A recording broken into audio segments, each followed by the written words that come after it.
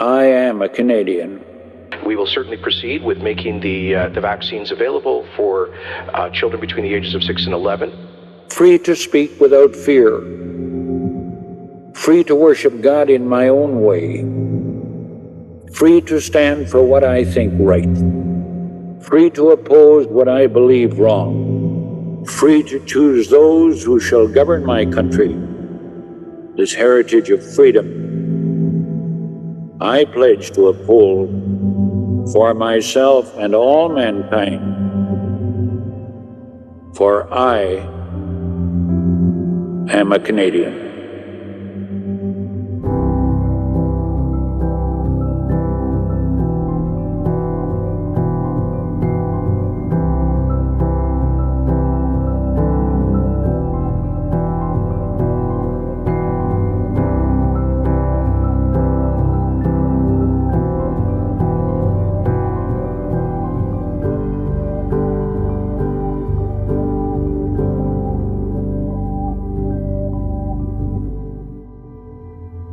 We have never been content with average. We are not a people to say good enough when there is so much more possibility in front of us. And we do not shy away from a challenge, not when the futures of our families and our friends and our neighbors are at stake.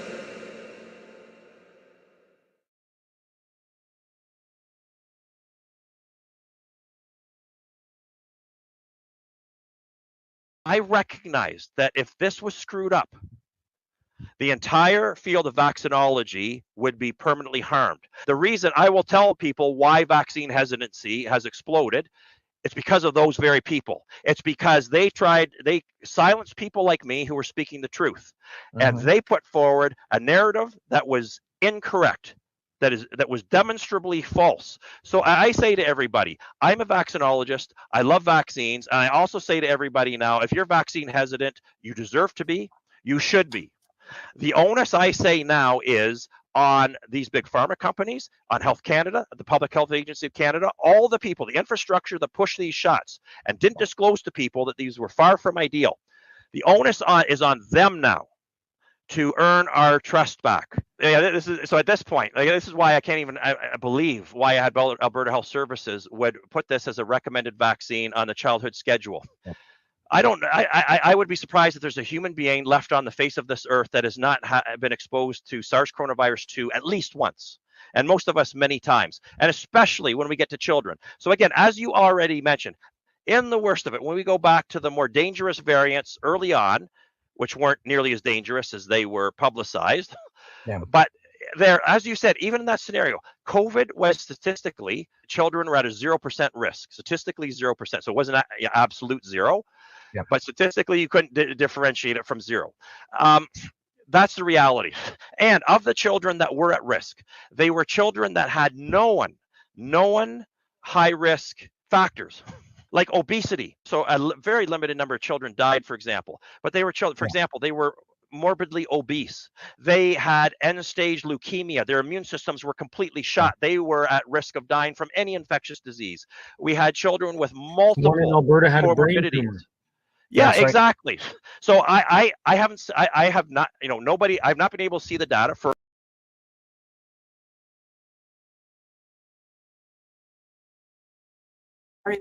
Don't get sick. Getting vaccinated and getting a booster shot when eligible can protect you and your family and friends from spreading infections. So when the virus gets to you, you stop it. Failure to get vaccinated doesn't just put you at risk. If you've done the right thing and gotten vaccinated, you deserve the freedom to be safe from COVID-19. You're not going to get COVID if you have these vaccinations. If enough people get vaccinated, it actually halts transmission. The people who are not getting vaccines, you don't have to listen to a minority of people who are being harmful to the greater good and who are not acting on logic, reason, and science. Now we know that the vaccines work well enough that the virus stops with every vaccinated person. And it was clearly easy street if you went along with it. Like if you just, because you didn't have to see patients anymore. The town thought you were a superhero. They were out in the street with signs. We love our doctors for facing the crisis. We weren't really facing the crisis. Did the COVID vaccine stop transmission of the virus? In the beginning, it was felt that, in fact, it did prevent infection and thus transmission, but that was proven as time went by to not be a durable effect. Regarding the question around, did we know about stopping humanisation before it's entered the market? No. And therefore, while not forcing anyone to get vaccinated, but the bottom line is, if anyone chooses to not get vaccinated, there will be consequences.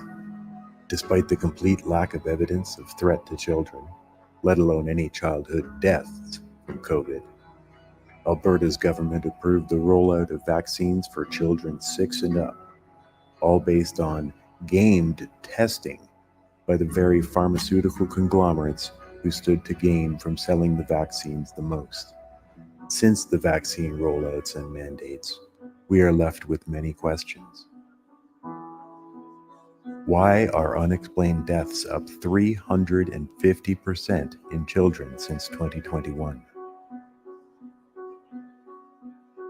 And it started with the burning in her mouth. She had like boils and white dots on her tongue. And so we went to the doctor and he said, well, usually we only see this in patients who are lacking vitamins and minerals, but he gave her mouthwash after to kind of deal with that burning.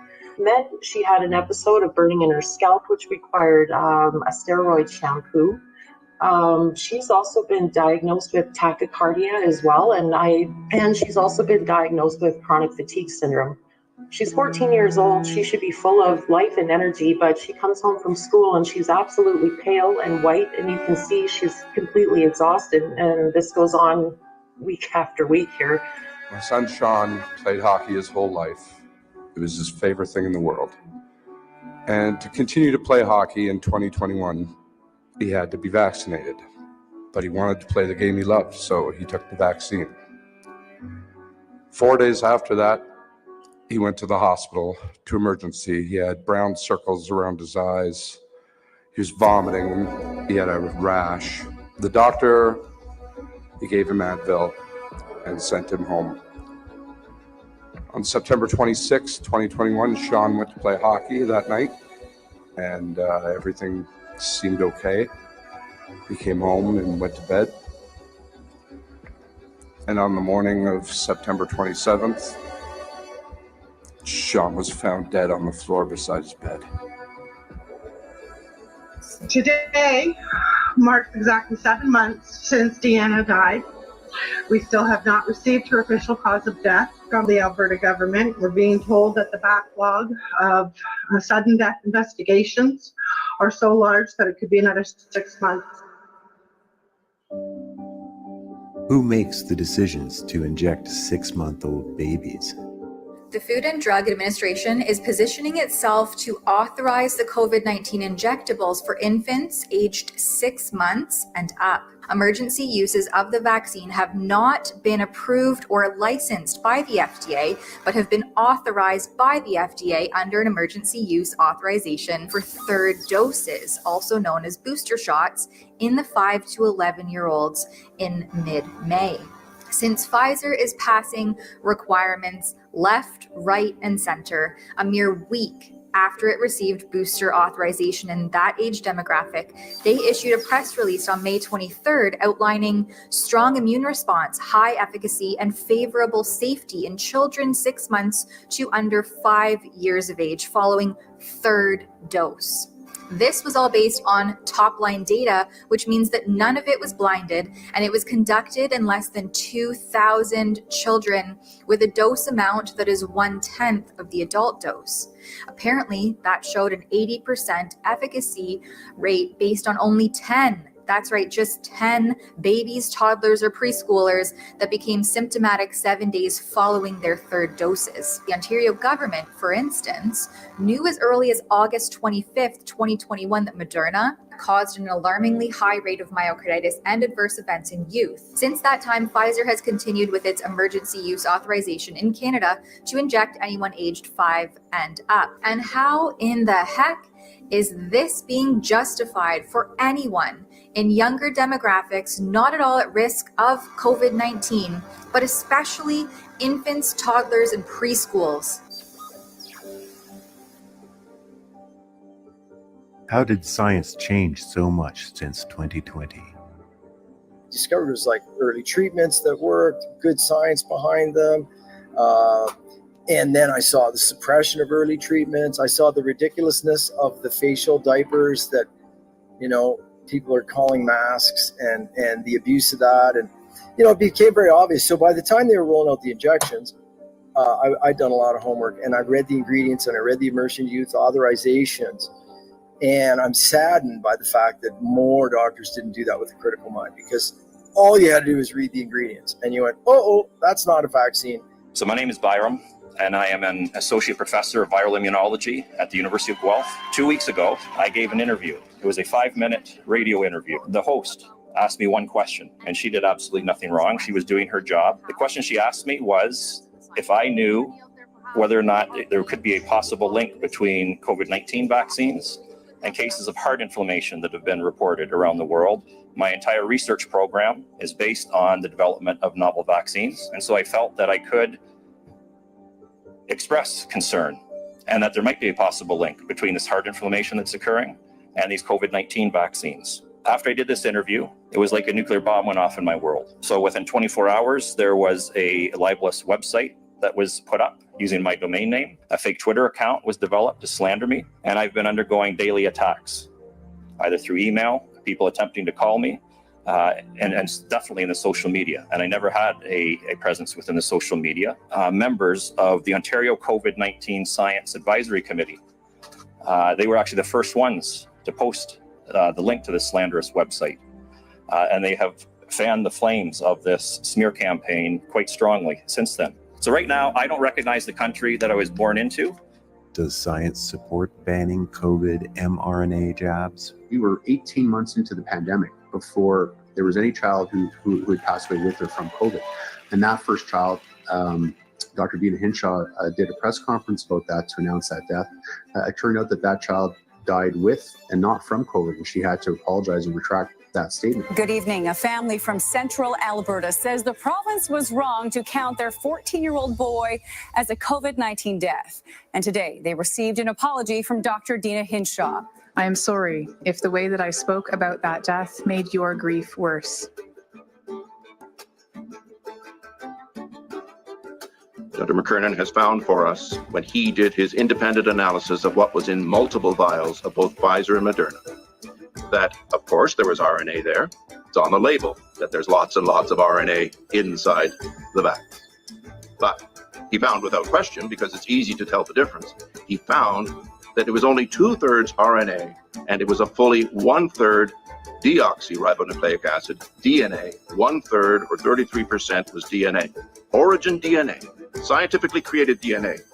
Genomes, as they call it. These genomes, which are capable of going into the cells of your brain and the cells of your heart, and pardon me, not just the cells, the actual nucleus of your brain cells and the nucleus of your heart cells. Factories. mRNA are factories themselves. mRNA factorize or make spike.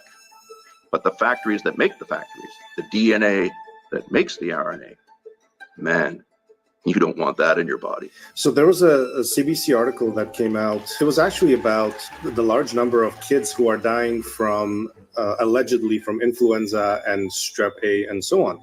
And I dug into that a little more closely, and I came up with 23.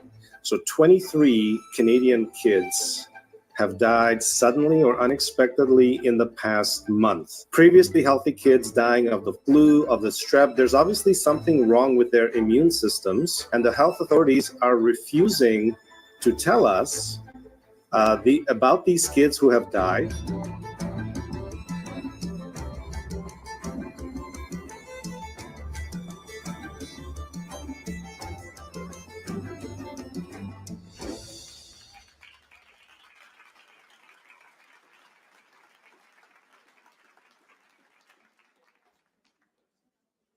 Hello, everyone. My name is Dan Hartman. My son, Shaun, played hockey his whole life.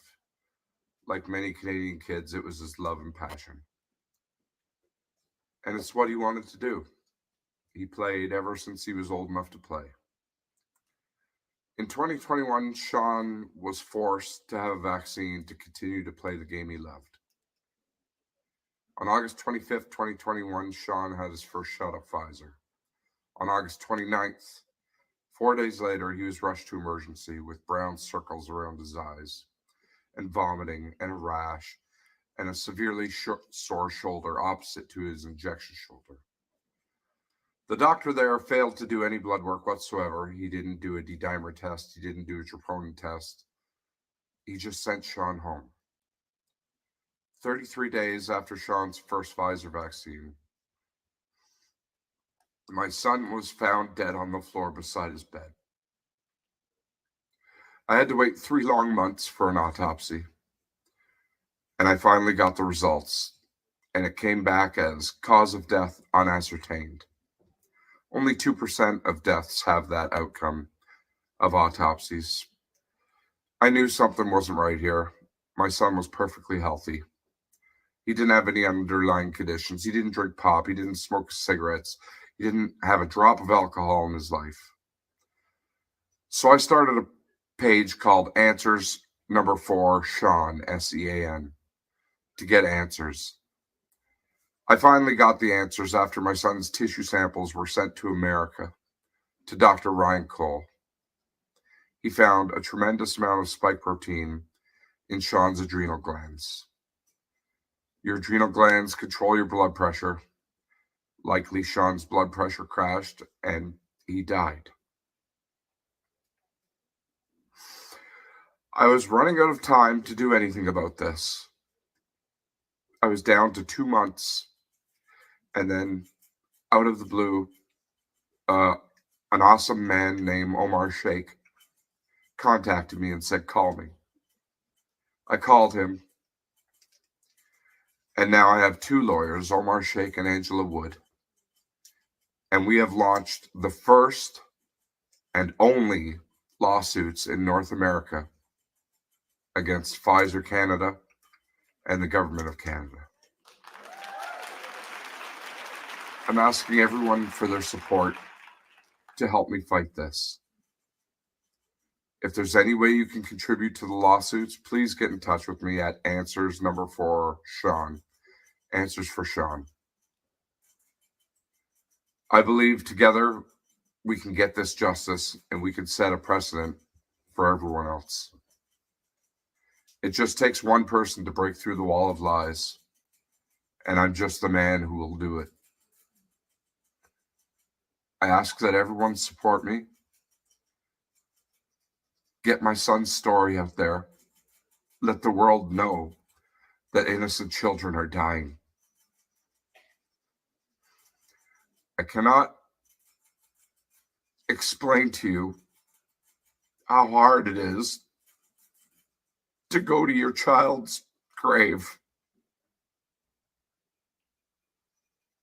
It's eerie, and it's strange, and it's wrong. My boy should be going to my grave. And now with Father's Day coming up, this will be the 3rd Father's Day without him, which to me makes it Sunday. Innocent people are dying. Let's join together and make this stop. To Dr. Shoemaker and Dr. Makis, who are my friends, God bless you guys for going out there to talk. You are warriors. Please, folks, help me get justice for my boy. He was my only son, and every day is just nothing but pain without him. It's hard to wake up every day and go to work. I just want to stay home and grieve. I miss him so much.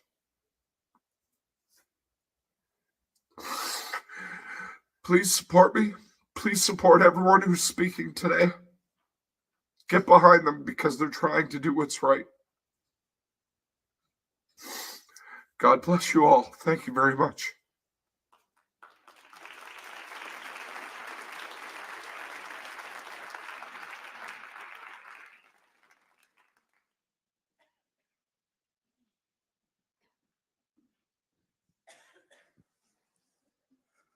Hi, everyone. As you can see, I'm Craig Broker. I'm the pastor of the church here. And we're glad you're here. Let me tell you why the meeting's here in our church. Well, first off, they're paying us top dollar, so we rented the building out, so that's kind of nice. But 4 years ago, when the restrictions came and everything in the world shut down for 3 months, we shut down as well. I used that time as a pastor. I'm a researcher. I like to get lots of information. And a couple of the doctors that you're going to hear tonight, I got sources from them, found out that what we were being told by the media was really not the facts. And even on the AHS website and the Health Canada website, the statistics were far different. What that provoked me to do and us to do here as a church was to stand up and say, we're not doing this. So we stood up. We didn't enforce all the things. AHS came and stood in our foyer with clipboards and parked outside with their vehicles and all that to intimidate us. When we didn't go along with it, we made the news twice, which was kind of interesting to see your face on the news. But we were the bad guys. We were the super spreader and all that sort of thing. We ended up getting fined. They weren't extreme fines like some of the other churches you may have heard about. But the court date came and we got a phone call 2 days before from our lawyer who said, coincidentally, the prosecuting lawyer has COVID and we can't do which I thought was somewhat spiritually ironic because of the boss that I worked for. They did reset the court date. We got a phone call that morning from the prosecuting lawyer that said, we've dropped all charges, blah, blah, blah. And so we won that one without having to go, which was good. It was standing for those things that made us think, you know what? It's interesting to me. It's called an injection of truth. And I try and give our people an injection of truth every Sunday morning. But let me say something for those of you that may not be church people. I have a bit of an advantage over you because the scriptures speak very clearly that in the last days, we're going to see governments do things to consolidate power, both municipal, local, provincial, federal, even international, and of course, global. And we're seeing that with the World Economic Forum. We're seeing it with the United Nations. We're seeing it with the World Health Organization. So all of that is coming together as the scriptures have said that it would. But here's what I want to say to you before I pray, which is what they asked me to do, but I'm adding a little bit to it. When people of truth will stand up, truth will always outlast error because truth is truth. So I want to thank you for coming and standing for truth and seeing if we will stand up, we will delay what their plan is, and we will see Canada come into the position that it's supposed to come into as a world leader, and we will see changes happen across the nation. But it's us standing up. So let me thank you for standing up and coming here and standing together with these guys. Let me pray. I wish I got clapped for as much on Sunday morning as I am tonight. Father, we know that you have a plan for the world. We know that you created us. We are your children. And you said in your word that you even defined the nations and their boundaries. And so we thank you that in this nation and in this province and in this city, there is truth that's beginning to spread. People are beginning to come out of the woodwork. People are beginning to stand up. And I pray, we pray tonight that your truth would begin to go across this nation and that the lies would be revealed and that the truth would come out so that those who've been harmed by this and those who know the truth can stand up and not be slandered and not be cut off, but stand up for that truth so that the truth can take its position in this nation. And Father, we pray that this won't be the only injection, but this would be the first injection to counter all these wrong injections that have happened across this nation. We ask for your grace and your blessing upon every speaker tonight. May you fill their words with truth and with life. In Jesus' name, everybody said, amen. Thank you. Welcome.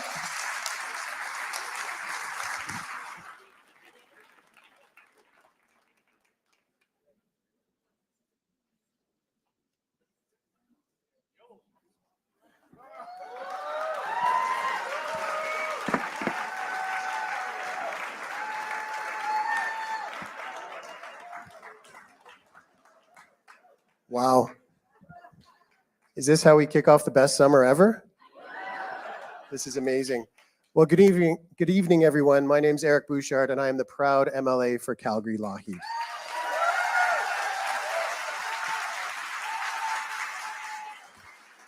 Thank you, everyone, for coming tonight. Before we get started, I want everyone to stand up. Stand up, turn around, say hello to someone you don't know. Every one of you here tonight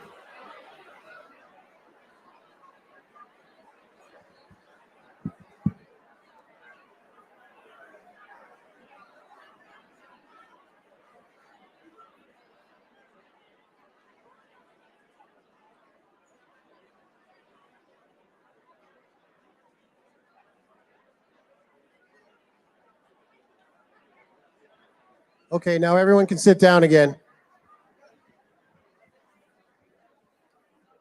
Every one of you here tonight have one thing in common. You're seeking the truth. All our volunteers, there's about 200 of you. I can't thank you enough from the bottom of my heart. This does not happen with all of you. My fellow MLAs, can you all please stand up? And I'd like to identify each one of you for coming tonight. We've got Angela Pitt, Jennifer Johnson, Miles McDougall, Jason Steffen, and Scott Sear. Shane Getson is on his way. He had a committee meeting that ended at 4 o'clock, and he's en route. He'll be joining us shortly. I thank all of you so much for coming as well, to have the courage and come to listen tonight. My only ask is that you return to your constituencies and share as much information with your constituents as possible. Our local member of Parliament, Shuv Majumdar, also sends his greetings from Ottawa. And to those watching via stream in England, New York, and as far as Australia, thank you, everybody. We couldn't have done that without your support. The last 4 years have affected all of us on many levels, whether it be physically, mentally, financially, emotionally, and even spiritually. The reality is that lockdowns, mandates, and the one-size-fits-all approach broke friendships, divided neighbors, split families, ruined marriages, and destroyed many small businesses. I understand that difficult decisions had to be made, but with difficult decisions come difficult questions. On behalf of my constituents, my fellow Albertans, and my family, I want to help find answers to these difficult questions. I'm here because I believe that the only way to get to the truth is through transparent dialogue and an open exchange of ideas with freedom to share facts, data, and accurate information.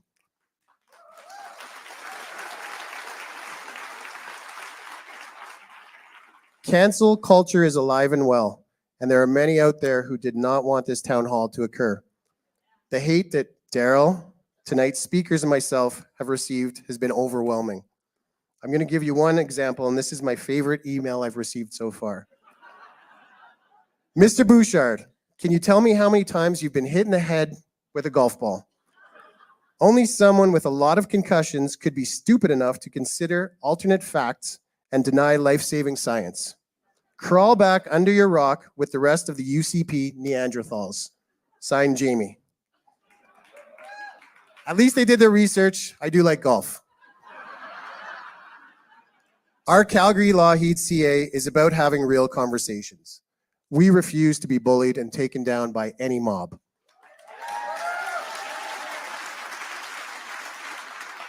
Thank you to the Calgary-Lougheed Constituency Association. The dedication that we have is remarkable. Thank you all who bought a ticket, who are watching either here or via stream. The support has been incredible. And thank you to the courageous guest speakers for stepping up into this vulnerable position. We all deserve the truth. And Alberta, it's time to face the truth so we can move our beautiful province forward, strong and free. There's one more person I'd like to thank. We met nearly 3 years ago. Our mutual quest for answers and searching for the truth is what brought us together. He's become a great friend, and his relentless quest for answers is something to behold. He's also the president of the best constituency association in the province. Shameless plug, sorry. Ladies and gentlemen, my buddy and great friend, Darrell Komick. Enjoy the evening, everyone. It's the disembodied voice of the Calgary.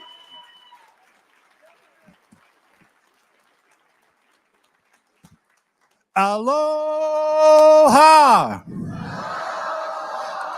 So some of you know me.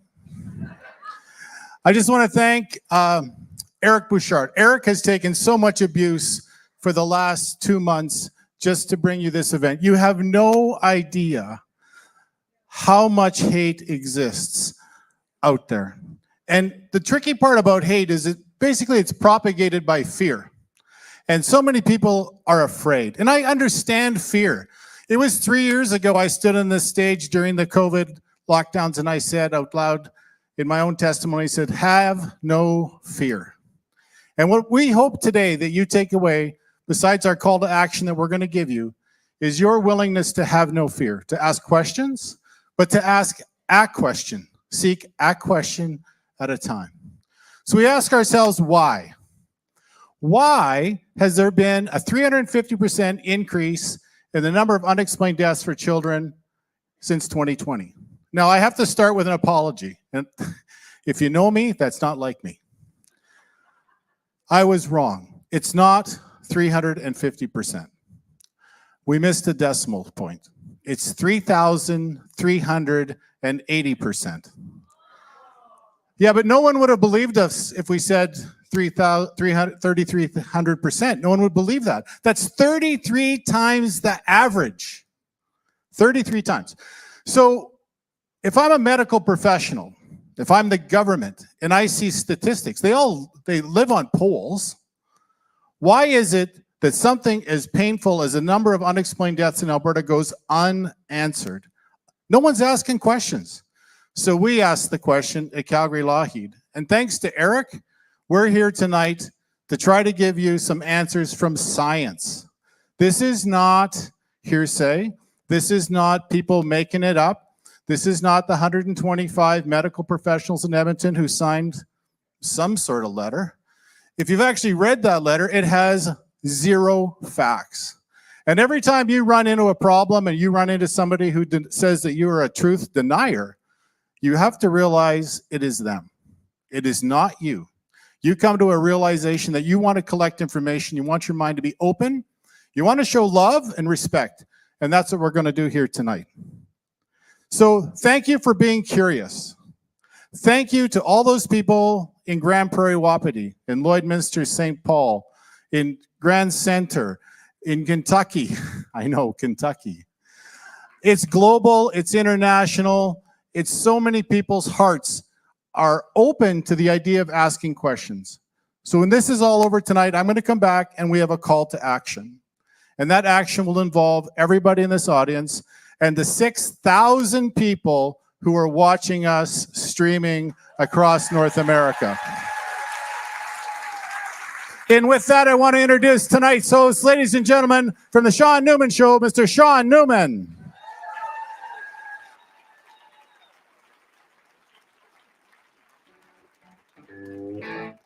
Can anyone hear me? Oh yeah, there we go.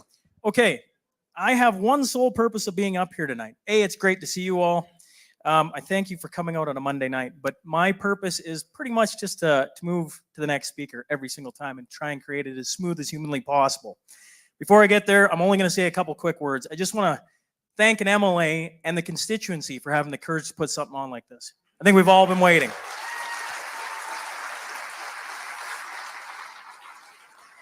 That being said, we got 7 speakers tonight, and we're going to try and have a hard stop for 8:40 p.m. That's not my design. That is their design. So I'm going to try and move them as fast as possible with getting the information we all know that they have to share tonight. We'll be putting their credentials on the screen so I don't have to come out here and go, you know, our next speaker, he's XYZ, because you've probably all read it in your pamphlets. If you're one of the 6,000 plus people tuning in from all over the world, they're going to put it up on the screen for you too. So I don't need to even get into all of that, which means it's time for Dr. Eric Payne. Please give him a warm welcome.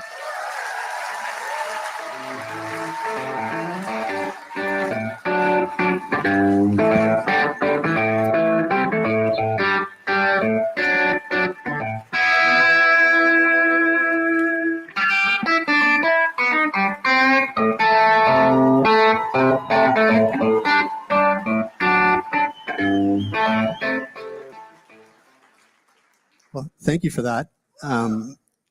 you're going to have to watch my arm maybe tremor a little bit while I talk. I'm sorry for that. But my parents are watching in Ottawa, so I'm a bit nervous today. I want to thank the organizers for the opportunity to be here. This is, really nice to see this type of packed room, and I know there's a lot of people watching online, so I appreciate the opportunity. The lineup of speakers is very humbling to be a part of, so I thank you for the invite to be here. We've got 14 minutes. Shaun has told us that he's running a tight ship, so if you guys can get the first slide up here, because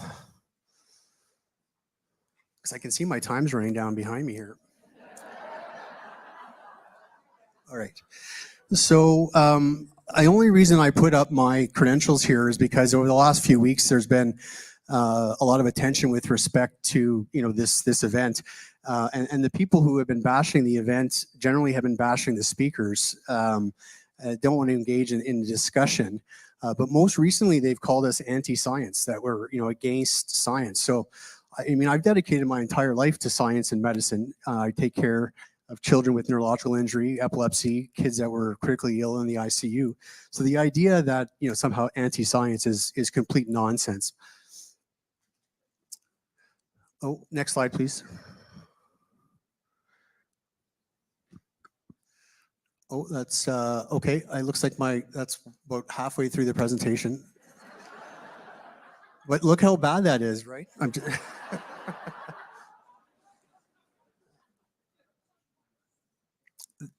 There is a disclosure slide, I think at number 2. Here it is. So, I don't have any financial or academic conflicts of interest. As a matter of fact, it's been pretty devastating to my academic and financial career to be speaking out. I do want to point out that, I have been relatively outspoken over the last few years. And this includes a letter to the college that's linked up here to the College of Physicians and Surgeons in Alberta, where I brought attention to the vaccine mandates and starting to worry about what these shots in kids might look like. That letter is still available. It led to some complaints for misinformation that are still open a few years later. I was fired from the Children's Hospital as a result of non-compliance with the vaccine mandate for about 6 weeks, and then they dropped the mandate. I'm now working in Calgary, still doing child neurology. I also spoke out about the nonsensicalness. It's very angry to think about the masking, continuous masking in children. So I spoke about that.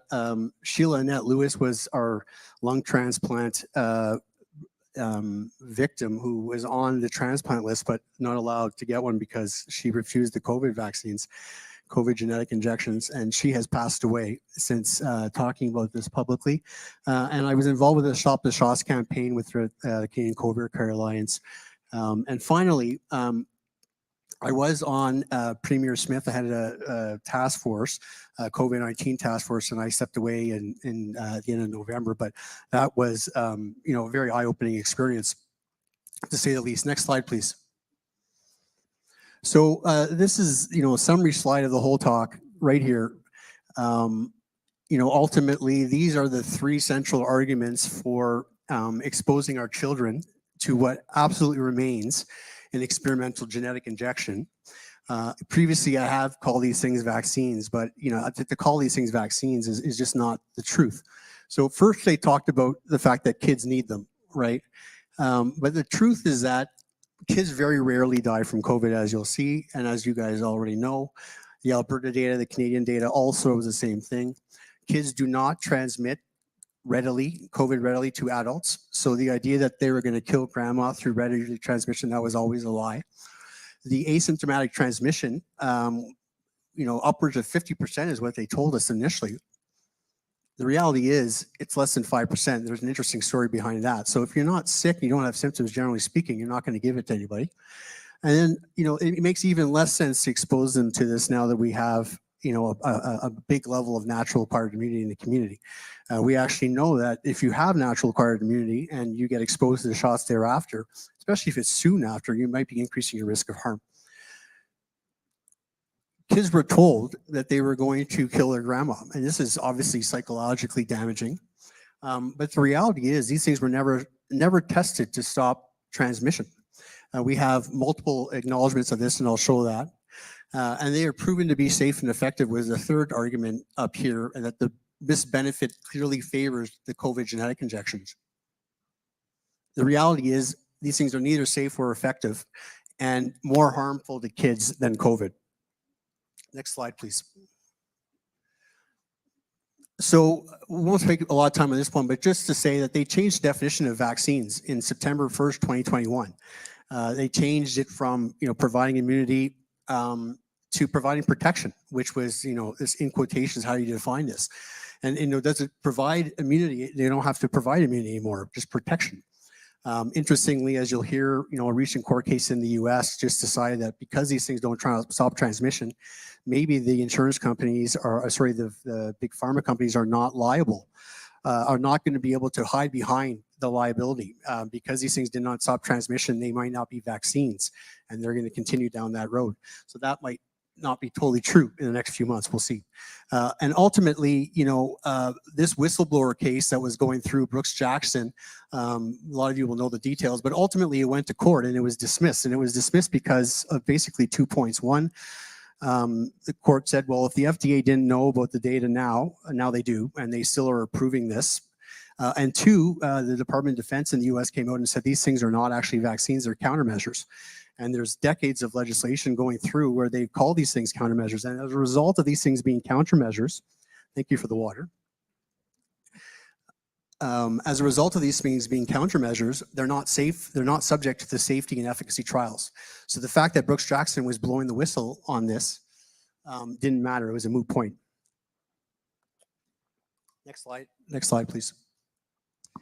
So this is, the risk to children, and you can see here, this is the Canadian data, exponentially increasing with time. Here's the summary. You've got 60.3% of deaths in over 80, 21%, 70 to 79.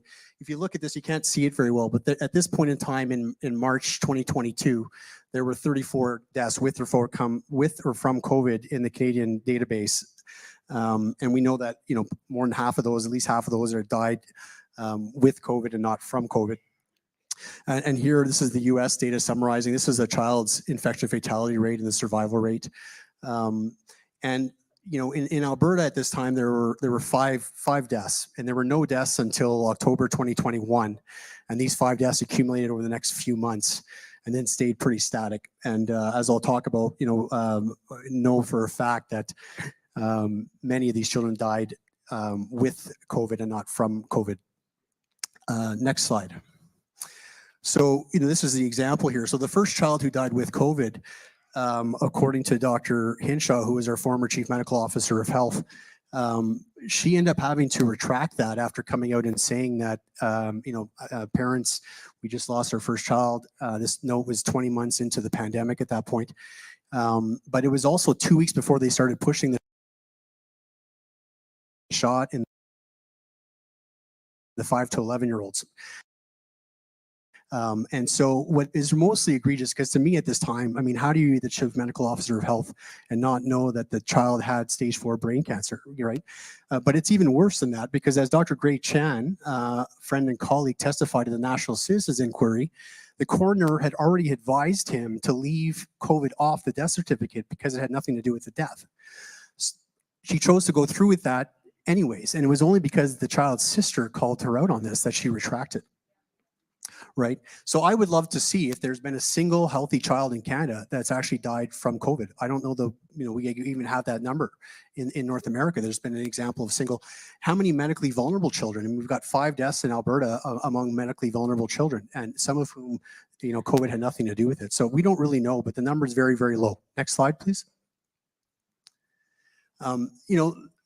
I put this up because, recently they're trying to pretend that they never said these things.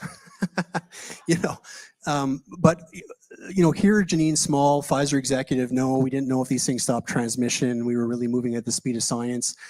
Cecilia Lorenko, she signed off on these shots in Canada under Premier Peckford, among others, had a court case with the JCCF regarding the constitutional inability for us to travel unvaccinated. During that trial, she acknowledged that, she never considered that these things stopped transmission because it was never one of the outcome measures. And then Anthony Housefather, you all recall that we were told these things didn't skip any tests, which was absurd. We had 2-month safety data at the time. And these are genetic products, so we should have had 12 to 15 years. We were told it didn't skip that. However, when he was pressed on this with respect to the fact that the insurance companies have liability protection, he said, well, these companies said, we're going to deliver this product in a way that I've never tested in my normal way, I want to have different conditions. So that's why they needed liability protection. So, the lies that were coming down from the very top have been there from the beginning. Next slide, please. This poster was circulating at the Children's Hospital that I used to work at in the summer of 2021 and into the fall. And while I still face complaints for misinformation without particularization 2 years later, these were egregious lies at the time. You just, you didn't have to really think too hard to know that these were lies, because these things were not 100% effective in the adults when they put this thing out. And the trials that they used looked at a clinical proxy for effect. So we give them the injection, we measure your blood to see if there's an immune response. There was no clinical trials to see if you did or didn't get these trials to get the disease. And so, obviously that was never going to hold true. This one is blown up right over here. But, right at this point, they're trying to tell parents that these things have been, are safe long-term, but that defies logic. And I can tell you that I call this misinformation because I have, email correspondence with the people pushing these posters at our hospital, acknowledging that they had 2-month adult data at the time that they were telling parents that this thing was safe long-term. Next slide, please. So this is the Alberta data that went missing when it started looking really, really bad. But if you follow this with time, this is relative to vaccine status per 100,000 vaccinated patients. So in the red is the orange is the vaccinated. The orange here is the unvaccinated. So these were in the first couple of waves. Unvaccinated looked like they were catching COVID more. There were reasons for that for sure. And here, when the truckers were in Ottawa, Omicron, right over Christmas, you were twice as likely relative to vaccine status to get COVID if you'd had 2 shots. Then you follow this out until March 13th, and now the triple jabbed were the most likely relative to vaccine status to catch COVID. Alberta Health took this data down on March 13th, 2022. This data was the same in Ontario, it was the same in BC, it was the same in Manitoba, it's the same all over the place. And one of our proponents of this talk, Caulfield, suggested that it's patently ridiculous to suggest these things lacked efficacy and safety. It's like calling into question the pull of gravity. That has not aired well, but he's also, he's got, some conflicts of interest himself. Next slide, please. So Omicron came through in the fall, and this is the start we started on. I told you about halfway through. We're actually probably more than that because we ran some time here. But this is a prospective study done out at Cleveland Clinic.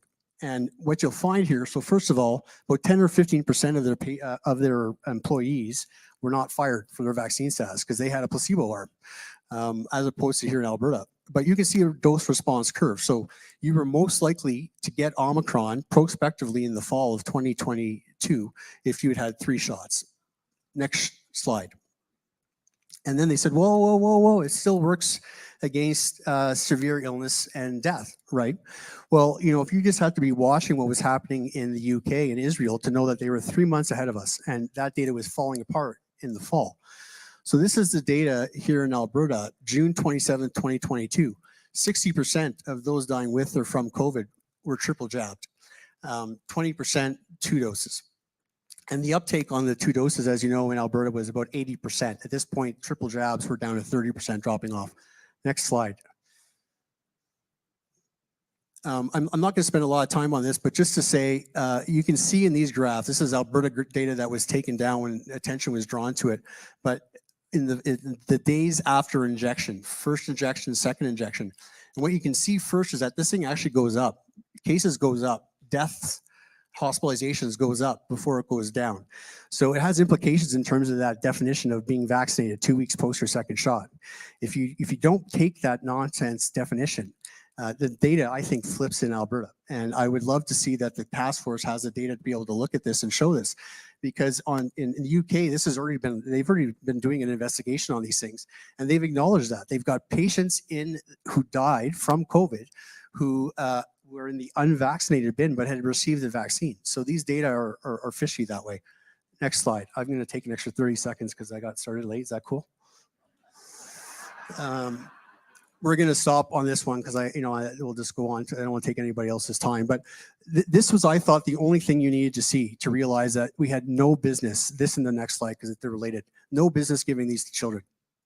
This was Pfizer's own modeling data that they submitted to the FDA in the fall of 2021. So because, as I said, they used a clinical proxy for effectiveness, does the immune system go up when we inject this thing? They had to model out whether or not this was going to save any children's lives. And what they modeled, granting, that these guys always model in their favor, that if they gave 1 million children 2 shots, so to 1 million children fully vaccinated with the first 2 shots, they were going to save maybe 1 kid. But they were going to cause 34 excess cases of myocarditis, ICU myocarditis, right? Next slide, please. So if you just look at all these papers, these are contemporary pre-COVID data from, okay, what happens to kids when they're in the ICU for myocarditis? And what we know, if you look at all these samples across the board, at least 15% of these children die within 5 years. And some of these studies is up to 50%. So if you just do straight math, 15, 20% of these kids die. Pfizer was predicting that they were going to kill 5 more patients from ICU myocarditis than they were going to save, right? And that's not the children who die on the way to ICU or in sports or in sleep or die from whatever other cause from the COVID jabs they got. And I'll leave it up with the last slide and get off the stage. Thank you. I have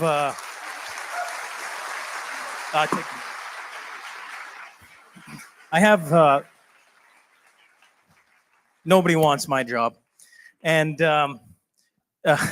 it breaks my heart every time a doctor comes up and has to explain all their credentials, because it's like, like they've just been attacked so vehemently for so long. You can hear it in Dr.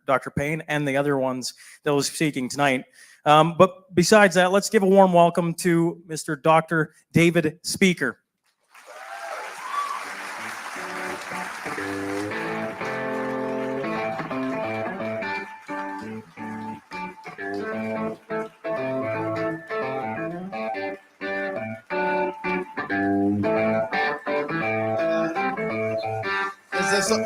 Shaun, is this on? This is on.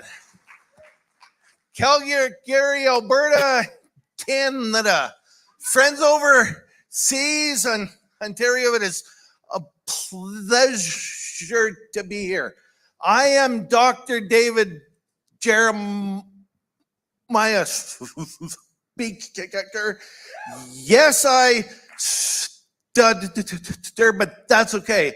I am not a left-wing anti-science conspiracy theorist. I have a PhD in virology. I look at the science. I have personally examined vials of these vaccines. I've got all of the traditional vaccines in me. I would never want this in me because I know what's in it. Next slide. Next slide. So a year ago, Kevin McKernan discovered DNA in these vials and was told small sample size lab contamination, misinformation, and false. This here has been replicated worldwide, multiple labs, and my work on this is the largest study to date. Thank you. It was used earlier this year in Florida by Dr. Joseph Ladapo to call for a halt to these vaccines.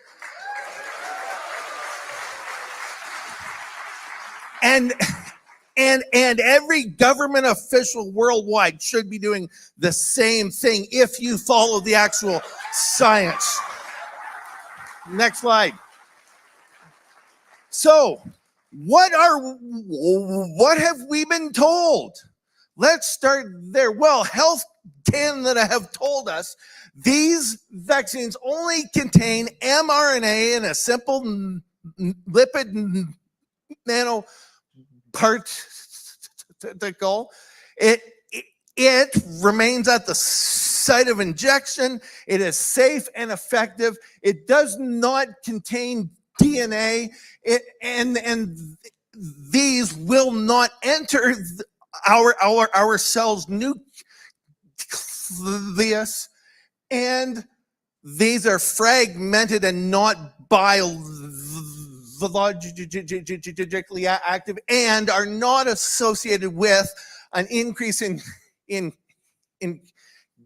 cancer. So on the right is what Health Canada says, CDC says, and after this talk, you be the judge on what is factual and what is misinformation. Next slide.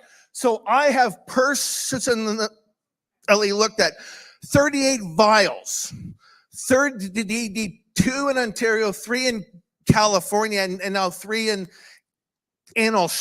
Australia.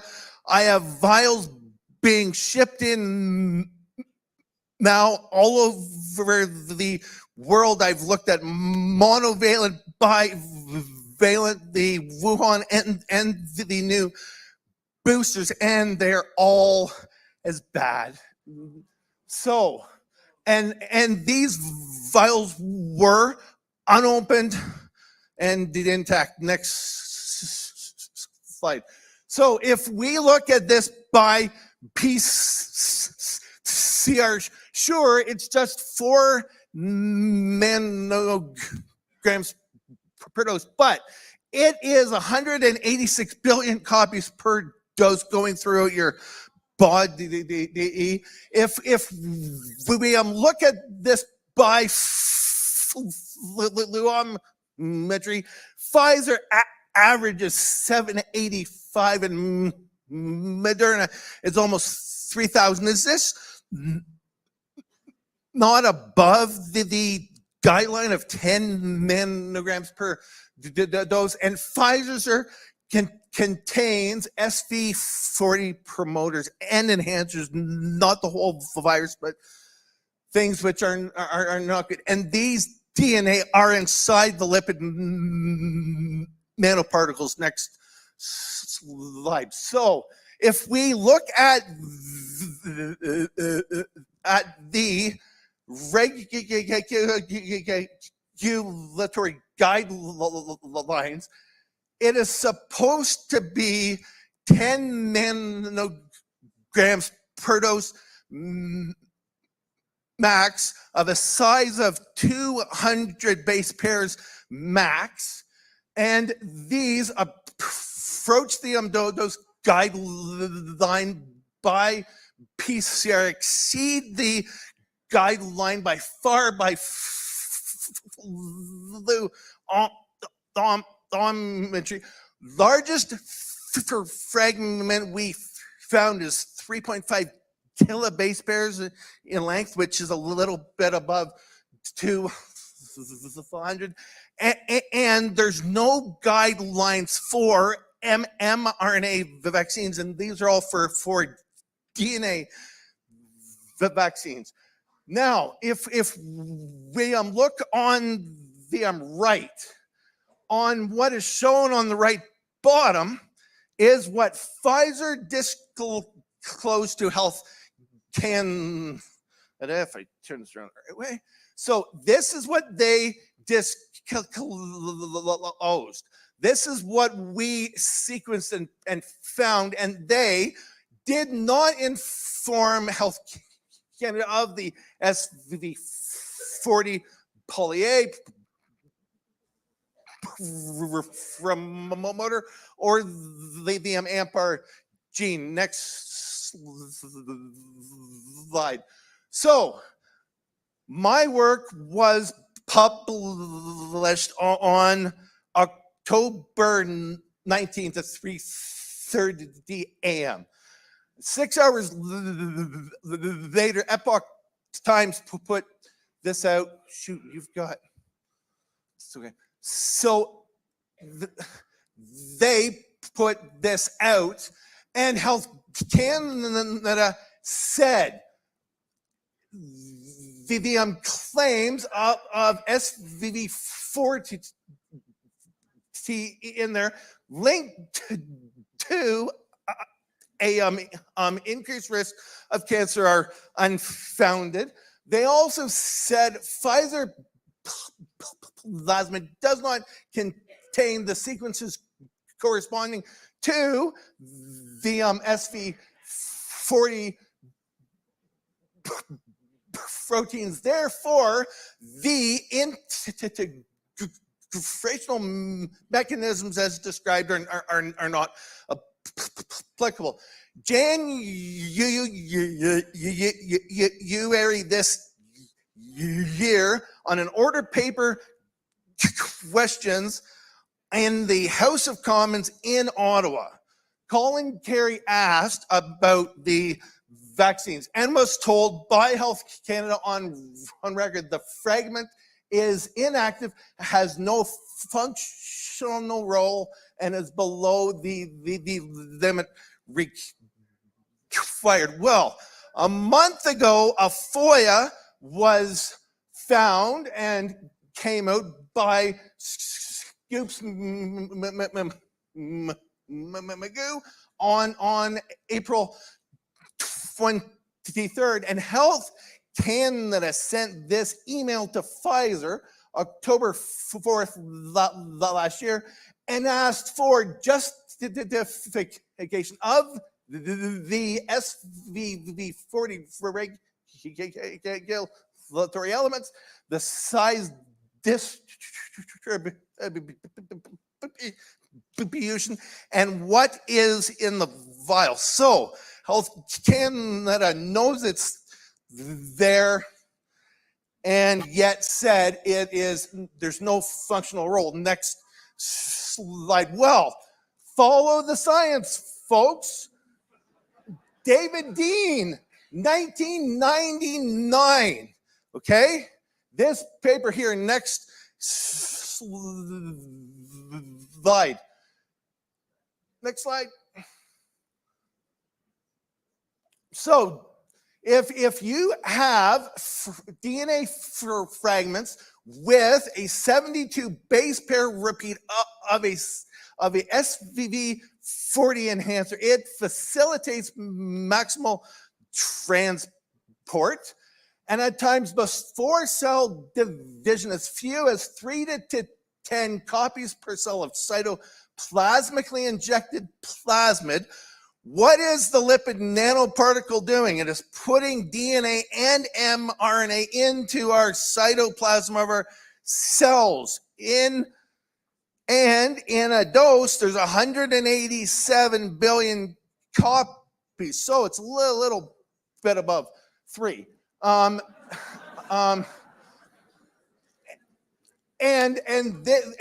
this may greatly increase their ability to be transported into the nucleus, especially in non-dividing cells. Health Canada knew of this science, Pfizer knew of this science, and yet SVB40 is in these vaccines, and they say it's inactive. Next slide.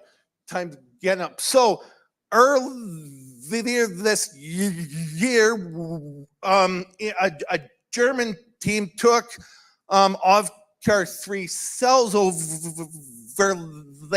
the vaccine overnight, sequenced it, and found integration does occur in pre-cancerous genes in chromosome 9 and 12. Next slide. So integration is occurring. Is there any way for you to take off the unacceptable so people can read that? Because I use custom animation. There is or not? No. So custom animation doesn't work. So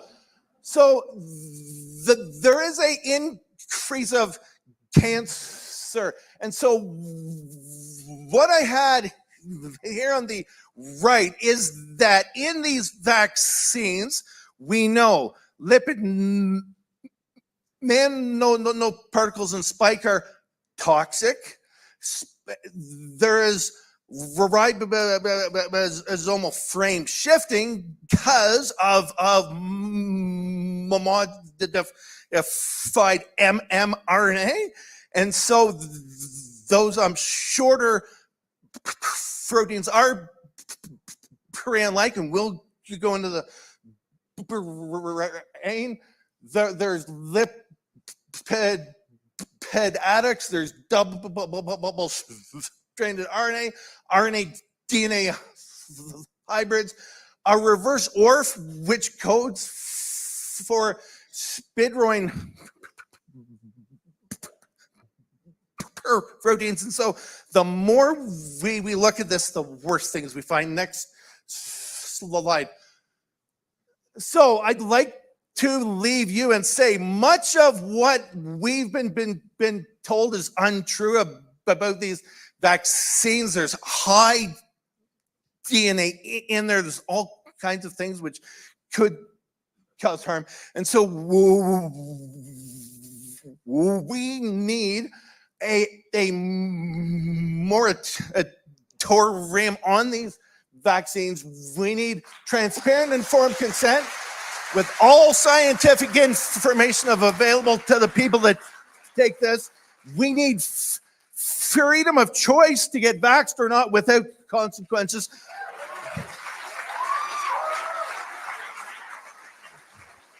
As scientists, we need access to vials to research these things. Old vials are being destroyed, therefore evidence is being destroyed. And last, we need acknowledgement and proper testing, care, and support for all vaccine-injured people.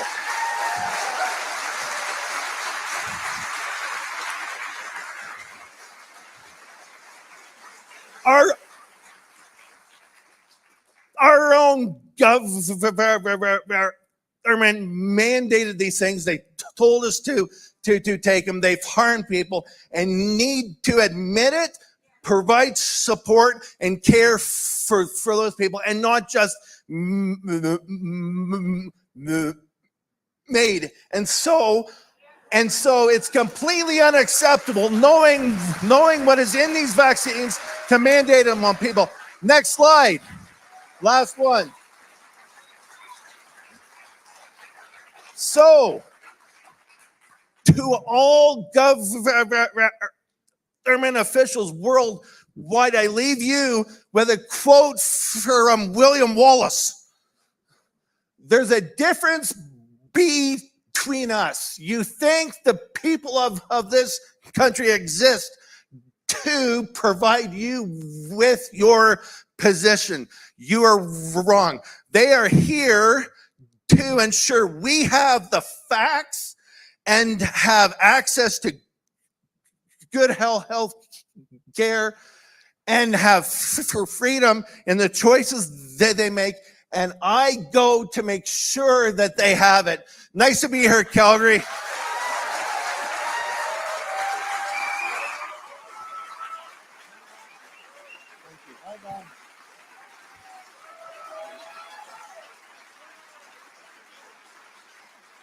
How about Dr. David Speicher, folks? Working the crowd. Next is Dr. Byram Bridle. Please give a warm welcome.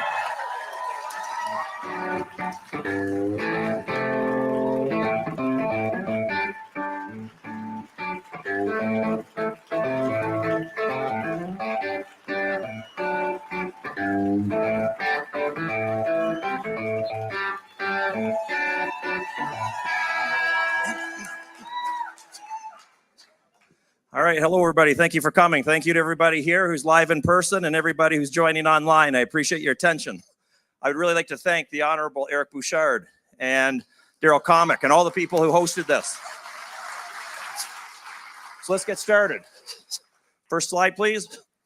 So I was asked to answer this question. What emerging science supports the ban of mRNA COVID jabs? I thought, I'm not going to talk about emerging, I'm going to talk about historical science, because I realized that Canadians have not had disclosed to them the reason why lipid nanoparticles were rolled out as a vaccine technology. Next slide. And you need to see this, because it's quite remarkable. So, first of all, who am I? As you've seen, there's been many people, I can't believe the degree of emotional triggering that occurred from some people in this province over this event, just because we wanted to talk about science. It was incredible. So who am I? So I'm a viral immunologist and a Canadian academic who specializes in vaccinology for the promotion of human-focused health, despite your newspapers somehow claiming I'm a veterinarian. I don't have a DVM. I'm not a veterinarian. So for you, legacy media who refer to me as a veterinarian, that's outright lies. Well, how many lies does it take to be a liar? One. So there you go. We've already written you off and proven you, legacy media, to be liars.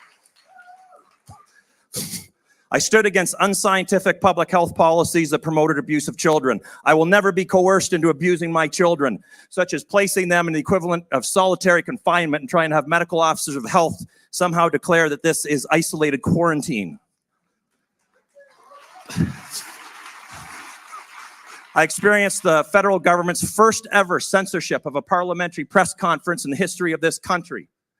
And remarkably, it was a press conference about censorship. My concerns, for those of you who would accuse me of spreading misinformation, my concerns about COVID-19 have repeatedly been proven correct by primary scientific data.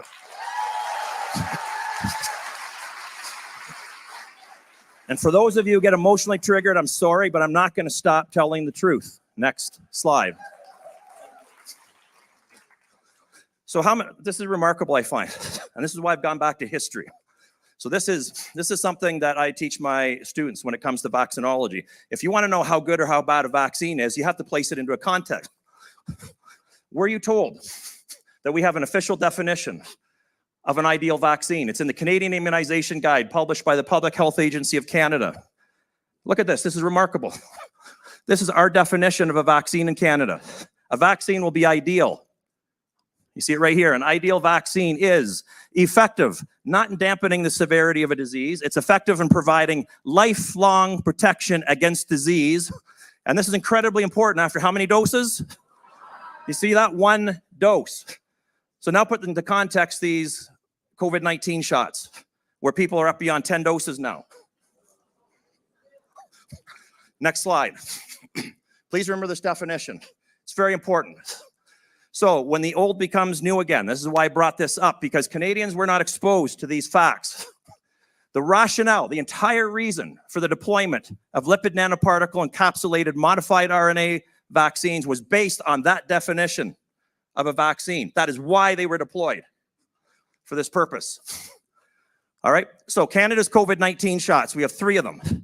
They're all based on lipid nanoparticles. Pfizer, Moderna, and Novavax, all based on lipid nanoparticles. Did you know that the lipid nanoparticle delivery system for modified RNAs was switched away from trying to administer drugs and gene therapies precisely because of the definition of an ideal vaccine? That is because it was well recognized that multi-dosing with lipid nanoparticles is dangerous.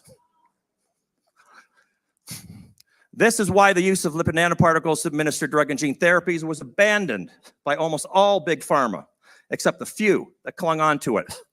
The hypothesis that drove the use of lipid nanoparticles as a vaccine delivery technology was that as little as a single dose would be needed if they in fact qualified as an ideal vaccine. I like to summarize this as the one and done concept. That's why you can remember it. 1 dose and you're protected from the disease for the rest of your life. That is how you overcome the toxicity of a technology that's toxic if you get more than 1 dose. You limit it to 1 dose. That's why they deployed it as a vaccine. Now, a lot of people out there are licking their chops and saying, look what Dr. Bridle just said. And where is the evidence? So next slide, please. I'm sorry for all those who accuse me of spreading misinformation. You're going to have to talk to the peer-reviewed science, and you're going to have to talk to some of your best friends who push this narrative. This is an interview.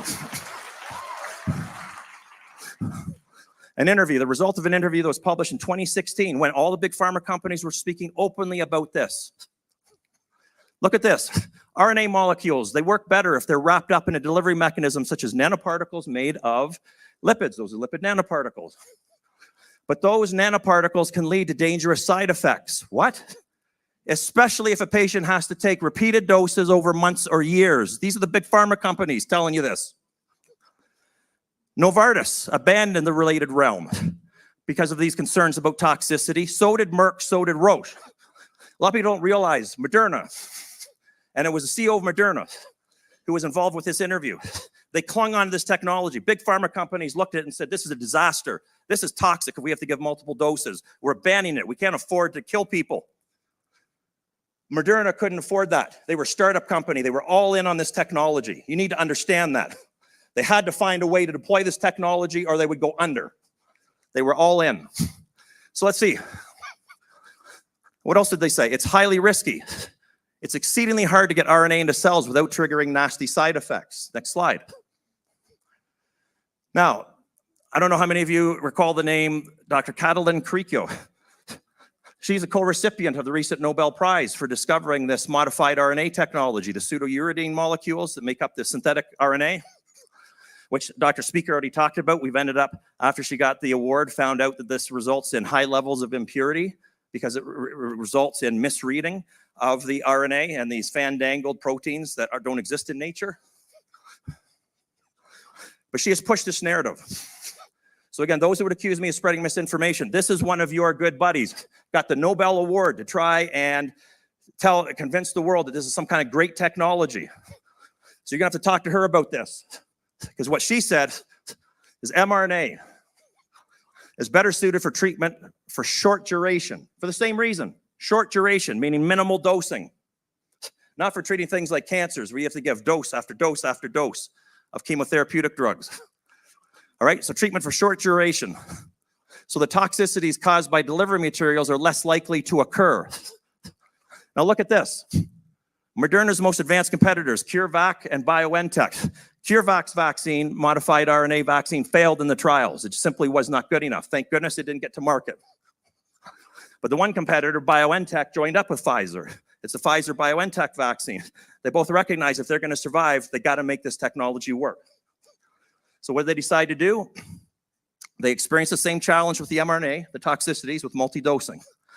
Each is principally focused on vaccines for infectious disease, which the companies believe can be attacked with just a few doses, not 10 or more doses, not an unending number of doses. So do you understand? You need to understand. Every Canadian needs to understand the entire reason this lipid nanoparticle technology was deployed was because it was supposed to be a one and done technology, not 10 doses. You've heard from the big pharma companies themselves. Next. Okay, so there's multiple known toxicities. 3 different ingredients in these lipid nanoparticles can potentially cause anaphylactic or allergic reactions.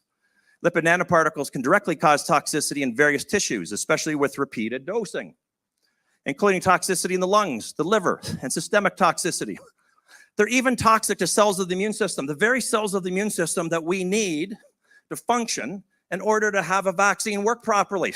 This is, as an immunologist and vaccinologist, I can tell you this is one of the many reasons why these things failed so horribly to function properly as vaccines. And my goodness, for those who would accuse us of spreading misinformation, look at this peer-reviewed, published science. My goodness, what are you going to do? More emotional triggering. Next slide. So there's no question, based on this, I'm putting out a call for a moratorium, period. It makes no sense for anybody when there are all of these open questions, let alone for children, which are on the extreme end of the risk-benefit analysis spectrum. A technological platform known to be toxic when multi-dose was deployed as a vaccine because vaccines are supposed to be one and done for lifetime protection. Despite this being settled science, you saw literally historically settled science, Settled science among big pharma. Health and regulatory professionals have promoted repeated doses over months or years, a known recipe for toxicity.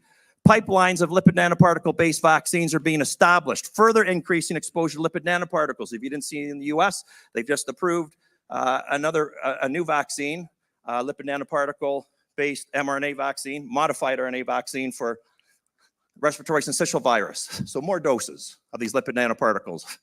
And public health officials and legacy media now wonder why vaccine hesitancy is spiking, pun intended. Okay, because what I want to point out here, the public are left wondering why such serious concerns of toxicity due to multi-dosing was not disclosed to them. And now there's all these concerns about vaccine hesitancy growing. All right, and I just want to say I did my personal best as a vaccinologist to protect my field of vaccinology from this harm. So shame on all you who claim that events like this are driving vaccine hesitancy. Events like this are where the only few people are, where people can trust what we say about vaccines.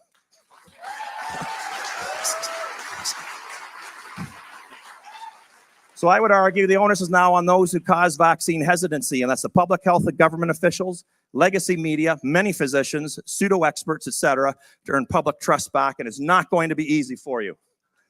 All right? And so at the end of the day, what science supports the ban of mRNA COVID jabs? Only one of many, many, many reasons that I could share with you is because expensive patented lipid nanoparticles known to be toxic were repurposed in a way that promotes their toxicity. And never forget, for comparison, cheap, off-patent human purpose drugs known to be exceptionally safe could not be repurposed. Think about that for a moment. Next slide.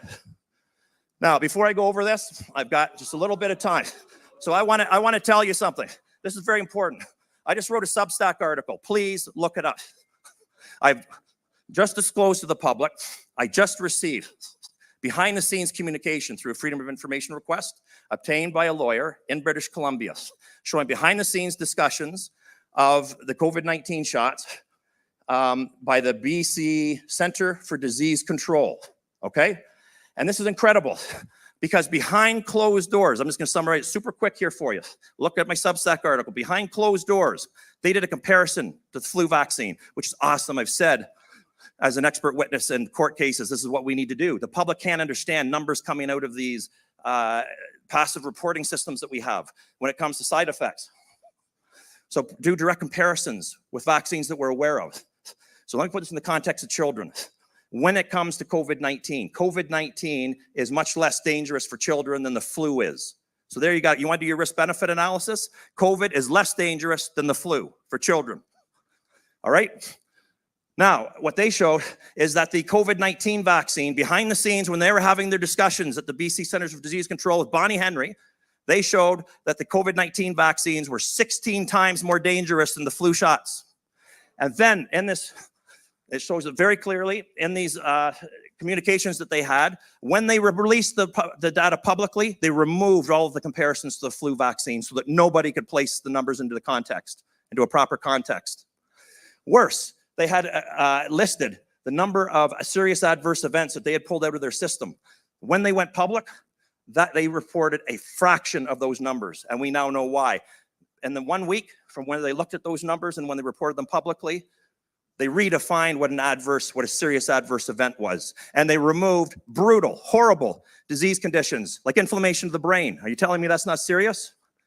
This is direct manipulation of data. It's failing to disclose important information to the public. And forget about the science. All those who say we spread misinformation, when our health regulators are lying to us and they're failing to disclose important information, that's all you need to know.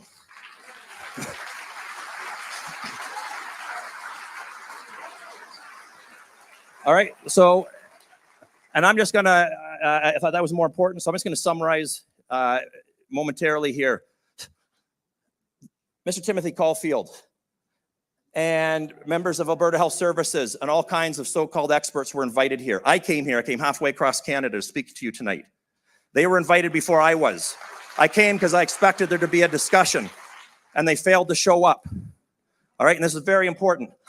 And what I've listed here, and you can look later, I've outlined all kinds of reasons, the excuses that they use for not showing up. None of those excuses hold water. That's what I'm pointing out here, okay? And what I would contend is that legacy media's champions are not here because they lack expertise and or the weight of the science.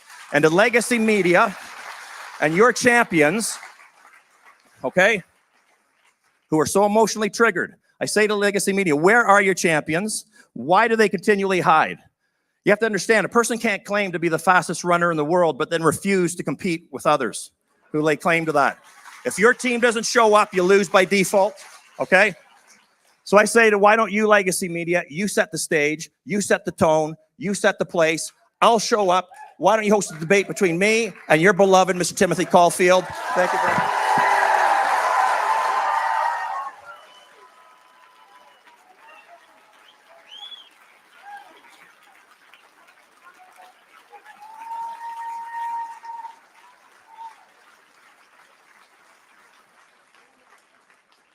You know, if legacy media wants to, you know, maybe get its numbers going the opposite way, I'd tune into that pay-per-view. I don't know about, yeah. All right, next doctor we got is Dr. Mark Trozzi. Please give him a warm welcome.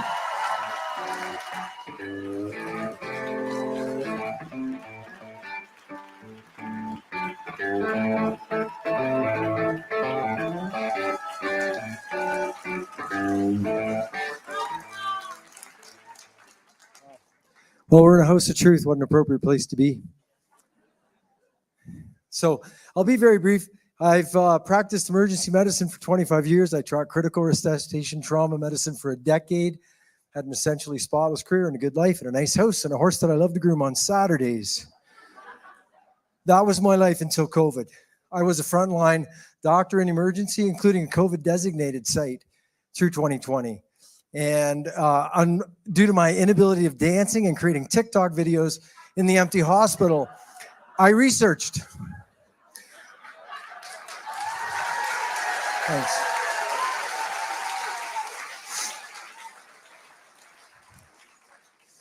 I had 14-hour emergency shifts completely empty. And so as I prepared for the airborne Ebola that never showed up, I learned a lot. And the more I learned, the more I realized how wrong it all was. And one thing was obvious. I was in an empty hospital, and my neighbors thought I was in a full hospital. And that was enough evidence to get us started. Near the end of 2020, before anyone was injected with this stuff that we've been talking about, I read the emergency use authorizations, as should have anyone making decisions like the head of a college, a minister of health. And if they had read the emergency use authorizations like myself, they would have said, that's not a vaccine. And this is a very bad and dangerous idea. So at the end of 2020, before realizing how disturbed things were, and before any of you or any of your friends or children were injected, I sat down everything I owned and my entire career and made it my mission to warn you. And that's what I've been doing since. And thanks. So, and I'm not allowed to use the word physician right now because my license has been revoked by a criminal organization, the CPSO, and I am proud of it. I'm also the recipient of the LifeSite News 2013 Medical Heroism Award. Thanks very much. Okay, enough about me. Let's talk about the science here. Can I have my first slide? So there you have it. There's a picture of coronaviruses. Before 1965, coronaviruses were a natural thing. They were one of the causes of the cold. Not a big deal. Everybody's had a cold. They were identified as a great platform for gain-of-function research, which I also call bioweapons research, because making viruses gain functions against humans doesn't seem like a nice thing to do. So when you look at a coronavirus, you see the sphere, you see all those red things sticking out. Those red things are the spike protein. The spike protein is how it attaches to cells to begin the process of infecting a cell.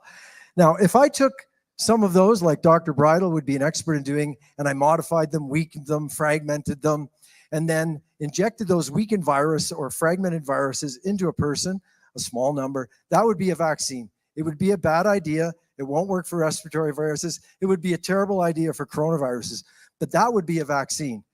As you're learning, it's not a vaccine, what they issued to us. Can I have the next slide? So here you can see, if you look on the top, you're seeing the surface of coronavirus. The red thing is the spike protein. The blue thing is the ACE2 receptor. And that's the most common receptor on the human cell where the ACE2 receptor binds, and that's where it begins the process of infecting the cell. Can I have my next slide? Okay, let's talk about these things that they're called vaccines, and the reason that the first video I ever published was this is not a vaccine. So on the left, you have the main one that we've been talking about. Now, what you're looking at is a pegylated lipid nanoparticle, which whatever you put in it will get into the cells. Normally, you inject something to someone that's foreign, your immune system will destroy it. It won't get into your cells.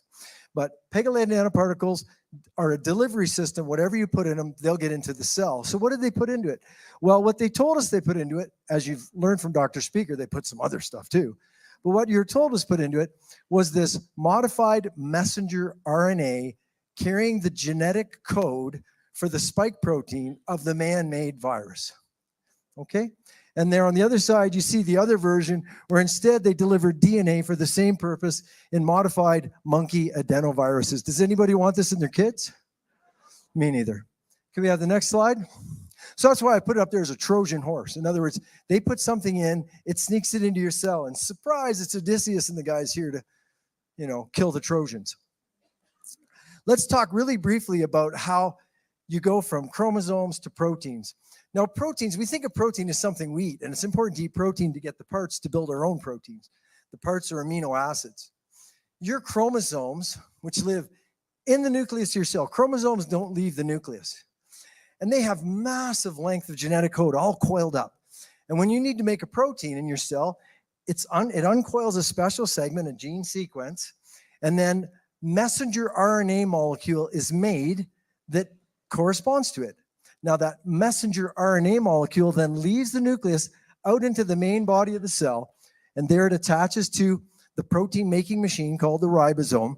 And the ribosome reads the sequence of the messenger RNA and assembles amino acids in the right sequence to make some cool protein, which could be a pump or a channel. They're literally machines, molecular machines. It's amazing stuff. God's done a great job.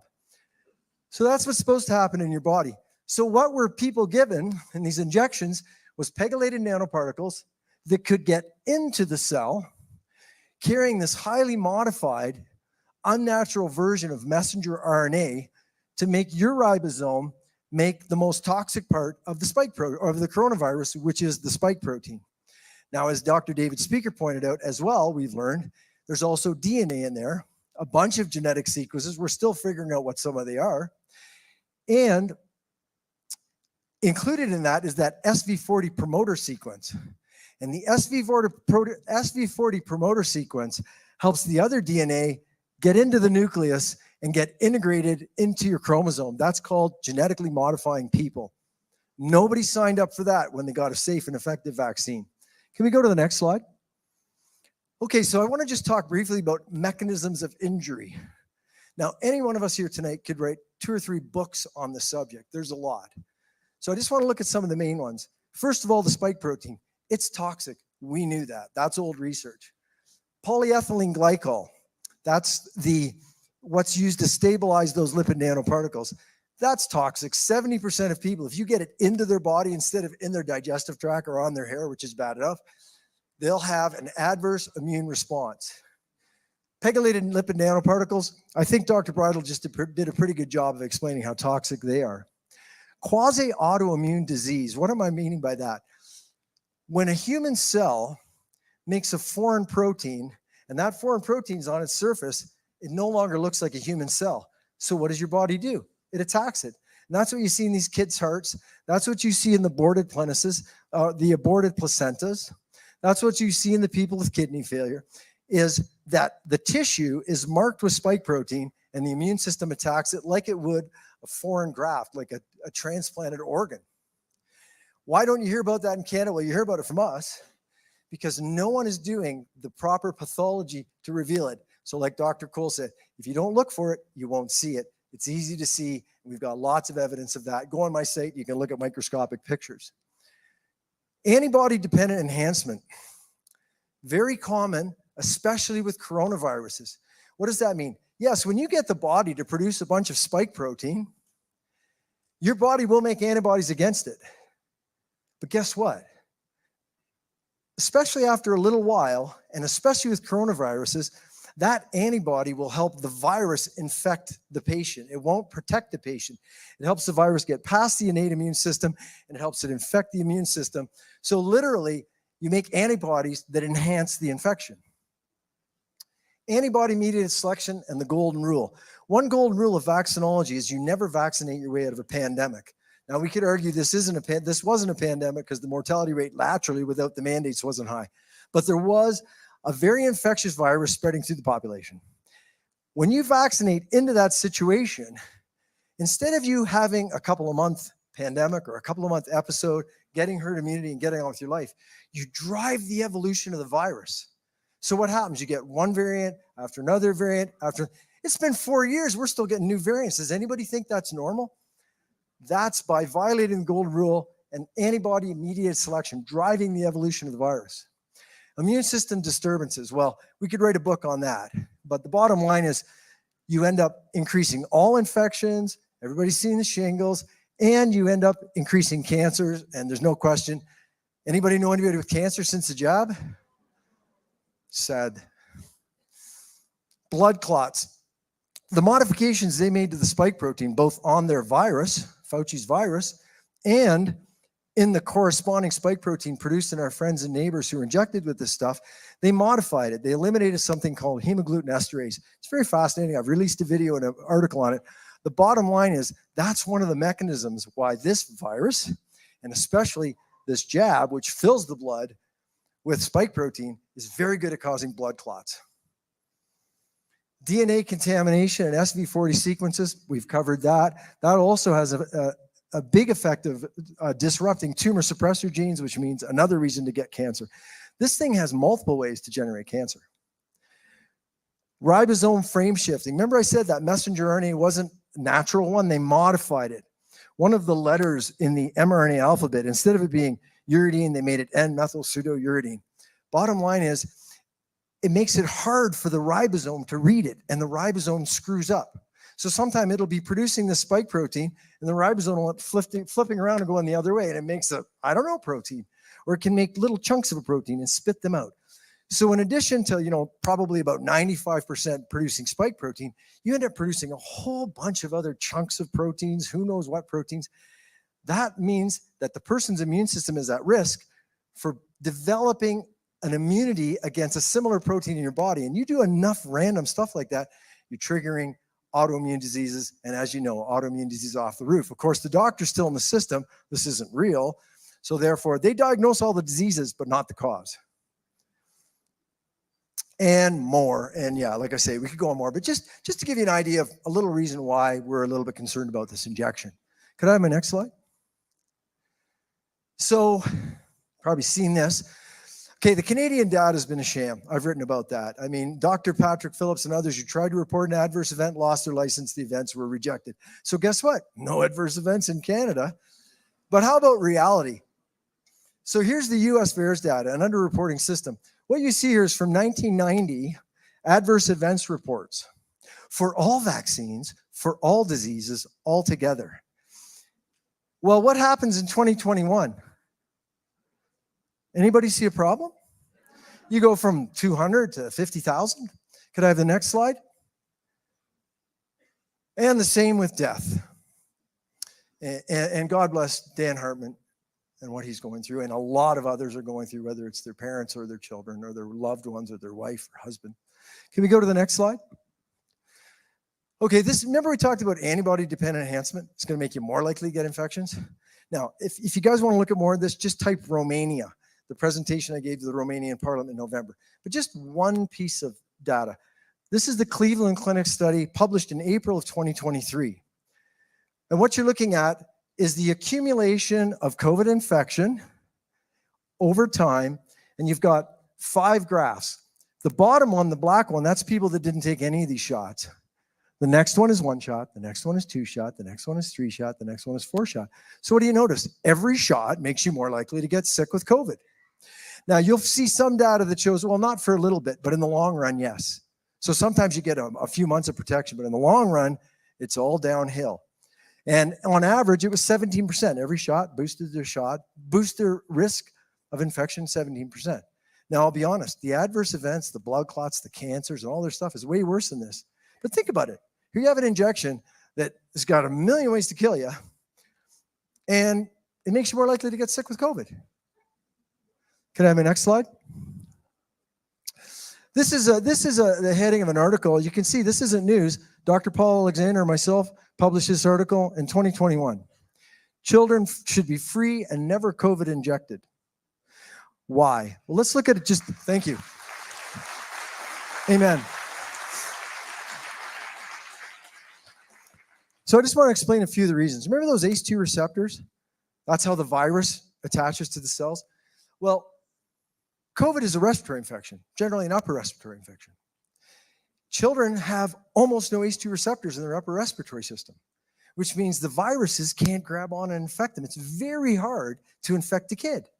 But the beautiful thing is, enough of it happens for the kid to get exposed and for their innate immune system to adapt and evolve and develop real immunity, right?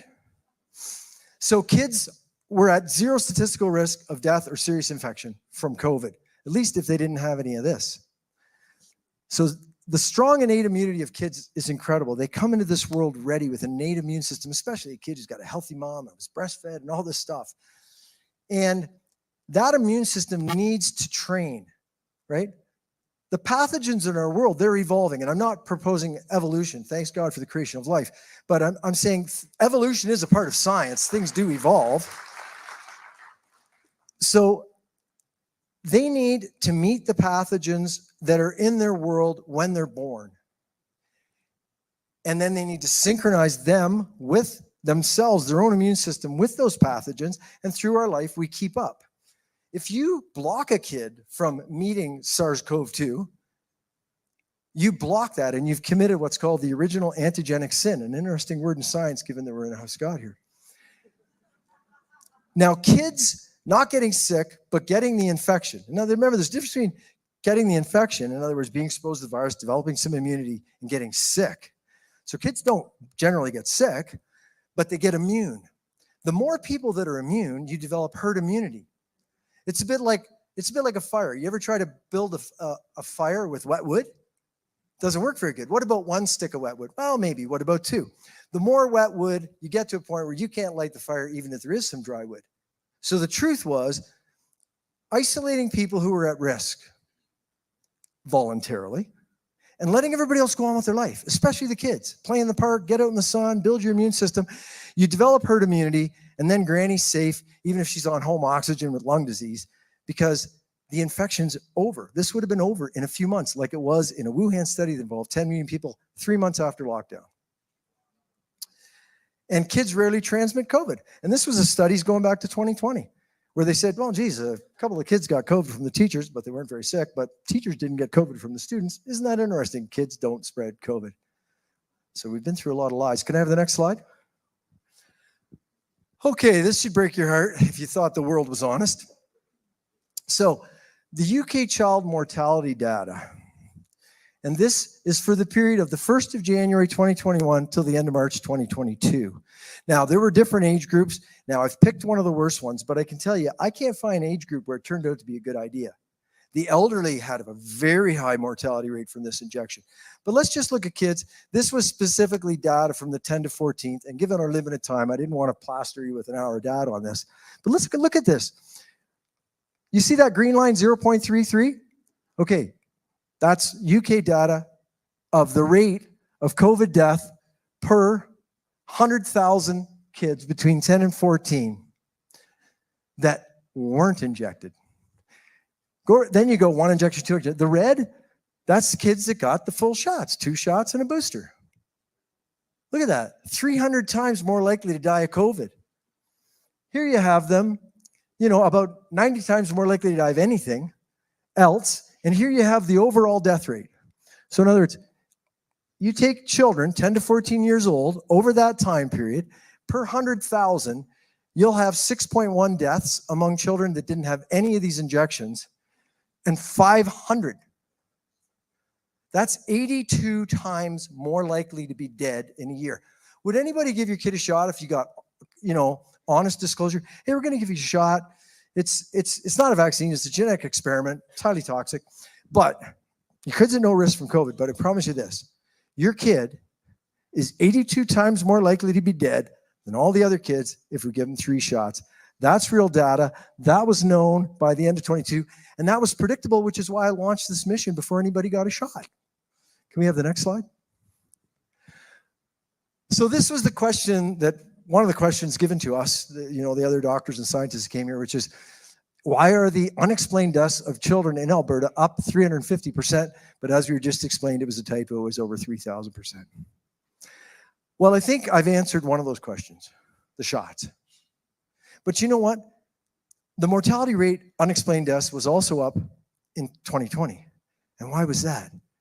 Because we destroyed their immune systems. Well, not destroyed, but we damaged their immune systems with the mandates. These kids should have been playing in the park, soaking in the sun, playing with each other.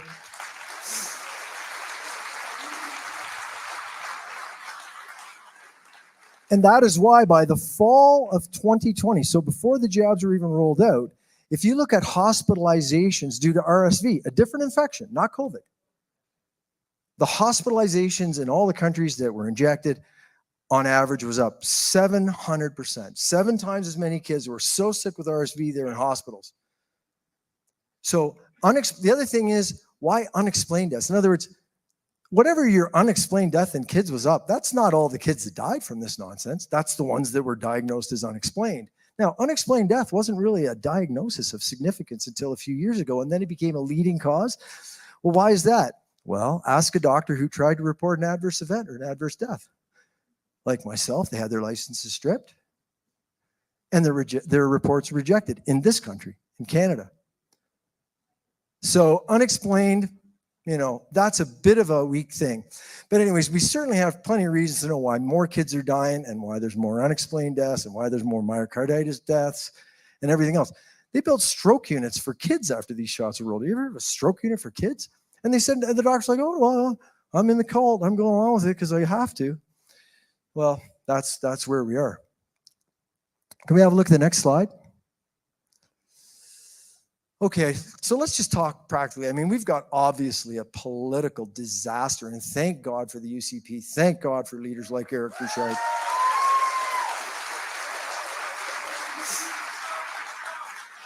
And we all, and I know I'd be preaching to the converted here. We all need to take action, right? This is our generation. This is our time. These are kids. This is the future. Unfortunately, it happened now, and everybody's got a role to play in this war for our survival. But let's talk about what we should have done and what we should do. Everybody needs a healthy immune system. If you can remember that, new start, you're in business. Nutrition, exercise, water, hydration, sunshine, and of course the sunshine vitamin D. Temperance means exposure to hot and exposure to cold. You know why the Swiss would do saunas and then run in the snow? That's actually good for you. Finish your shower with cold water. It's good for you. Air, as in fresh air. Rest, as in sleep. And then trust. And the group that did this work before COVID meant trust in God. In other words, healthy spirituality. That's what our kids need, not genetic injections. And if I could flip to the last slide, but a lot of people have been injected with this stuff, and a lot of people are hurting. And the same scientists and doctors here that have been locked out of our hospitals, locked out of our labs, we're working hard on a variety of things, including how do we help? There's a lot of stuff that we haven't figured out. It's very hard to know what to do about genetic modification of people and all these strange proteins. But the spike protein does a lot of the injury, and we've got a lot we can do of it. So one good starting place, you can go to my website, drtrozy.org, or World Council for Health, or the FLCC, and type in the word detox, and make sure the kids that have been injected are getting help. Make sure your neighbors that have been injected are getting help. If you've been injected, don't wait for the symptoms. There are people that couldn't walk that can now, so there is help. And with that, I leave you, and I thank you very much for your time.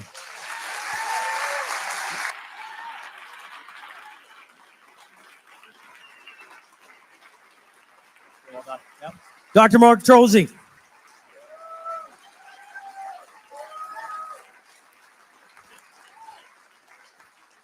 Our next speaker is Dr. Chris Shoemaker. Please welcome him to the stage.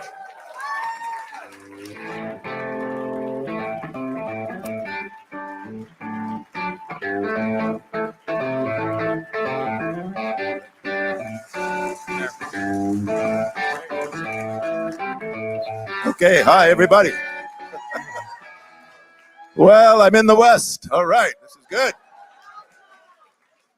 And I'm ready to call this, after hearing Mark's wonderful words, conciliatory words, out to all of the Canadian public that he spoke. This is a conciliation tour. This is a tour of letting all of Alberta and all of Canada know that we want things to go right. We're here to help things go right. Please listen to us. Please read the studies and please learn, and let's do better as a country. Thank you.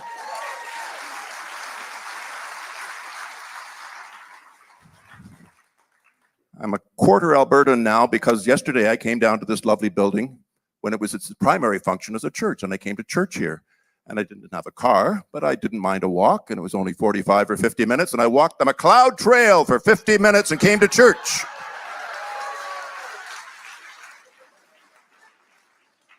And it's great to be here.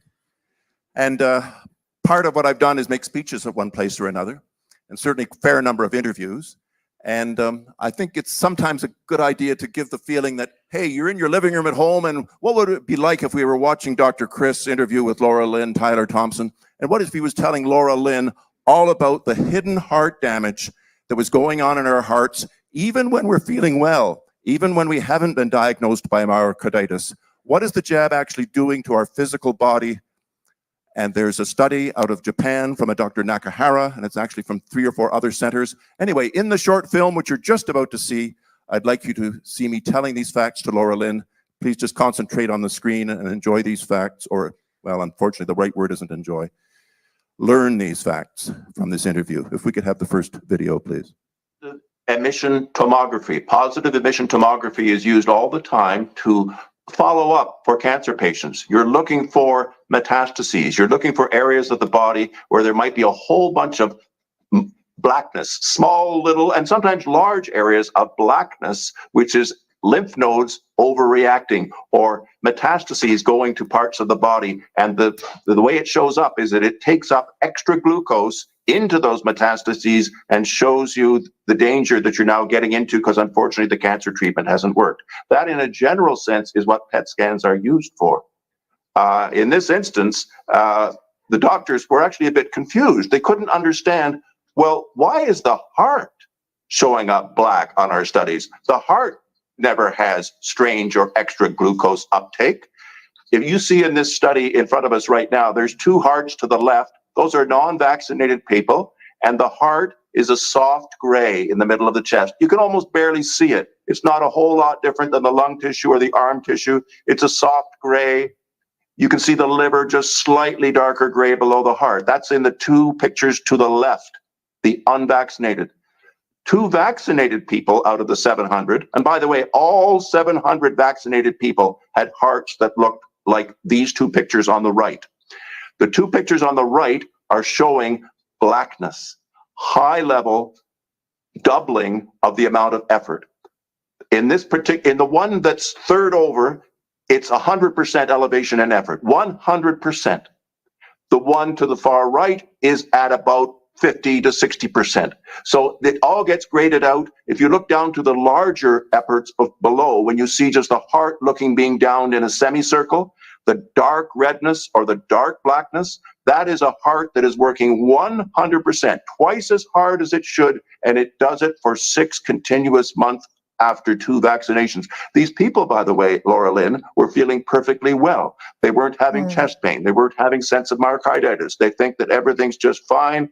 They're an athlete. They're a child. They think everything's fine. Suddenly in month 4, this is the explanation. This is the reason that we all can see now that Dr. Nakahara out of Japan, and the study, by the way, was also done in 3 other centers, Houston, Texas, Mount Sinai Hospital in New York City, and Oxford University. Does that sound like a low-end group of studies? No. Oxford University, Mount Sinai in New York, Houston Hospital System, and the Okai Hospital System in Tokyo with Dr. Nakahara as the lead scientist. And once they had done the appropriate things to look, and it's a backwards looking study. You're looking back and you're trying to see, well, what's different? Why is one group got blackened out hearts, which never happens, and another group, and the difference was Unvaccinated had normal, soft, gray hearts, no sign of extra effort. Vaccinated people, of which the two on the right are examples of, are blacked out or reddened out hearts, where the effort index and glucose uptake goes from 3 up to 5 to 6. Goes from 3 up to 5 to 6. That is a doubling or a 100% elevation. The overall average, to be fair, the overall average was 46 to 50%, but even 50% extra work for 6 straight months. Are you kidding me? Are we now surprised why that lady you spoke of at the beginning had an unexplained heart attack X months after her shot? The explanation is now in front of everybody. Yes, the explanation is in front of you. And if I could have the slide that is related to this, thank you so very much. Here it is in a still slide. This particular one, the third over, looks like a black horseshoe, and below it, it's done in a colorific sense. That red horseshoe is nucleide material being taken up into the heart in massive, massive amounts. And this massive increase, or even this one here on the right would be your average increase. That 50%, 46% increase would be showing up black and green in the far right. Notice how over here, no blackness, just paleness in the heart. That's what's normal sugar uptake. The heart doesn't normally metabolize sugar much. It uses microlipids and the like for its energy. And only a heart that is damaged chooses, or in fact has to, use glucose as an energy source because it's internally damaged. It's barely able to function. It does function, and it functions by using a nutrient that it normally doesn't use in this amount. And that nutrient is sugar. And those blackened bits are nucleide sugars called FDG, taken up 50 to 100% more than they ought to. And that's the reason for the sudden children dying at 16 running around on the soccer field, as their heart has been forced to work for a year and a year and a half at an undiagnosable state, because their dear little heart was actually perfectly healthy before this all started, and it got ill because it was being immunodamaged and attacked by its own immune system. That's the actual story of how hyperimmune and immune attack of your own body. The body actually thinks that the heart is not your heart because there's spike in it, foreign spike, non-human spike. The body is fooled into thinking that it's not your heart anymore, and that's why it goes after it in that fashion. So, having told you that sad bit of very, very truthful science, and I invite any scientist to come up and discuss with me on that topic, because Dr. Nakahara's got it right. These 4 university centers don't have it wrong, do they? Not a chance. They've got it right, and the people who are denying it are the deniers. The people who are lying about it are the liars. They've been the liars from the beginning. I'd now like to take a moment to honor Shaun and Dan Hartman. One more moment. I don't think the audience would mind seeing this speech in which Dan Hartman spoke with me at Old Toronto City Hall 2 years ago, September 1st, 2022. If we could start that second video, if that is possible, thank you very much. And I pass the microphone to my dear friend, Dan Hartman. God bless you, Dan. Thank you, Dr. Chris. Right on, man. Okay, we're here with it. Right here. My boy loved hockey. It was his whole life. He was playing ever since he was a little kid. It's all he ever thought about. It was his love and passion. To keep playing hockey, he had to get a vaccine. Shaun's biggest fear in life was needles. He was terrified of them. And if he would have had the choice, he wouldn't have taken a needle. On August 25th, he got vaccinated. On August 29th, he went to the hospital, to emergency. And he had brown circles around his eyes. He was vomiting and a very sore shoulder and a rash. And the doctor sent him home with the medical equivalent of Advil. He didn't do a D-dimer test. He didn't do a troponin test. I filed a complaint against this doctor with the CPSO for not doing his job. 2 little blood tests that he could have done that might have saved my son's life. They found him not guilty. So he went to hockey on September 26th, went to play hockey with his friends. On the morning of September 27th, he was found dead on the floor beside his bed. My perfectly healthy son, who had no underlying conditions, was gone. They did an autopsy, and the cause of death was unascertained. Sorry, we don't know why he died. I want to know why my son isn't here. He was perfectly healthy. There was nothing wrong with him. He faced his biggest fear, which was needles, and it took his life. And I want someone to tell me the damn truth why my son isn't alive anymore.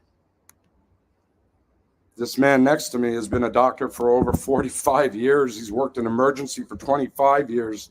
So when you needed his help, you went and saw a man like this. You trusted him. So now the world needs to trust what he's saying because he's just trying to help. And that's what a doctor does. My days are absolute torture now. I just cry 15 times a day, and it's hard to even exist. I want the truth about these vaccines. Every other country in the world is admitting to vaccine deaths, not Canada. I haven't heard of one. Is that what we're going to do? We're just going to pretend it's not killing anybody? Really? If someone could say, I'm sorry, Mr. Hartman, your son died from the vaccine, then I can grieve my son, but not until that day. Based on the medical history, I can say to you, your son was killed by the vaccine. Immediate symptoms within 48 hours of the shot, including symptoms of thrombosis or hemolysis, the marks under the eyes. Something was going on with his hematologic system, and the only thing that had happened was 48 hours before he got a toxic shot. I'm so sorry. We're here with you and with all the vaccine injured. Love to you all.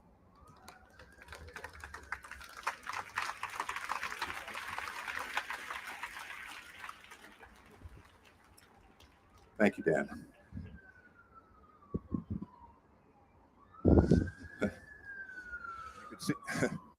As you can see, I could barely talk myself at that point.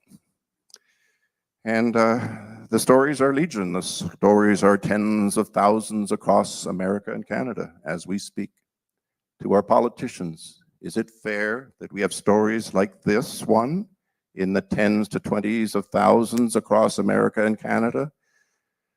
And these are the ones that are well identified, and these are the ones where the parents are speaking up clearly. There are many other hidden deaths.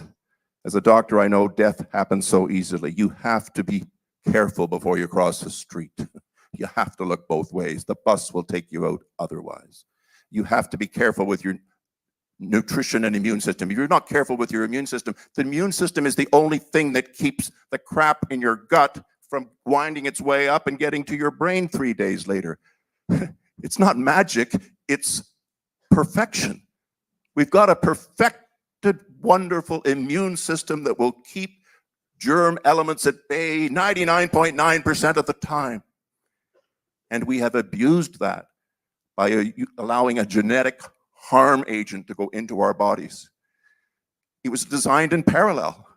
Fauci sent the science over to Wuhan to develop the fake germ, but at the same time, parallel activity was going on in the United States to use the same genomes to develop the vaccine, and it occurred over 6 years. It was not Operation Warp Speed over 8 or 9 months when President Trump was in office. It was going on 4 or 5 years before he was in office, and he had no idea that this process was going on. Everyone was lied to. And I'm going to finish up in my last 4 or 5 minutes. I think that's what I have. Oh, wait a minute. Someone took me you took 3 minutes away from me. That's not fair. I'm just going to have, in 3 minutes, I'm going to talk about ivermectin. And I'm going to talk about ivermectin because ivermectin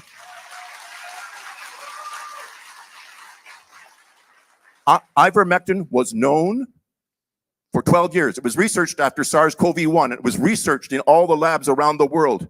And the 3 things that came out from the DARPA, which is the research arm of the military in the States, and they say there were 3 agents that are ready to be used against the coronavirus if it ever happens. And it was in print in 2009 and 2010.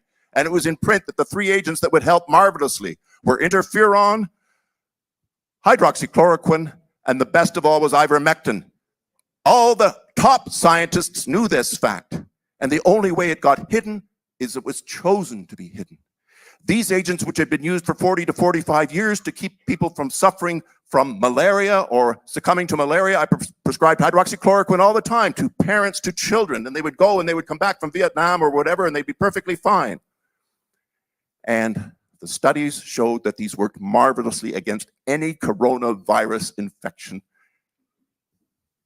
But they hid us. They wanted to call it horse paste. It was human medicine. It was used in humans for 12 years before the veterinarians asked for permission to use it for their horses and cows. Ivermectin was used for humans for 10 years before it was ever used in a veterinarian purpose. Its original purpose was to help with a river blindness syndrome in Africa. But it has other uses. It can mop up viruses as well as parasites. It does it beautifully. And it also, by the way, is part of the curative mechanisms for people who have neurologic injuries or seizures, or they can barely walk. Doctors who are being allowed to be doctors are prescribing it appropriately in certain settings in the States, and it should be everywhere right now. So I'm basically just going to finish up by saying to the Premier and to the wonderful people of the UCP party, do not be afraid. If I could have my last 3 slides, it will show you what we should be doing. Ban all COVID-19 spike protein generating mRNA shots immediately.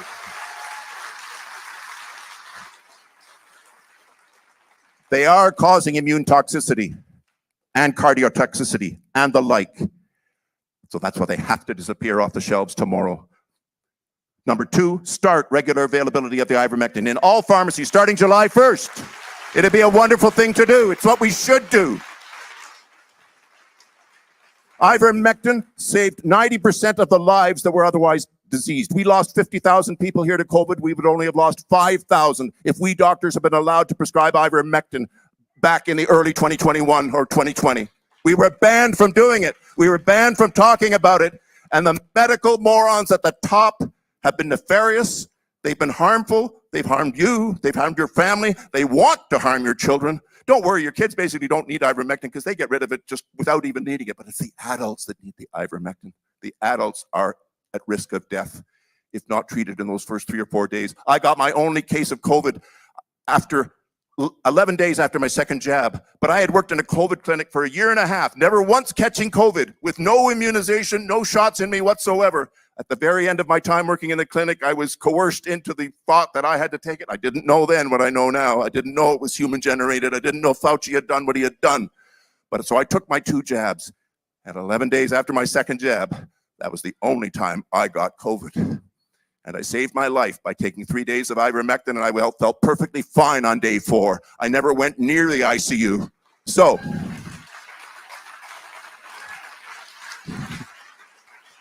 with great thanks for the province of Alberta, which should take the stand and which should be like Canada's Florida. We should be Canada's Florida, and we should stop this first.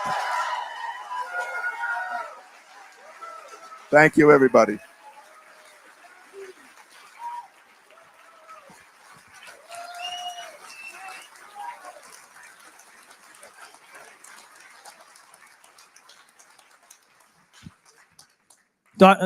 Thanks, Dr. Shoemaker. Our next, we have 2 doctors left. I can see a few people checking their programs. We got 2 left, okay? The next up is Dr. William Makis.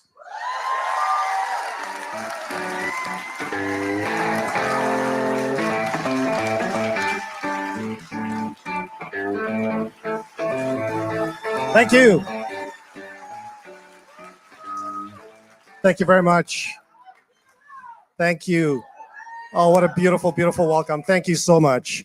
I wanted to thank the organizers of this event for putting on this incredible event despite all the hate from the mainstream media, all the hate from the medical associations like the Canadian Medical Association, the Alberta Medical Association, the Edmonton Zone Medical Staff Association, which is just a branch of the Alberta Medical Association, and all the doctors that have just spewed anger and hate and bitterness and have tried to silence parents who are trying to share stories of their vaccine-injured children. Shame on them.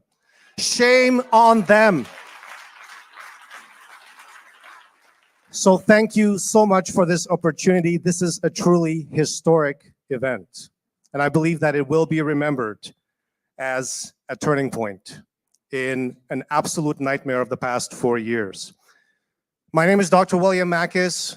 I have been an Alberta physician for 11 years, and I have been fighting corruption at Alberta Health Services for 9 of those 11 years.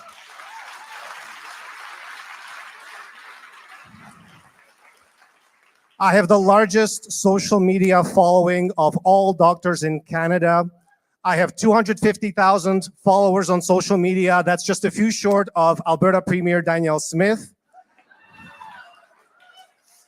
I have the top 5 medical Substack in the world alongside doctors like Dr. Peter McCullough, Dr. Robert Malone, Dr. Pierre Corey, Dr. Joseph Mercola. And I have about 20 million social media views every single month. And I tell you this, not to boast or not to be proud of this, but I tell you this because it's a miracle that I've actually been able to do that, because Alberta Health Services has spent over $5 million in legal fees trying to destroy me, my family, try to shut down all my social media by fraudulent court applications, by bribing judges, and by threatening my family and threatening my kids, threatening us at our home, which they did as early as a few months ago. So it's a miracle that I'm here, and I am so happy to be here.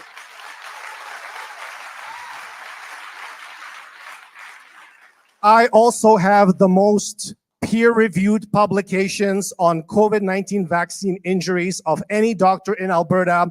So all those Alberta doctors still pushing the mRNA vaccines on children, on pregnant women, I challenge you to an open debate in front of the media, anytime, any place.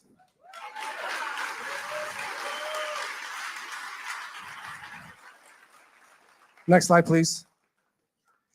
So I'm always tasked with giving depressing news and presenting on depressing topics, but the cold, hard reality is that hundreds of Canadian children have died after taking Pfizer or Moderna COVID-19 vaccines. Now, the public doesn't know this because it's basically being covered up by absolutely everybody. Kids are dying, kids like 17-year-old Sean Hartman. You heard from his dad today. Kids that just wanted to play sports. They wanted to play hockey. They wanted to play football, basketball, gymnastics. These kids, many of these kids were mandated COVID-19 vaccines in 2021 just so they could continue playing sports. That was a crime for which no one to this date has been punished. So there are hundreds of dead Canadian children. I've reported many of them on my social media accounts, probably one of the reasons why AHS is trying to shut down my social media accounts. And no one wants to take responsibility for these dead children. No one wants to say, yes, we were responsible, we mandated these shots, we're going to take responsibility. So everyone is covering it up. Health Canada is covering it up. Zero deaths from COVID-19 vaccines, according to Health Canada. Canada's public health chief, Dr. Teresa Tam, covering it up.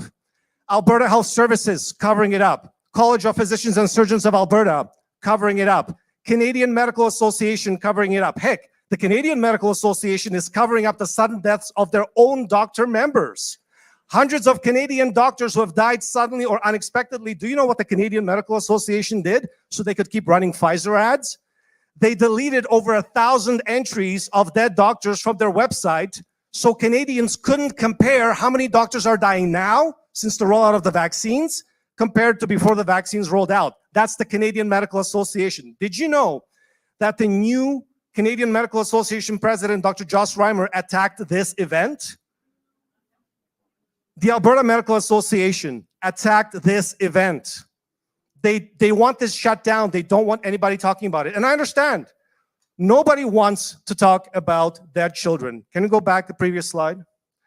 Hundreds of Canadian children are dead after taking Pfizer or Moderna COVID-19 vaccines. Globally, it's thousands of children.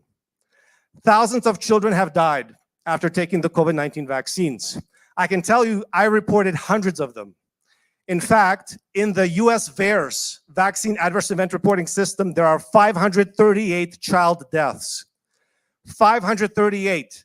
This is work done by Albert Benavides from VAERS Aware.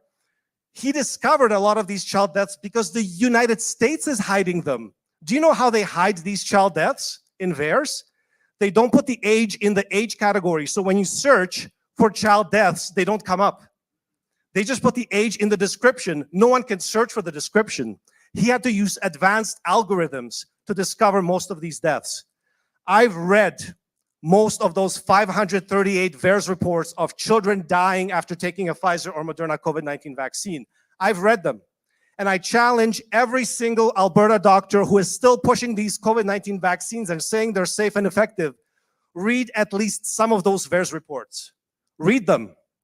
These are perfectly healthy children who take a shot and they're dead 24 hours later, 48 hours later, 72 hours later. Cardiac arrest, cardiac arrest, cardiac arrest, blood clots. Read those 538 child deaths and then tell me that they are 538 coincidences.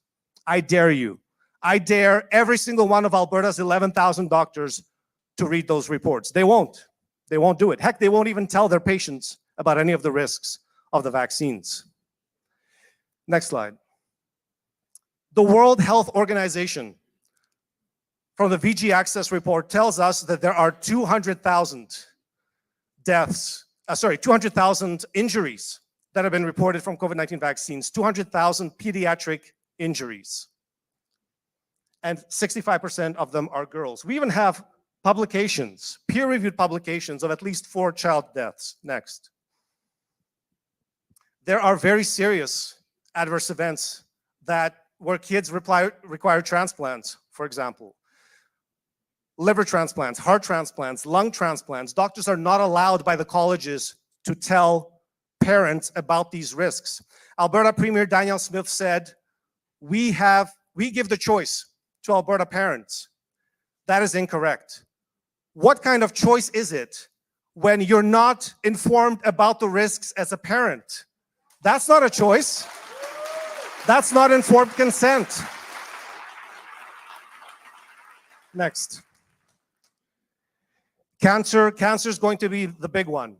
There are 3.1 million Canadian children who've been injected with at least one COVID-19 vaccine, and I'm telling you that all of those kids have an increased risk of cancer, long-term. Leukemias, lymphomas, sarcomas, brain tumors. I am seeing a lot of vaccinated kids starting to come down with these cancers. They're called turbo cancers. We're seeing them in adults, many adults, but they're starting to happen in kids. These kids now have an elevated risk of cancer for the rest of their lives. Next. So who's responsible for putting these toxic products on the Alberta childhood vaccine schedule? Well, we have one of the most corrupt health institutions in Canada, perhaps in North America. It's called Alberta Health Services. And since 2015, it has been run by leftist bureaucrats installed by Rachel Notley and Sarah Hoffman, who've been paying them $500,000, $600,000, $700,000 to basically mismanage a $23 billion budget and execute a leftist agenda. These people are all allied to Justin Trudeau. And so Jason Kenney came in and he did absolutely nothing. He rolled over and he let them run AHS the entire time. Alberta Premier Danielle Smith fired the Chief Medical Officer, Dr. Francois Belanger, who is responsible for all the medical decisions. Hang on. It was one of the most important decisions in Alberta's healthcare system. It wasn't widely publicized. This is the person responsible for signing a deal with the World Economic Forum in 2020, for blocking all early treatments like ivermectin and hydroxychloroquine in 2020. So he and Verna Yu are responsible for 5,800 Alberta deaths. They're also responsible for implementing an illegal vaccine mandate on Alberta's 105,000 healthcare workers, blocking informed consent so that they don't allow informed consent. They don't allow vaccine injury reports. So all vaccine injury reports are being blocked at AHS. They never make it to Health Canada, as you heard earlier. And they basically put the vaccines on the childhood schedule for babies as young as 6 months old with no informed consent. Now, when he was fired, AHS was rattled. I knew because I'm in contact with AHS lawyers all the time. I knew they were rattled. Something was wrong. So I thought, okay, finally. It took him about a month or two to reorganize, and he put his buddies in charge of every single important AHS position, and we're back to AHS being run by NDP as if nothing happened. Next. This is the AHS organizational structure. Look at these positions, look at these executives. The blue are the medical decision makers in Alberta. And I've given you the years. They are NDP allies, and they started making millions of dollars as NDP bureaucrats in 2015, 2017. We still have 90% of the top positions by AHS occupied by NDP. Now, we do have one token Kenny staffer who was given a position kind of in the corner there, not an important position, but otherwise our entire healthcare system is run by NDP. Next. Now we come to the College of Physicians and Surgeons of Alberta. The college has committed very serious crimes during the pandemic, but some of the crimes you wouldn't even think of because you don't hear about it on the media. During the COVID-19 pandemic, the college protected or gave back licenses to individuals, doctors who sexually assaulted children as young as 5 years old. Let me give you an example. Dr. Fred Janke, arrested by RCMP in 2018. He was Rachel Notley's bureaucrat. He was the president of the Alberta College of Family Physicians. He was trying to traffic a 5-year-old girl from British Columbia to sexually assault and make child pornography with. He was arrested. He was, in 2018, let go in 2020. In 2021, the college gave him his license back on a silver platter and gave him access to Alberta's children. And he continued to have access to Alberta's children until his retirement, peaceful retirement in 2023. First example. Next example, Edmonton pediatrician Dr. Ghassan Al-Nami was caught at the Edmonton airport, arrested by RCMP with child pornography in 2019 of a 6-year-old girl being raped by an adult. 2 years later, the College of Physicians and Surgeons of Alberta gave him back his medical license on a silver platter, gave him access to Alberta's children. Okay? This is what the college is doing. They're giving pedophiles access to Alberta's children, and they're sabotaging honest, hardworking doctors who are just trying to protect their COVID patients. Next example, last example I'll give you is Dr. Albert de Villiers, an AHS executive who was sexually assaulting a 7-year-old boy. This was under Rachel Notley's government. When these stories came out, 2 weeks later, Rachel Notley announced her retirement from politics. Do you wonder why she retired from politics? I don't. When these stories started coming out, Rachel Notley announced her retirement, stepping down, retiring from politics. Albert de Villiers was handpicked by Rachel Notley and Sarah Hoffman to be their pediatrics lead. He has no pediatrics training. He was their pediatrics lead. I guess they chose him to give him access to Alberta's children. Sexually assaulting children. He's now in prison for five and a half year prison sentence that he's serving. He was in court last summer. Do you know what he did? He came with 28 letters of reference from AHS executives and college officials who said he's a good man and were telling the judge to keep him out of jail. And these people are still in their positions of power at AHS and the college. Next slide. So basically, these are the doctors that are being persecuted by the college today. Last month, the college was supposed to drag Dr. Roger Hodkinson through a hearing. The college raided the offices of Dr. Daniel Botha because a lawyer, Jeffrey Rath, was suing AHS and the college, so the college raided his family doctor so they could get access to the lawyer's personal medical records. This is a kind of criminality we've never seen in Alberta before. This is open criminality being engaged in by an institution responsible for 11,000 medical licenses of Alberta doctors. They're going after Dr. Eric Payne. They're going after Dr. Gary Davidson, Dr. Dennis Modry, Dr. Daniel Nagasi, Dr. Gregory Chan, and myself. They threatened my family just a few months ago at our house. So these are the corrupt institutions that want to jab your children as young as 6 months old, up to every 3 months if possible, because they're the ones being protected by the pharmaceutical industry. They serve the interests of the pharmaceutical industry, not you. That has to change. That's unacceptable. Albertans deserve better.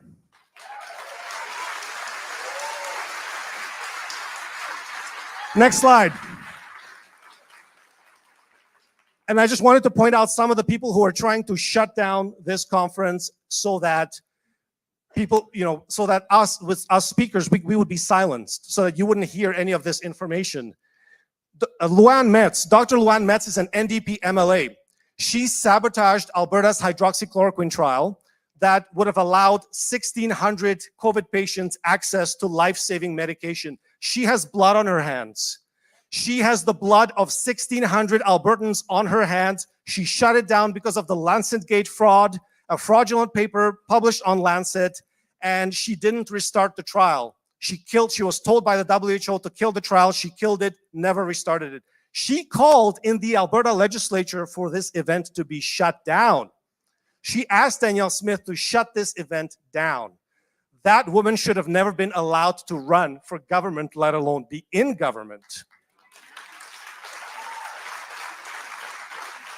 And then we have Timothy Caulfield, who is in bed, who has received millions of dollars from the Trudeau government to push vaccines and to attack anyone who raises concerns about the vaccine injuries, and so on. He's received millions of dollars. And as you can see, he's very cozy with the two presidents of the Canadian Medical Association that has been covering up the deaths of Canadian doctors who've died suddenly after taking the COVID-19 vaccines. These are the kinds of people that we're up against. These are the people that are defaming and smearing us. Next. So in conclusion, I am calling for the immediate halt of COVID-19 vaccines in children of all ages, in pregnant women.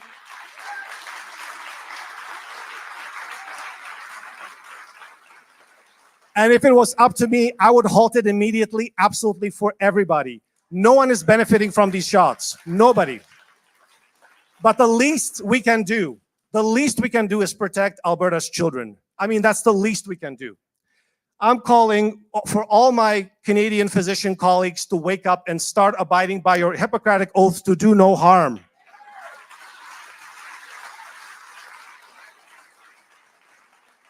AHS leadership should be terminated. And I'm telling you, the new AHS CEO is no better.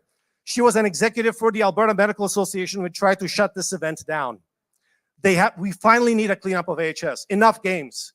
You can't tell me that conservatives can't find administrators to properly administer a healthcare system and that they keep having to rely on recycled NDP con artists and criminals. And finally, the College of Physicians and Surgeons of Alberta should be dissolved. We need a new medical board that is answerable to Albertans. They have failed in their duties and responsibilities to Albertans. And you know what? If we can't dissolve the college, then let's at least rename the college. Let's rename the College of Pedophiles and Child Sex Abusers of Alberta. That way they can keep their letters CPSA, and it'll be much more, indicative of what they've been doing for the last 4 years. Thank you very much. God bless you all.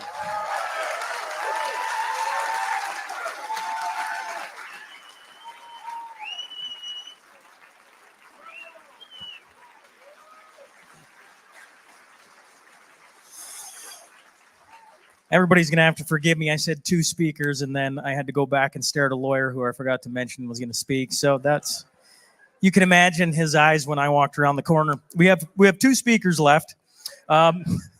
Sorry, Jeff, wherever you're hiding. Our next one is not on stage. She's zooming in. I think a lot of us in the crowd know Dr. Jessica Rose.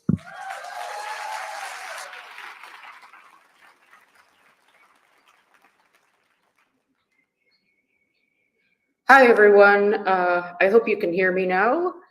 My name is Jessica Rose, and I'm going to take a very short amount of time today to present some information and to try to answer the question, does science support banning of modified mRNA lipid nanoparticle-based products. I'm going to describe a little bit about the insincerity of the pathway to the mass injection program and the science behind the contents of the vials only with respect to DNA contamination, which is also linked to N1-methylpseudouridine replacement.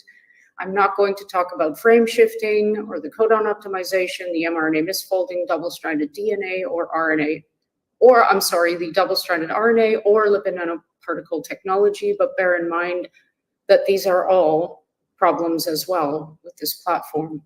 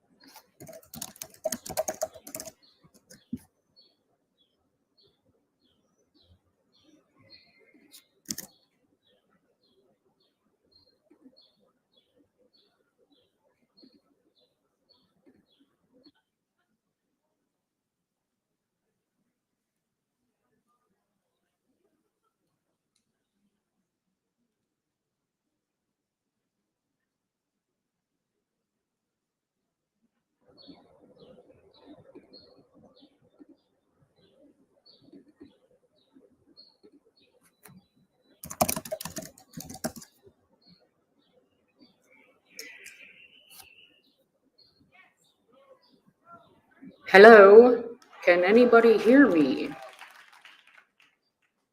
I'm waiting for the chat window to respond.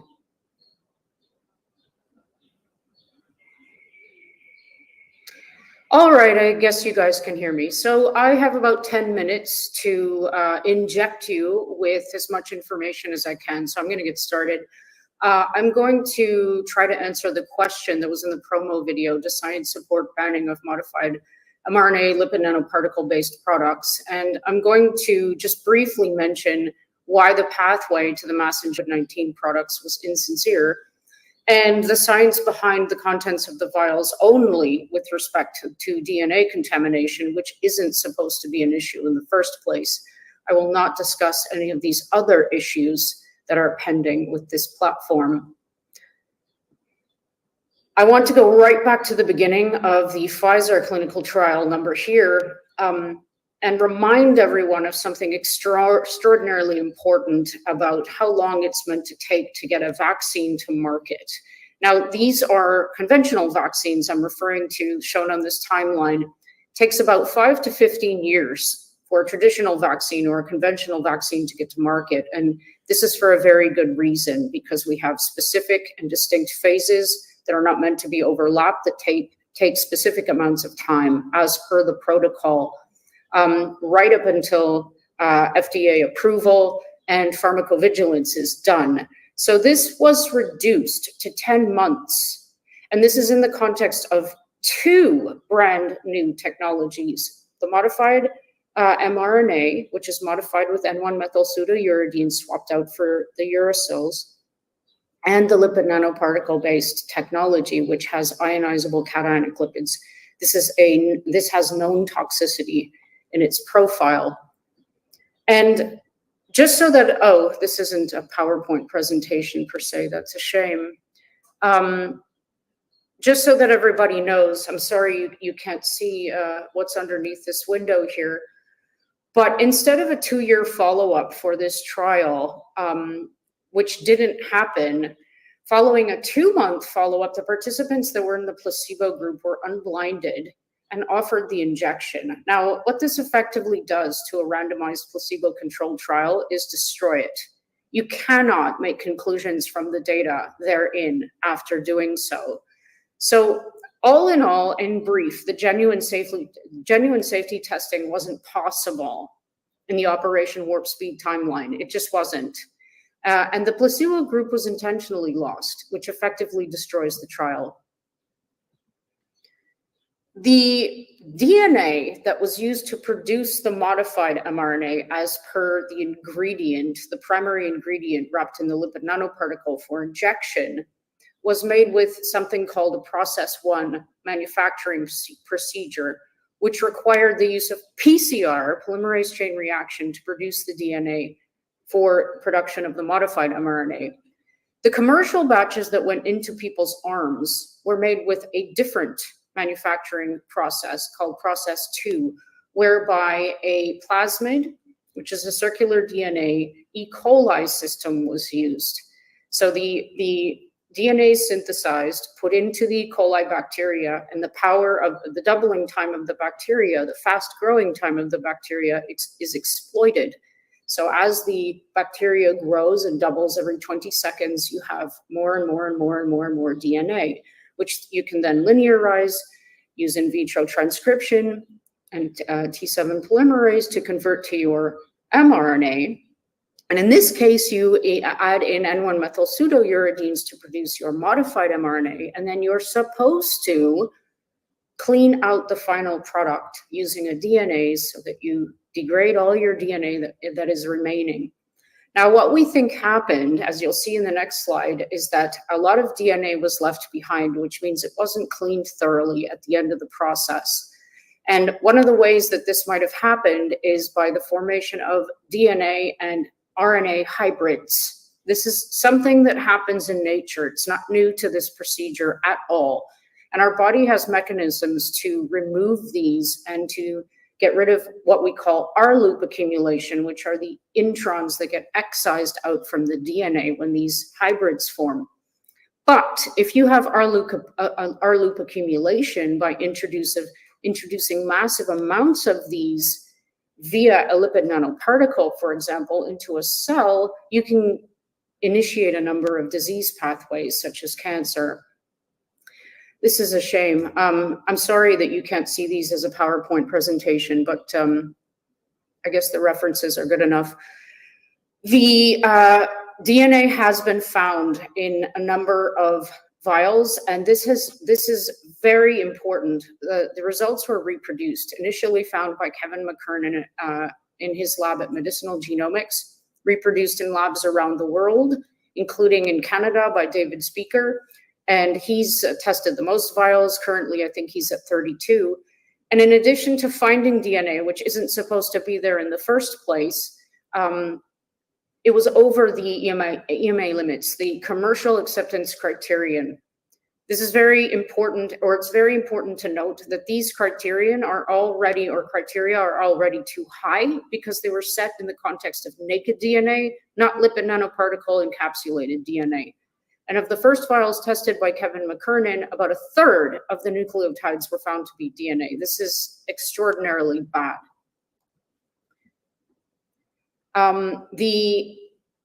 The regulatory agencies, Health Canada, FDA, EMA, probably the TGA in Australia as well, are well aware of this contamination because of our work.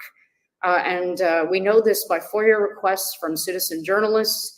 And one of these DNAs is called the SV40 enhancer promoter.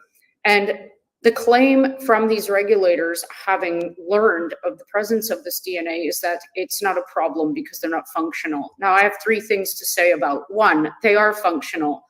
They're actually gene therapy tools called nuclear localization sequences. This is well known, well established in the literature. That means that they have a very efficient ability to traffic specifically plasmid DNAs to the nucleus of cells. Two, they weren't disclosed in the Pfizer original plasmid, which is very suspect. And three, they don't have a reason. There's no reason for them to be there. These are meant for mammalian systems. This was known, the DNA issue was known back in 2021. We know this because of leaked documents and FOIA requests. So this just proves that they have known about the problem and they have been trying to mitigate it, but not with much success, because one of the recent batches tested by David Speicher, this XBB vial, also contains levels of DNA over the so-called EMA limits. The Surgeon General of Florida, which is no lackey position, actually has used our data to call for a moratorium on this modified mRNA technology. This data is going to be published in the literature soon. It's a preprint for now. And it's very important to compare this to what we're seeing in pharmacovigilance databases, because this is the last step usually to FDA, or after approval, we have to monitor whether or not we're seeing adverse event occurrences. That's what pharmacovigilance databases are for. This is the vaccine adverse event reporting system in the United States.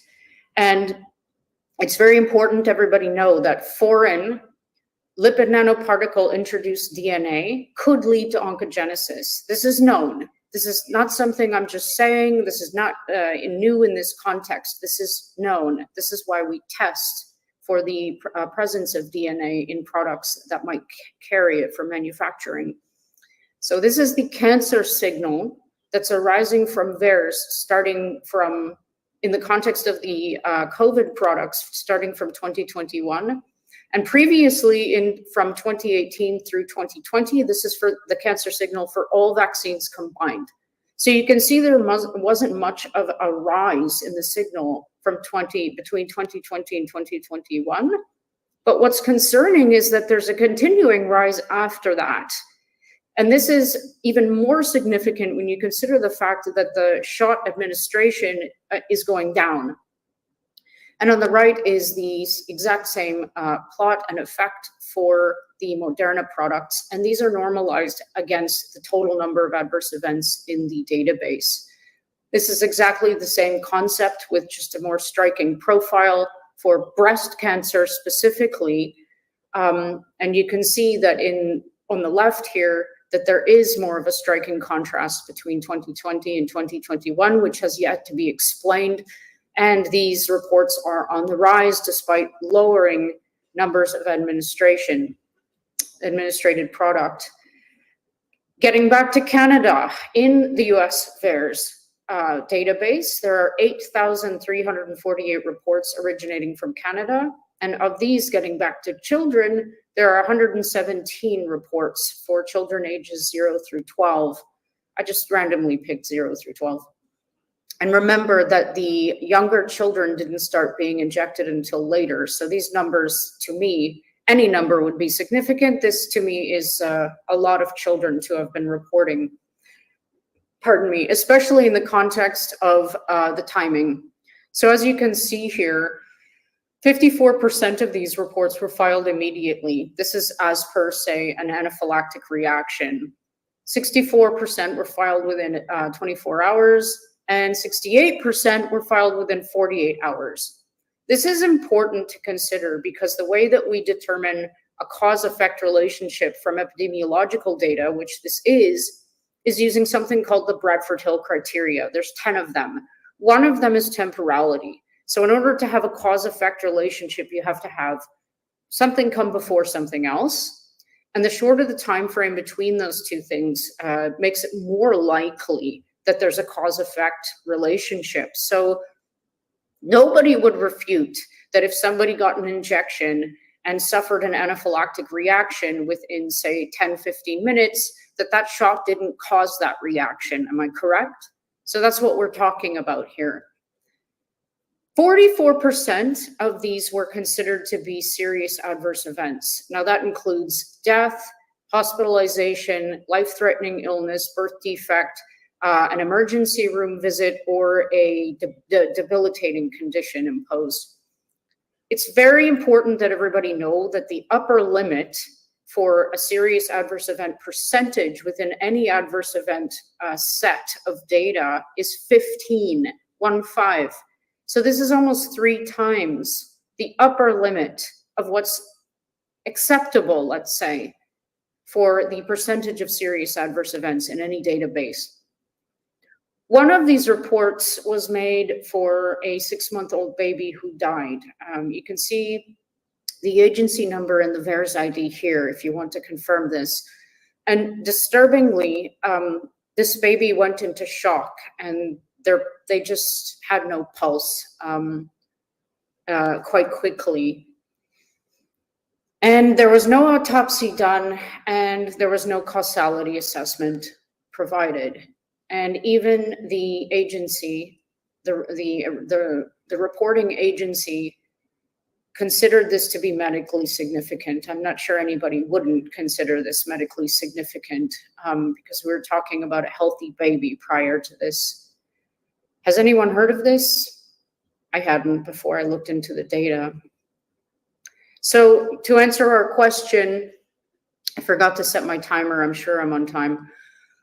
Based on the lack of transparency, reliability, and consistency demonstrated by the regulators, the trials, and the so-called authorities, the lack of true understanding of the mechanisms of action of this platform and the lipid nanoparticle technology, and I really do mean that, there's nowhere in the literature where you can actually find a statement that says exactly how the lipid nanoparticle, the ionizable cationic lipid, works to reveal the contents therein, the negatively charged genetic material, for example. We think we know, but nobody actually knows.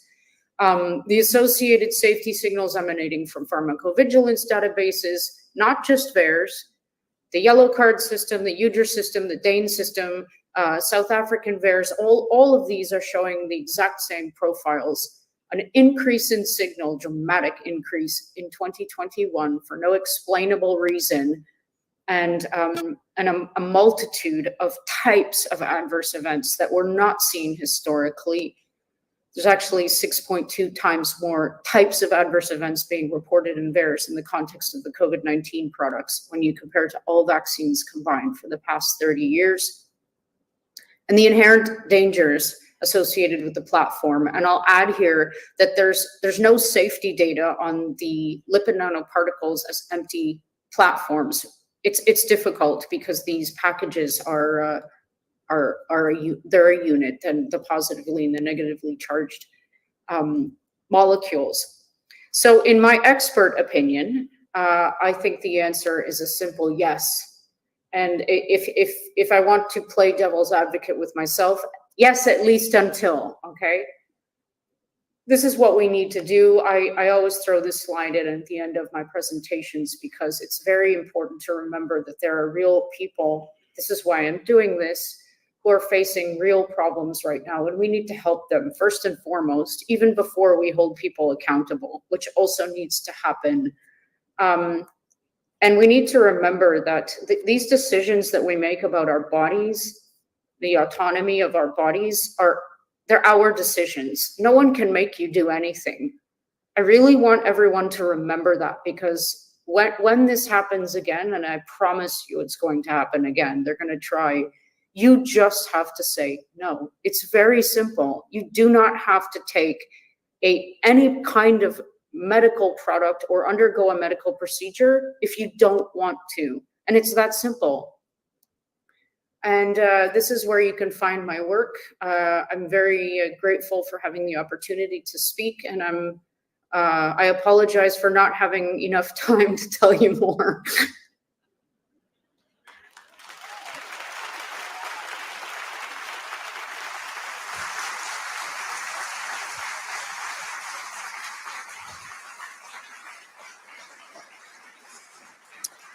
We have one final speaker, Barrister Jeff Rath.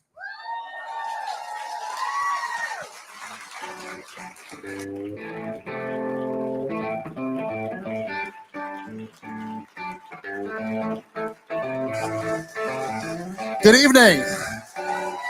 Are we all united conservatives? I am so proud to be here in a room of united conservatives. We united together to throw Jason Kenney out on his ass when he trampled our freedoms and our civil liberties. We united together during the last election to elect Danielle Smith as our premier. And some of us that lived in the right constituencies united together to stay home on the couch and make sure that Jason Komick and Tyler Shandro were not reelected. That's what we have to keep in mind, is that when we unite together and we work together, we can solve the problems that are facing us. Right now, as some of you are aware, my office is currently acting on 2 separate class action lawsuits. One of them protecting the rights of business owners who are illegally shut down by Dina Hinshaw's illegal ultra vires public health orders that were issued throughout the pandemic.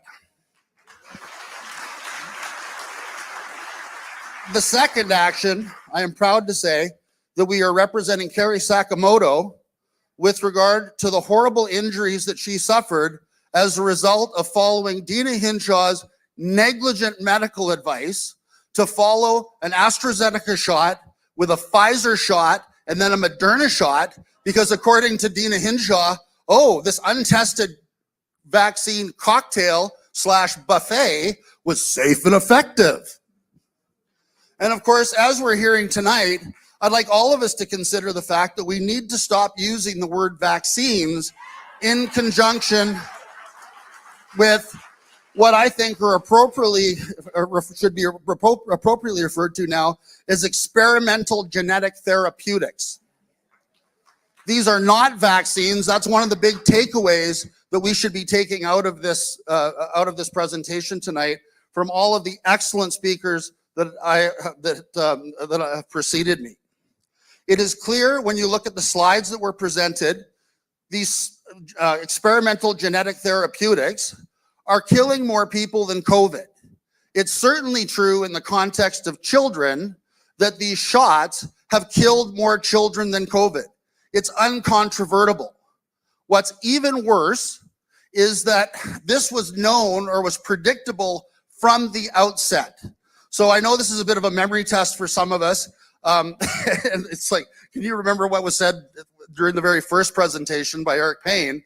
But that one slide that he put up, the Pfizer EUA table, right, that showed that Pfizer notionally claimed that their experimental genetic therapeutic would save 1 child per million from COVID, while putting, and this is a disgusting number, 34 children per million Pfizer admitted they were going to put into hospital with not just hospital, ICU with myocarditis. Okay, so anybody that knows, and Eric was referring to that, if you put 34 kids into hospital with myocarditis, as many as 10 of them are going to die. So Pfizer's own data indicated that the vaccines, the experimental genetic therapeutics that they're selling the government were as much as 1,000% more likely to kill children than COVID. So let that sink in. And I want everybody in this room to know that when that table was in my hands prior to that, to the rollout of the childhood vaccines, I sent a copy of that table to Prime Minister Trudeau. I sent it to Theresa Tam. I sent it to Jason Kenney. I sent it to Dina Hinshaw. And I said, look, this is Pfizer's own data. If you roll this out for children, you're going to be killing more kids than COVID. Don't do it. Please don't do it. I'm putting you on notice not to do it. Well, what did they do? They did it. And not only did Dina Hinshaw do it, she lied about it. If we all remember when they're rolling out the teenage vaccines, she lied about some poor child, 14 years old, who died from COVID. No, they were stage 4 cancer, and she lied about it.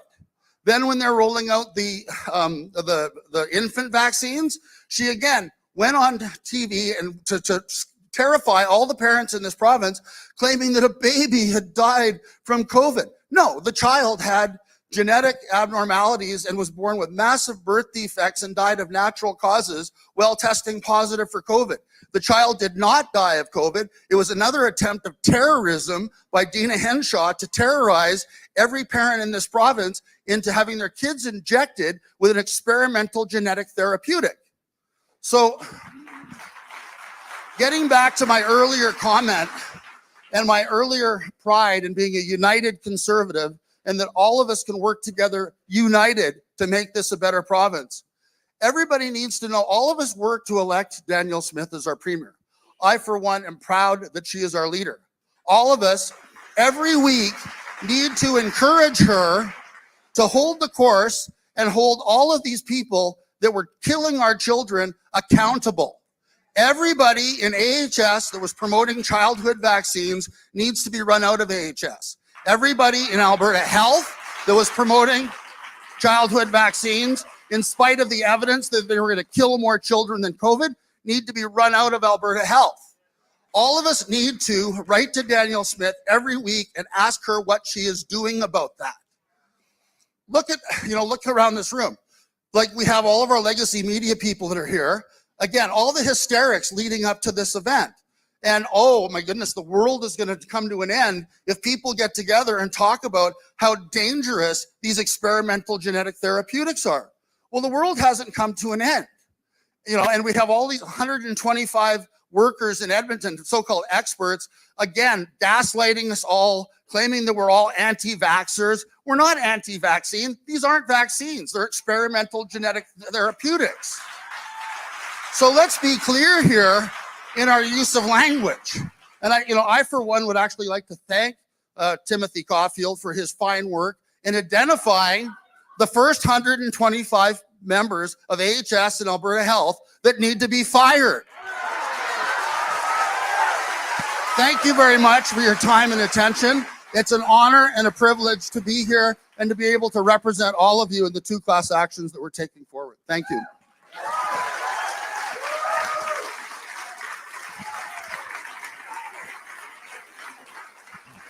Thank you very much.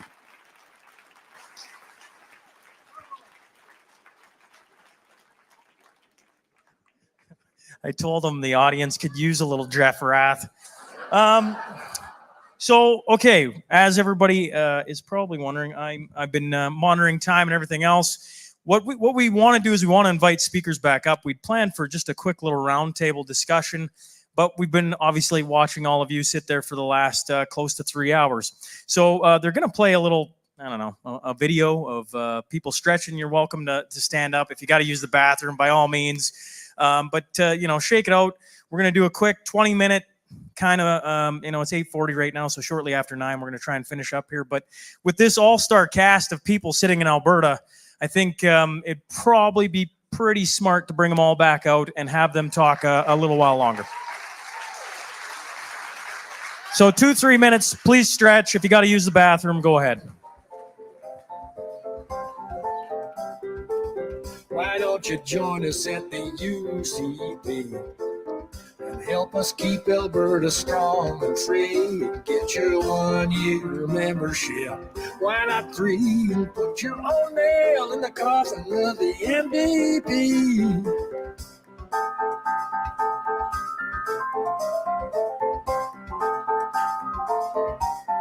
Hey everybody, it's Kerry. Yeah, it's Kerry. It's not the Chris and Kerry Show. It's more like the Kerry Show. Chris is busy. Maybe he'll be able to pop in. I'm just sitting in the corner here. I'm anxious. This has been an amazing evening. I've written so many notes, and we can definitely have a Rachel broadcast on everything that we've seen tonight. I personally want to thank Alberta strong and free. I definitely want to thank Calgary-Lougheed family. Put your own nails in the coffin of the MVP. Bouchard for allowing us to be able to restream this. There were a lot of events in Alberta. So basically, I don't know how many people are actually at the event right now. A few hundred for sure. They sold out very quickly. And the opportunity came up that locations could do these live events.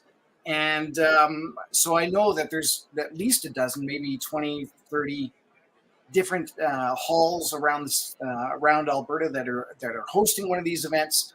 And the idea actually came to us a little while ago, but I announced it on an APP webinar last Wednesday that I would look into seeing if we would be able to repost this or restream this And with the rationale, of course, that not everybody is able to go out and to be a part of either this particular event in Calgary, or even be able to be a part of it at a hall, even close to them. So Darrell and crew, we worked with them in terms of how we would set this up, and I ran a quick test, and it seemed to be working fine. So I'm fingers crossed that everything is working great for you guys. We've had quite a number of people on here, quite a number of people logging in and making comments. I'll try and get back to that once this is over. And again, I didn't even know what the schedule was going to be on this tonight. All we knew is that it was in theory going to start at 6. And I got the link, I guess it was around just after 5, maybe 5:05. And they had already started broadcasting, but they basically just had a musician up there. And in the meantime, I was scrambling to try and get some stuff going. And I thought that the event would actually start at 5:45, but it actually did start at 5:30. So we never did do the introduction that I had prepared. I'm not too concerned about that, other than I did a little bit of time on it. But this was amazing. We definitely needed to see this and refresh everybody's minds on what actually happened 4 years ago now. And especially, once the vaccines came out 3 years ago, and the conversations that I've been having with people just in regards to how are we even letting the UCP government, or any government in general, still mandate vaccination for children, especially when it's shown time and time again and again with the presentations that the doctors have done that they don't need it. They absolutely don't need it. Dr. Bridle, we did an interview with him last week, and he even mentioned that kids they don't have the issues with the respiratory tract because they're not old enough. They just haven't developed those sorts of issues that would need this vaccine. And yet here we have a government that's just pushing this thing out. So again, if you're just joining us, where the hell have you been? But if you have been watching us since 6 o'clock or before that, thanks again for sticking around. We're going to stay at least until the end of this.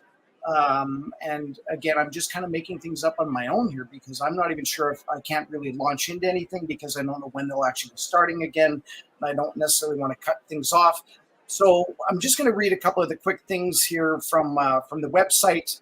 If you haven't gone on by now, the website is, now it covers up my face, aninjectionoftruth.ca. I definitely hope that everyone will go check this out. Can everybody hear me? Can everybody hear me now? Aninjectionoftruth.ca. Looks like we're going to start, so I'm going to go and bury myself in the back again, and I will see you guys once this, are there pictures? I'll lean in there too. Maybe I'll get a picture with them. No, I don't think that's going to work. Darrell has been amazing to work with. He is also the local proprietor of a place called Fresh and Local, which is, if you have not been to Fresh and Local in Calgary, it should be on your to-do list and to-go list. It's like going to a farmer's market of restaurants, and as well as a farmer's market, I guess. They've got a whole bunch of different nationalities and countries represented there, you name it. And they probably have some food there that you would enjoy. And it's a busy place.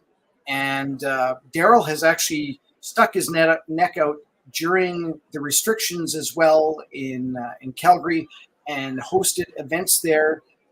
Dare I say illegally? No, it's just more like he should have been doing them. Just like our own bar, Allah's Tap House and bar that we, with my business partner Marla Fraser, tried to do, and we were quickly shut down. Which is kind of the reason why I'm doing this, because once you get kicked down, you never know what fires in you that's going to make you stand up and try and get through this. So great that Darrell and I are a good friendship. And everybody there, I see Dr. William Makis, Dr. Trozy, Dr. Shoemaker, like it's all the doctors, Dr. Speicher, just an amazing group of people. And Here's a funny thing. As I'm doing this video, and of course I have to put up their names and put up whatever else needs to be done, they do have their bios in an ejection of truth.ca. And again, I'd advise everybody to go there. But if you do a search on Google for these particular doctors, you will find that there's almost no information on them because basically they've been banned. It looks like Darrell's trying to say something here. Okay, everybody, let's get back in your seats. So now I'm going to go off to the back. Sean agreed to take care of the time. I agreed to wrangling everybody. Talk to you guys in a bit. So if you can take your seats again. It's an amazing night. So I just want to say now what I was going to say at the end. So we have a call to action that we've given everybody a call to action. When you leave here today, you'll be given a card. The card has an email address on it. It actually doesn't, it has a website. We want you to go to the website for our call to action. I was going to give you the big long explanation, but I figured you guys, you're pretty quick study, so you know what to do. Go to the website, follow the instructions, listen to the video. A very nice man with a very nice voice will give you directions. He's not going to say anything about safe and effective, okay? It's nothing like that. What it will include is contacting your MLA, putting something relevant about tonight's call to action in your email, CC it to the Premier, take as much time as you want, as long as it's done by Friday, to get it done. While we do, thank you. While we have the panel discussion, we had a few unforeseen carbon tax type expenses. So there's going to be a bucket that goes by you. If you can at all put a little bit of money in there, we'd appreciate it. If you can't, no harm, no foul. But that would be much appreciated. Ladies and gentlemen, back to Shaun Newman.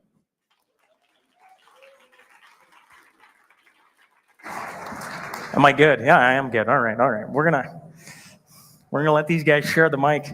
Usually the hardest thing to do, when I first started doing roundtables on stage, is I got talking to some comedians, and the comedian said, "You never let the crowd go because they'll never come back." And I've found that's actually quite the opposite, because when you got a cast like this, it's like everybody, I can imagine how many people have traveled far and wide to come listen to you fine folks of Canadians be assembled in Alberta. So another round of applause for these wonderful men.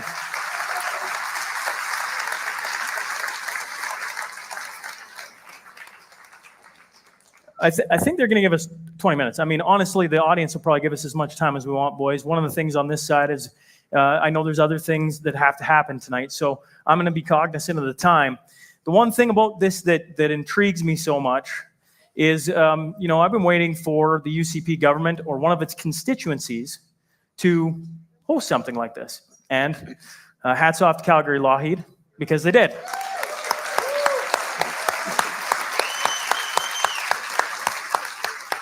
You have somewhere around 291 different viewing parties right now among the full sold-out crowd here. I assume in that viewing crowd, you have the ear of some MLAs that maybe couldn't make it, and they're active government in Alberta. You have a premier who has come out at the start and ran on, basically, we need to have choice, we need to get rid of some things. What would you say? Where do we go from here? You've just listened to all of you talk. We listened to all of you talk. You have the camera pointed at you. And one of the things about my roundtables, especially with this many speakers, is I'm like, well, I'm not going to go one by one. If I have to, I will. But you can share mics, and I would love to hear your thoughts to the UCP government, the Alberta government, on where we go from here. So I just want to say I came halfway across Canada to be here because I see that Alberta is a place where real change can happen. And so I'm willing to invest my time and energy and expertise here to help facilitate that. And I couldn't agree more. There's, in my opinion, frankly, Alberta Health Services needs to be gutted and repopulated with people of integrity. I think that's where you need to start.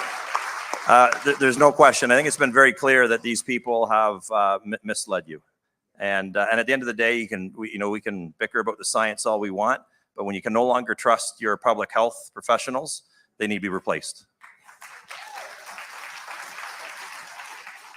Just to follow on that, for those that don't know, the theory of the class action lawsuit involving the so-called vaccines is that all of our so-called public health officials collectively conspired under the name of preventing vaccine hesitancy to lie to each and every one of us and keep relevant information from us that we should have had with regard to these vaccines. Let's start, first of all, with the fact that we all know that the contracts say that the vaccines are not warranted for safety and were rushed to market without adequate testing. We know that to be true from contracts we've seen in other countries. We also know it to be true that these vaccines harm people and they're, again, will kill more children than COVID. They deliberately hid that information from everybody. So in a legal context, what that means is that they conspired to commit assault and battery on every single Canadian by preventing Canadians from getting informed consent or giving informed consent with regard to these experimental genetic therapeutics that never should have been rolled out in this country.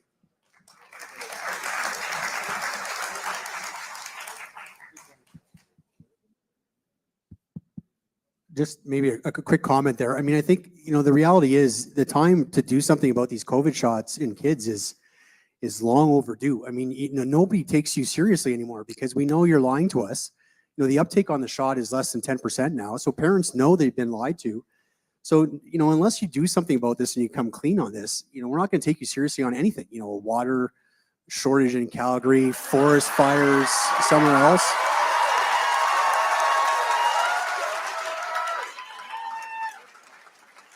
Because the fact is the trust is completely gone. It's just gone right now, right? So it's time. You got to do something. I would just say to the politicians, be bold. Don't be afraid to be bold. Let yourselves have numerous opinions to your ear, but include our opinions, please. Please do include them because we got there by listening to excellent science. We got there by listening to the United Kingdom Office of National Statistics. And when, as Mark quoted, in the springtime of 2022, it was fully known that the children who'd been experimented on and whose parents were brave enough to let their children take the jabs even before it was being mandated so that they could see numbers and they could see hopefully that the numbers were going to be better if you used the vax. No, you were 82 times more likely to die as a child when given the vax in the experimental phase. It's horrific. It was hidden. It's time to take the blinders off our eyes, listen to the Office of National Statistics of Great Britain, and be a real politician. Be brave.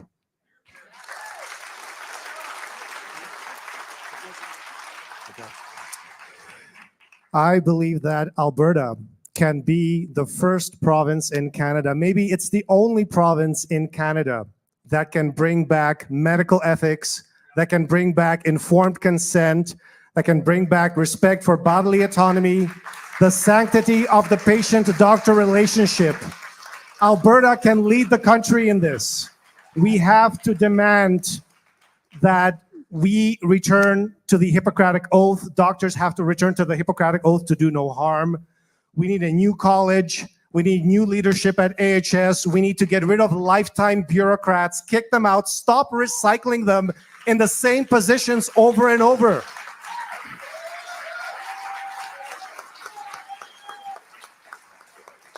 We can bring experts from outside of Alberta, people who haven't been in this cesspool, in this shadow government that AHS has run since 2008. We know they consume half the provincial budget. They take the money, they take half of Alberta taxpayer dollars, $23 billion, and they say, thank you, we'll take it from here and we'll do whatever the hell we want. That is unacceptable. Albertans deserve better, and we can lead the country in bringing back medical freedom to Canada.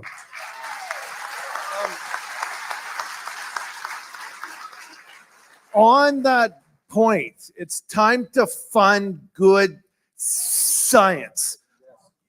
I have done all of that work without getting paid a cent thousands or more are going to Timothy Caulfield to fight misinformation. And this is factual science. We need vials.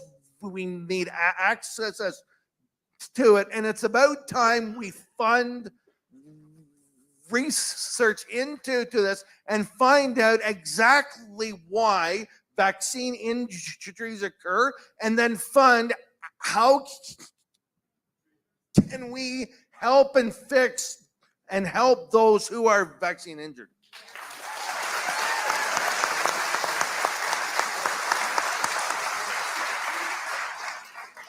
Well, I'd just like to add one more thing to the politicians. We have had an intense psychological operation carried out on our species. Canada has been particularly bad in this. And so a lot of people have some very wrong, and I don't mean wrong morally, I mean false concepts in their head, right? And that isn't their fault. We've been through such an intense psychological operation, the kind of psychological operation that was only used previously against enemies in war, but it's been used through our own governments against our own people. So I can understand that politicians feeling in this thing. It's like, well, I've got a bunch of people over here who resisted it or recovered from it. They've looked at the data, they've looked at the autopsies, and they can tell the difference between a lot of details. Any one of us could have spoke for 10 hours today on this stuff, right? And yet, what do you have over here? Safe and effective vaccine. It's a safe and effective vaccine. I mean, this is mind control stuff. So I could see a politician going, well, look, I've got a lot of people that are going to vote against me if I do the right thing. But here you've got a lot of people who are already showing they're going to vote for you if you do the right thing. But here's the thing. By doing the right thing, like has happened here tonight, the people who have succumbed, the people who have been the worst victims of the psychological operation are going to learn the truth, and they're going to vote for you.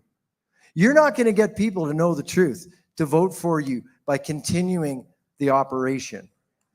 But by releasing the truth and promoting the truth, you're going to keep those people who are awake and making sense, and you're going to release the other people, and they're going to join and support you. So be bold. I just want to jump in. I just want to jump in and make a political point, because again, we're here as united conservatives. So we need to stand behind our leader, Danielle Smith, and we need to encourage her to ignore all of the legacy media noise, and every time the left wingers go, oh my God, she said they're the most discriminated. Oh my goodness, she's reconsidering childhood vaccines. All of this hysterical nonsense, like we saw coming from little Timmy Caulfield leading up to tonight, all of this nonsense. We need to encourage our leader to ignore this noise and remember that the people that listen to that crap do not vote for her anyway, will not vote for her because they're fully indoctrinated communists, socialists, or deep orange NDPers who are always going to vote against common sense and a united conservative province. And we need to tell Danielle to stand up to this nonsense and stop listening to all the lefties whining in her ear, some of them unfortunately in her cabinet. Byram, do you might just give me one moment?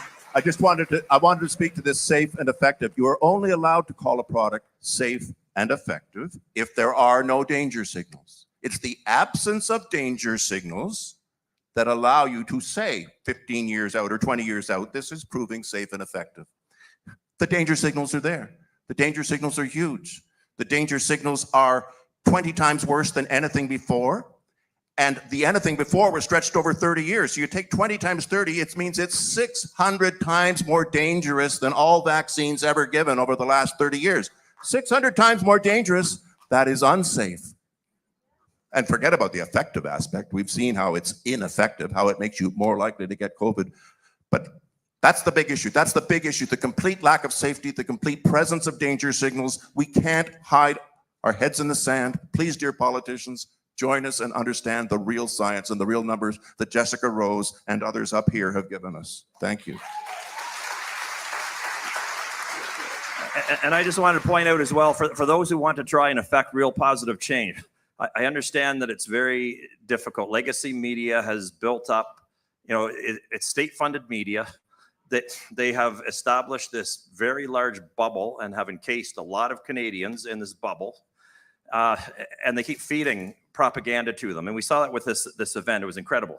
I already gave you the example. The people just did a little bit of research. They would know I'm not a veterinarian. And veterinarians are great. They know their stuff. But they're trying to do it to defame, people like me. They conflated this whole thing with other childhood vaccines. Yet this is focused on COVID-19 shots.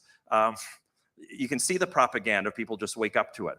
But one of the other things where I think a lot of people get confused, right, is there's this whole concept that's promoted that there's this very broad agreement among most of the world about the science, right? They call it scientific consensus.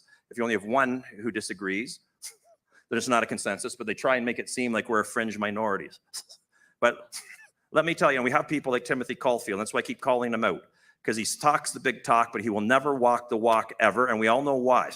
But I just want to let you know, and I want politicians who are trying to do the right thing here know there's one place where they do have to engage us on the science, and that's in courts. And I have served in over 20 cases as an expert witness, and I can tell you the number of lies that I've exposed from these so-called experts in court. They lie. They do not understand the science. Let me give you an example of a typical Timothy Caulfield, and that was Peter Uni.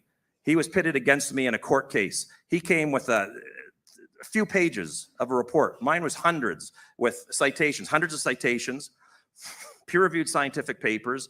People don't understand because it doesn't get publicized, but that's the one place. So that's what I say to legacy media. Why don't you go to the court cases and look where the science is being discussed? It is being hotly debated. Lies are being called out. Misunderstandings are being called out by your champions when they show up in court.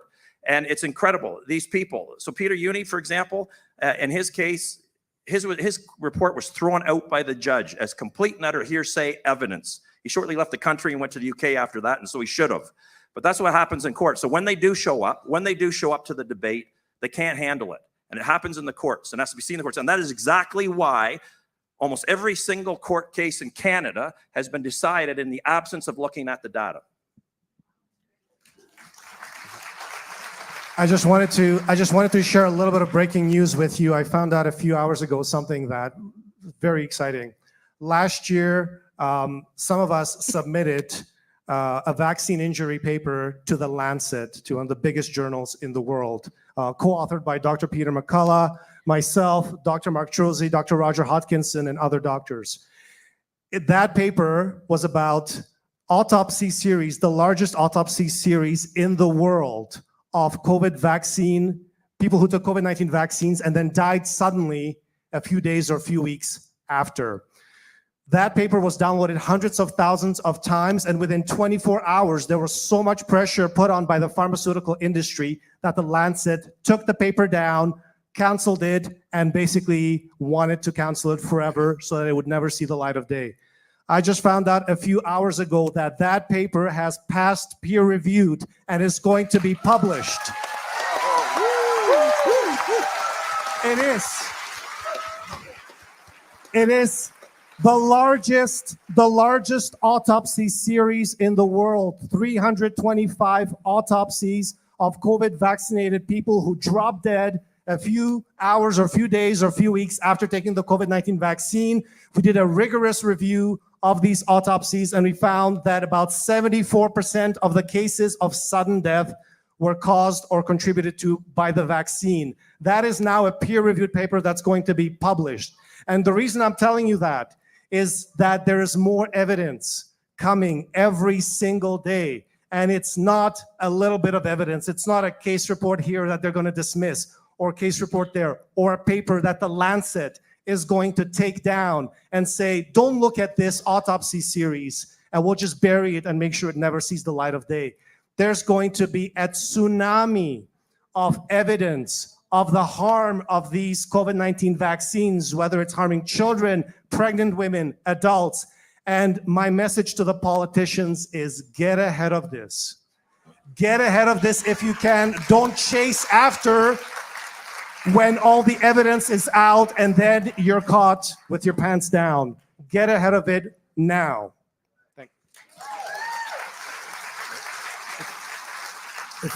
Seeing as we're spreading or sharing some good news, another little bit of good news.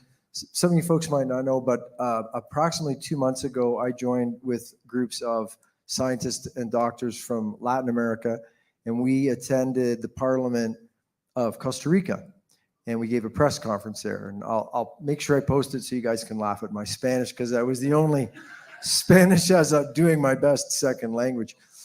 But I just found out yesterday that a court in Costa Rica has ruled that the medical colleges cannot interfere with doctors' speech. That would be nice. Whoa. Alberta can lead the way, because to see how backwards we are here, I'm from Ontario. I set my practice down. I had no problems. I set down my income at the beginning of 2021. I wasn't seeing patients. I have no patient complaint. I just went and told people the truth, free of charge. 4 years, hard work for nothing. And the college revoked my license. And right before they revoked my license, the other guy they had in that morning, it was his third sexual assault. They let him keep his license. So I think this idea that if you're a plumber, the plumbing organization can suppress your speech, or if you're a doctor, the medical college can suppress your speech. This has got to go. That's not a free society. Dr. Trozy, I want to speak right after you, if you don't mind. And I'd like the audience to realize that Dr. Trozy's practice and my practice were within about 80 to 100 kilometers of each other, both in central Ontario. I had my license suspended on the same day as Dr. Trozy did. It was about 3 weeks after we'd gone in to help a fellow colleague whose patients weren't able to be seen. At that point, we still had our licenses. At that point, we weren't suspended. We went into her family practice, started seeing patients who were vax injured and many other troubles in her practice, helped out for a day and a half. Sorry, it was into 2 weeks by the end. And after 2 weeks, the college came down and announced that they were going into final measures of removing Dr. Trozy's and my license. So my license will be as fully removed as Dr. Trozy in the next 30 days when my hearing occurs in Ontario, and exactly what happened to him will now be happening to me. I'd love to come to Alberta and work in Alberta. And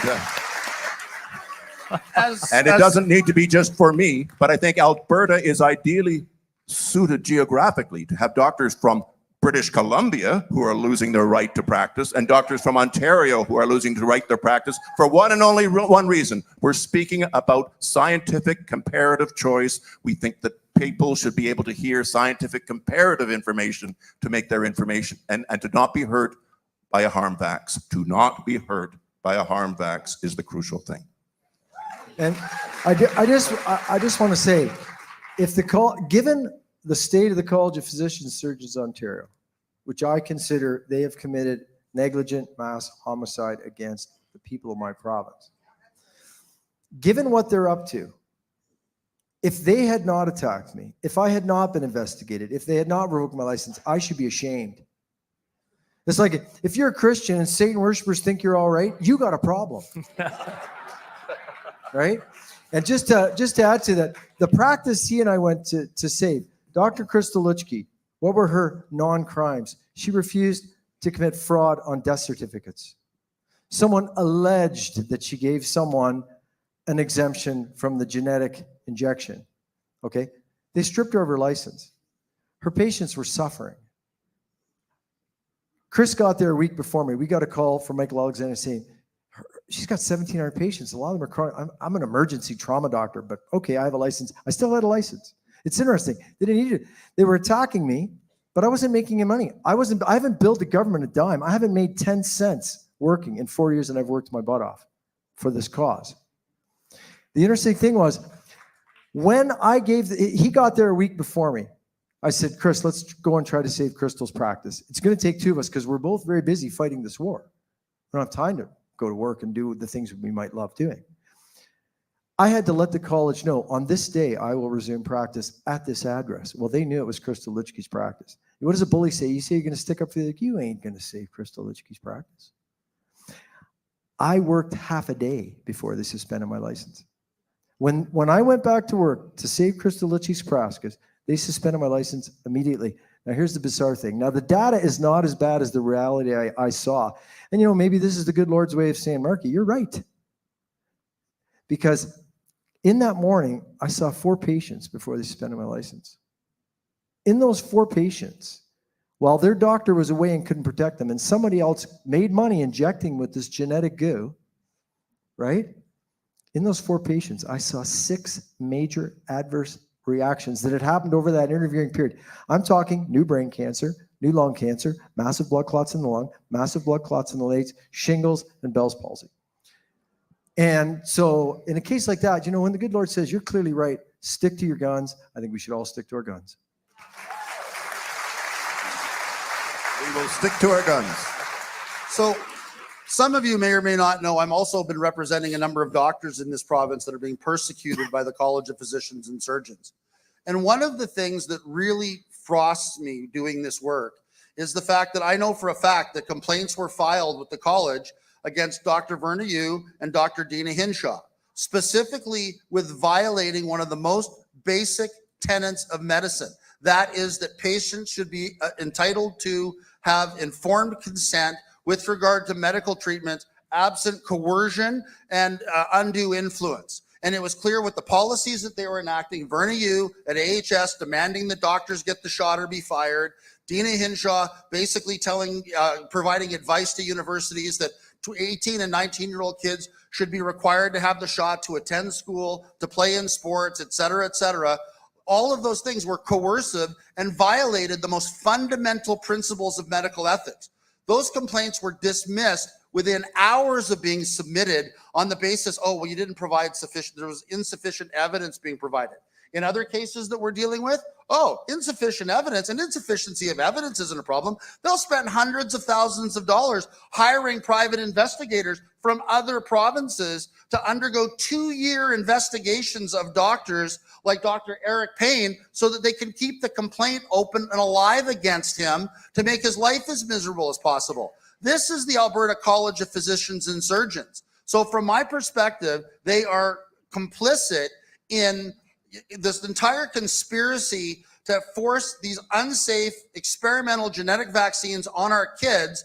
Every one of them, just like all of the people in AHS and all the people in Alberta Health that are complicit in this type of behavior, need to be rooted out and fired. And we need to be asking our leader, Danielle Smith, to live up to the promises that she made when she was running to be leader of this party and get after it. Pitter patter. With trying to sneak in a comment here. I support the Alberta police force. We need our own police force. And I'll tell you why.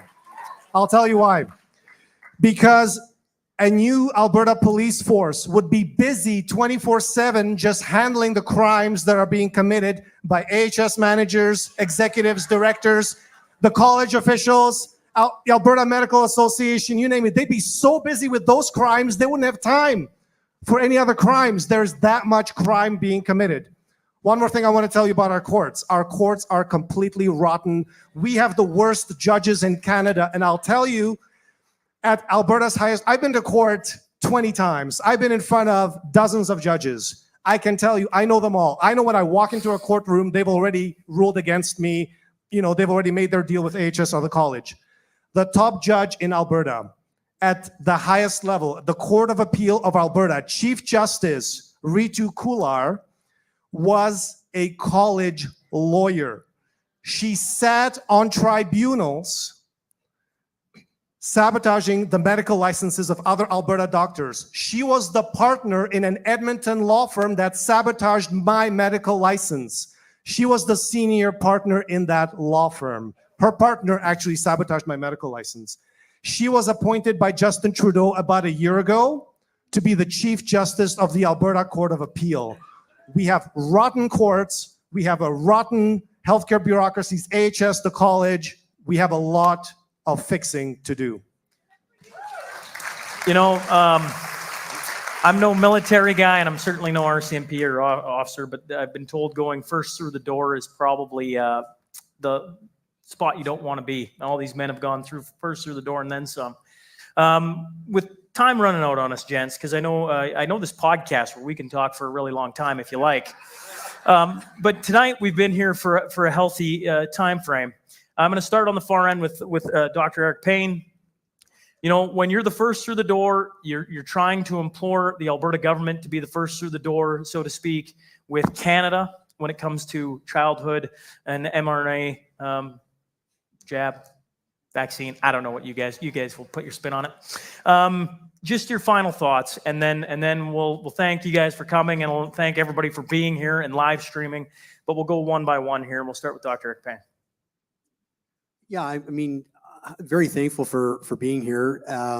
You know, over the course of the last few years, I thought when I arrived back in Alberta, you know, you're going to be living, you know, the dream back home. My wife's from Brandon, Manitoba. Our kids were young.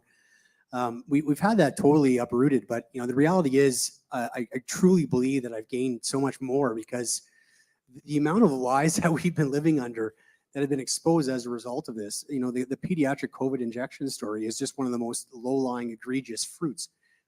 But you know, we've by being first out, you know, you see that you get hammered down. I'll just one anecdote to leave you guys with.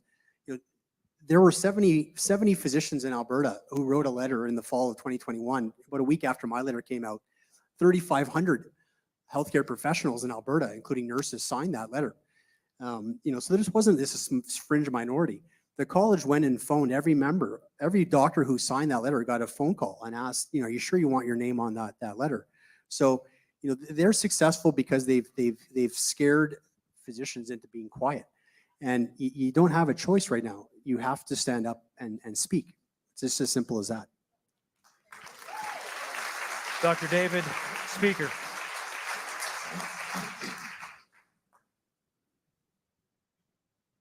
Wow. In the whole pandemic, I've lost 5 jobs, and I've not worked a paid job since last year, May. Now, I worked on COVID since January 20,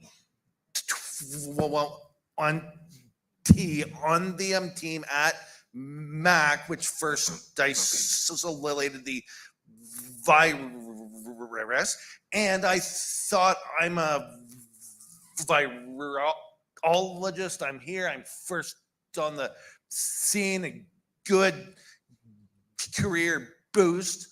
And so as a good scientist, I ask difficult things. Is this a lab leak? The whole HIV part to it. And I was sidelined March 17, 2020 and placed under investigation. And in that, I asked 10 times, what have I done wrong? You'll find out next week. That was 10 weeks of silence. I was sidelined.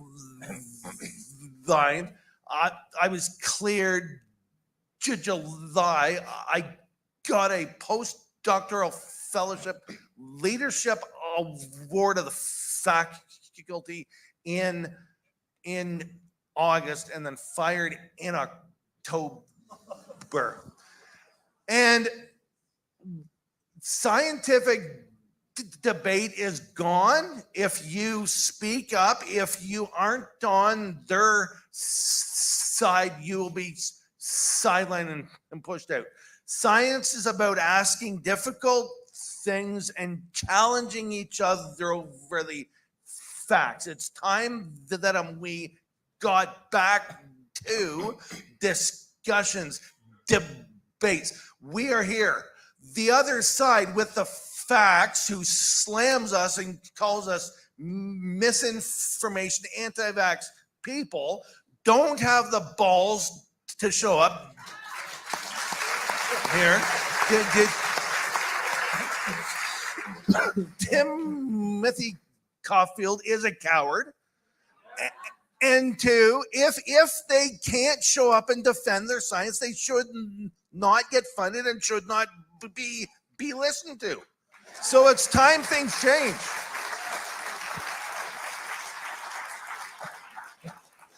A lot of things happen behind closed doors. One place that's very private, I guess, has the word private in it. It's called Privy Council. The Privy Private Council of Canada in April, May of 2021, before there had ever been a mandate in Canada to take the vaccines, they were informed of the horrific numbers that were going on with early deaths, where nursing home patients were doing worse and quickly worse and dying because they were getting the jabs, and that untold numbers of adolescents were having severe reactions and quick reactions and sudden deaths. And that 600-fold degree of danger signal was already present in April, May of 2021. And what the Privy Council of Canada did, led by the gentleman whose name I believe you know, and in those privileged private conversations, they were aware of these massive vaccine-affected injuries going on. And all they did was hire a public relations firm to make sure that it was not understood by the population to be as bad as it was. And their second thing they did was start their mandating process for Canadians. And that was when they were informed. When they were informed how bad it was, they did what they did. Privy Council of Canada, April, May 2021. You can look it up.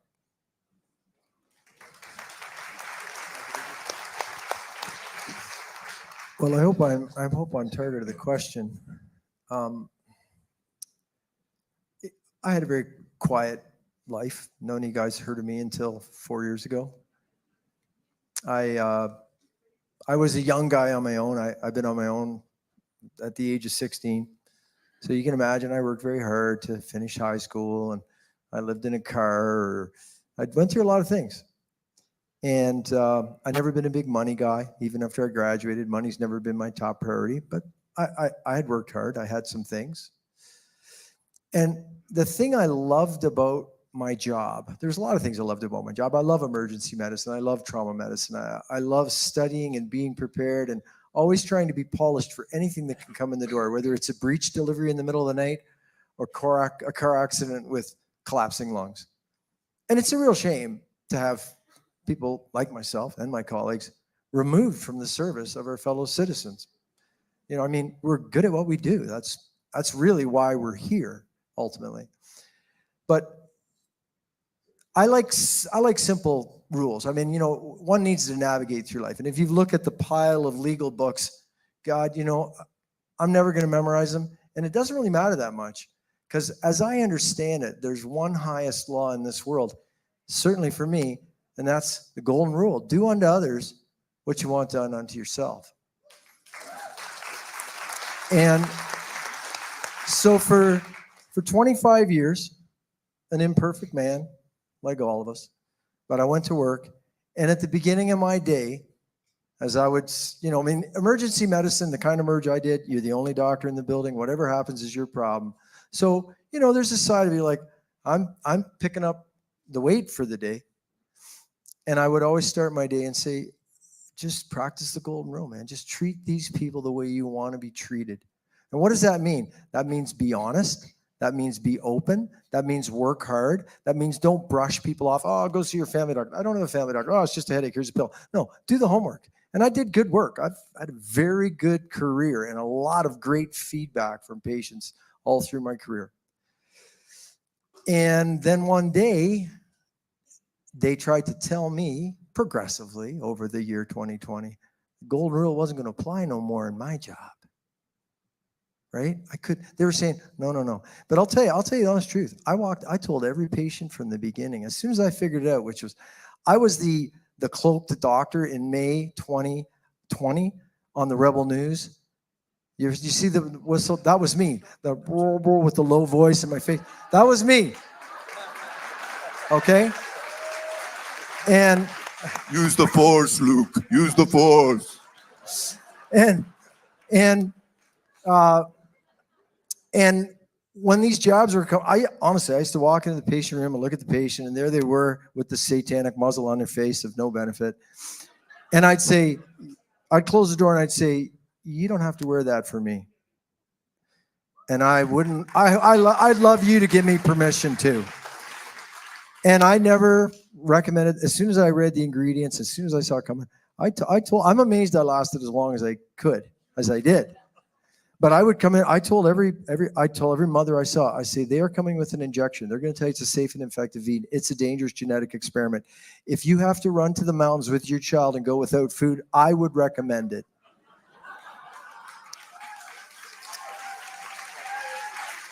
And when we got to the end of 2020, and I could see that they were literally getting ready to inject you folks with this stuff.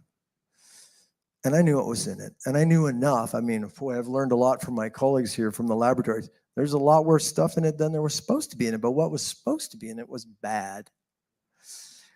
And another old saying came to my mind. And you know, I have to thank my mother. God bless her. She passed away in 2020. But which was, you cannot serve God and be a slave to money. And up until 2020, I could go to work and I could serve God and I could follow the golden rule. And even though I didn't chase the money, at the end of the month, I got enough money that was more than enough for a guy that used to live in a car to feed my family and even had a horse, right? My childhood dream. But at the end of 2020, I found repeatedly that came to my mind. You cannot serve God and be a slave to money. And that made the decision very simple. Didn't mean it was fun, giving up all my stuff. I loved my job, but it was very clearly the right thing to do. So I think a lot of these basic principles that have been given to us will carry us through this. So they have me. Dr. Makis. I came to Alberta very optimistic, very excited. And I remember there was a leader of the hospital in Manitoba who told me, be very careful. The politics in Alberta is completely different. I had no idea what they meant. I worked hard. I ran a cancer program in Edmonton at Cross Cancer Institute. 2 years later, my cancer program was sabotaged. They dragged me out with security and basically framed me with all kinds of bogus complaints. About 2 years after that, my lawyer tells me there's going to be a money offer on the table. AHS wants to give you money. I said, okay. And they put an offer on the table, $400,000 tax-free. I can give a copy of that document to anybody who wants it. I'm not supposed to, but I can, but I will. I had $400,000 put on the table, and they said, here's the money, tax-free, sign a non-disclosure agreement. You will never talk about what happened at your cancer center, that it was sabotaged. Take the money and go. And I actually told my lawyer, don't even respond. Don't respond. Let the $400,000 money offer run out. They gave me a week. The money offer ran out. Within 6 hours, within 6 business hours, I had a letter from the College of Physicians and Surgeons of Alberta saying we've launched a new investigation against you. And then I had lawyers tell me, we will never let you practice medicine again until you sign that deal. We will wage a war of attrition against your family because we have unlimited money. There was an AHS lawyer, college lawyers that have told me this. They have unlimited money to wage a war against my family. And I said no. And my life has been a living hell ever since. That was 2017. In 2018, they tried to have me declared mentally unfit to practice medicine. Why? What was the reasoning? Because I filed a lawsuit against AHS for breach of contract and sabotaging my cancer program. That made me mentally unfit. So I've been fighting with AHS for a long time. I have seen things you people wouldn't believe, to quote Blade Runner 1982. I'm serious. I'm serious. I have seen things you wouldn't believe me if I told you. The level of corruption and fraud that goes on. My parents fled communism. Communist Czechoslovakia, 1988. I ended up in a United Nations refugee camp. That's where I learned English. That's why my English isn't perfect. My family fled communism to bring me to a better place, a better life. And Canada was that better place for a very, very long time. An amazing place. I don't know at this point if this country can be saved. And now I'm fighting for my children. And I could have left Alberta many times, but I love this province. This is an incredible province, beautiful province, rich province, amazing people. It is worth fighting for. And I fight for my kids. And I think you should fight for your kids. We can't lose this province.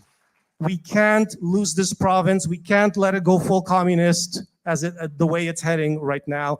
So the reason I'm telling you this, and I want to leave you with this, is support the MLAs that are doing the right thing. Support the leaders that are doing the right thing. Support Danielle Smith. Give her the support.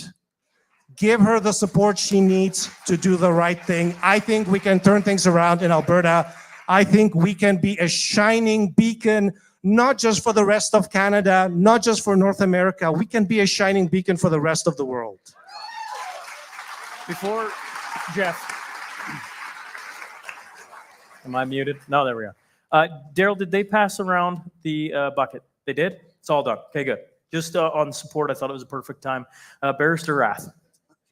Well, you laugh, but in fairness, I don't see all the constituencies doing this. So I think it's beyond, it's on us to support it and to show them that we care. Barrister Rath. One more slide that I wanted to speak to that came out of Dr. Payne's presentation earlier. And I think it illustrates the points that all of us have been talking about tonight. And they're referred to variously as either the rainbow graphs or the death spike graphs that were published by AHS. And what happened was that AHS was publishing all their data on their weekly dashboard. And all of a sudden, an international podcaster noticed, oh my goodness, look at this Alberta data that's published by AHS.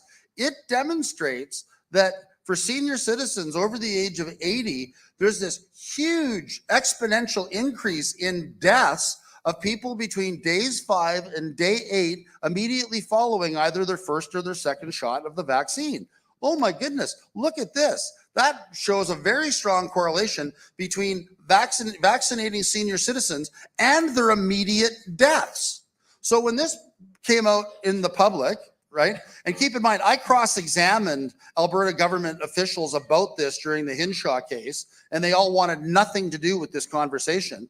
But what was the reaction of AHS to having it pointed out that their own data demonstrated a correlation that at the very least should have been investigated? It wasn't necessarily proof positive that they're killing senior citizens with the shots, but there was a very strong correlation that required investigation.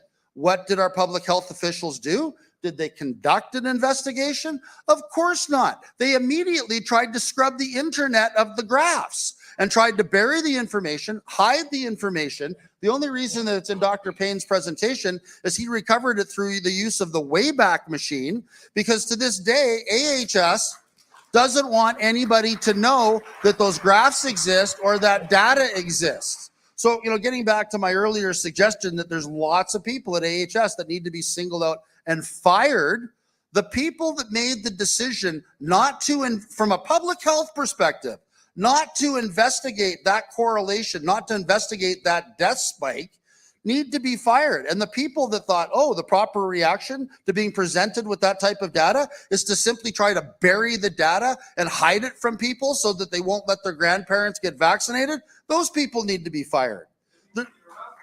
There are a lot of issues that still need to be dealt with in this province, including the fact, and I'll finish on this, that Cleveland Clinic study, again, that was referenced in various presentations tonight, showed a huge correlation between the more shots you get, the worse your health outcomes were, and the more likely you were to die. This isn't, the University of Botswana, Lower, Volta, or some, third world institution. This is the Cleveland Clinic. It's like the Mayo Clinic. It's a 51,000 person study. It was a high-powered study. Unlike a lot of other public health institutions, the Cleveland Clinic didn't fire their unvaccinated healthcare workers. They didn't fire their unvaccinated doctors, and they had this robust control group of about 15% of their staff that did not get vaccinated. That's the black line of unvaccinated people at the bottom that the Cleveland Clinic was able to follow. So given that one study, on the strength of that data derived from 51,000 people, Why is anybody in this province being forced to get these vaccines or being given these vaccines when clearly they're bad for your health and nobody should be taking them and the government should not be making them available? Byram Bridle. Dr. Bridle. Yeah, so Shaun, I appreciate the analogy you used, which was the military one, and how could we encourage Alberta as a province to be the first through the door, and what can we share from what we learned, what our experiences were. I'd say from my experience, it was very easy to do. It's not something to be to have trepidation about. I have a very supportive wife. I have 2 boys. One has Down syndrome. If you noticed, when I spoke out publicly, essentially when I let it rip, it was about the children, consistently about the children. That is where the risk-benefit analysis is the most extreme. I think these shots there needs to be a worldwide moratorium on these shots for people of all ages, but it is an extreme when it comes for children, and that's where I felt that, I had to speak up.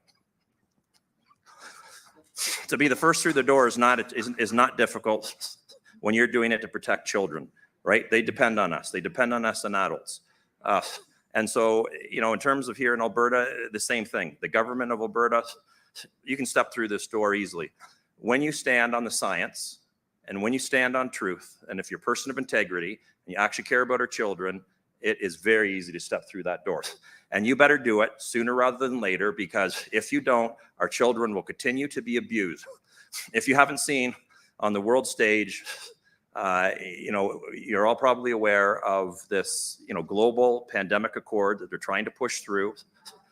They've shown us their hand. They're going to continue. I also don't know if you saw, there was a video released very recently where Teresa Tam and a bunch of other public health officers were having discussions what they thought were behind closed doors out of the public eyes. The thing that stood out to me in that was incredible, where Teresa Tam was basically saying that we are completely unprepared. And this whole idea of a pandemic preparedness, global pandemic accord, is all predicated on the fact that we were unprepared. Completely unprepared as a country to react and respond to COVID-19. And that's what she's saying about disease X coming up, or the bird flu, if they can amplify fear about that enough, right? That Canada remains unprepared. She has openly said, we've got lots of experience from COVID-19, but if it comes to something like the avian flu, we're not prepared for that, right? It's constantly that message that we're not prepared. And I can't emphasize this enough. We were prepared. As I always say, the reason why Canada appeared to be unprepared is because we took our well-constructed pandemic preparedness plans and threw them out at the declaration of this COVID-19 pandemic. We were prepared, and we still remain prepared. So when Teresa Tam tells the country we're not prepared and we got to come up with plans, those plans will include masking your children again, coercing them into shots, locking them down, not allowing them to go to school, not allowing them to interact with their friends, not allowing them to interact with a microbiological world, which they need to in order to develop proper health. And it's all going to happen all over again if the Alberta government does not step through the door again and do what's right on behalf of our children.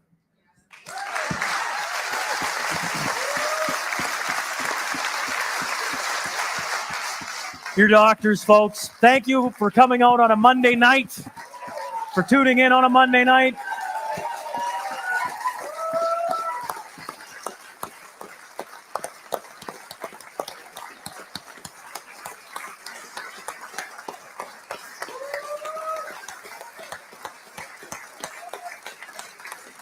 Thank you all again for coming out. Very good. Thank you so much.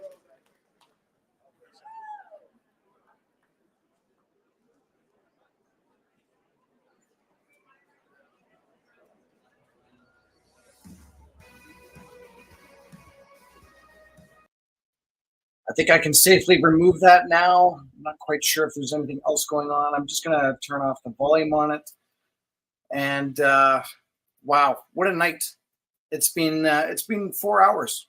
Anyways, literally four hours since I pressed start. Wow, a lot of information. How do you even digest all this stuff? So again, I just want to go back through. So the people that are probably watching this live, you probably just want me to shut up so you can go back and actually watch watch it again, because that's typically the way it is. If you're watching it live, you can't wait. You can't go back and watch until I'm actually done. But again, I did want to acknowledge a few people too, just the help again of the Calgary-Lougheed UCP MLA Eric Bouchard, Calgary-Lougheed UCP CA President Darrell Komick, and of course the whole chapter board there. Thank you to the Southside Victory Church for doing the production. So I did my part just to give it to you guys and some graphics, but they did everything else there. What a facility. We've done quite a few events there, and they're all professionals. I also want to thank all the doctors, Dr. David J. Speicher, Dr. Eric Payne, Dr. Jessica Rose, Dr. Byram Bridle, Dr. William Makis, Dr. Chris Shoemaker, Dr. Mark Trozzi, Mr. Jeffrey Rath, but as well as Mr. Dan Hartman, whose son Shaun was essentially murdered from the shots, and even Dr. Shoemaker said the exact same thing. And then we have a lot of other things that we're going to be talking about later on. Just to give you guys a heads up too, Dr. Modry, who is a good friend of mine, and of course was the APP CEO, wrote a paper, and actually I'm going to put the link in the comments. Now that the video is officially over, I can probably even share my stream. So if you guys don't mind waiting just an extra minute or two, I can probably get rid of this and add something else on that might be of interest for everybody here. I'm going to do this, and the window is going to be this one. There we go.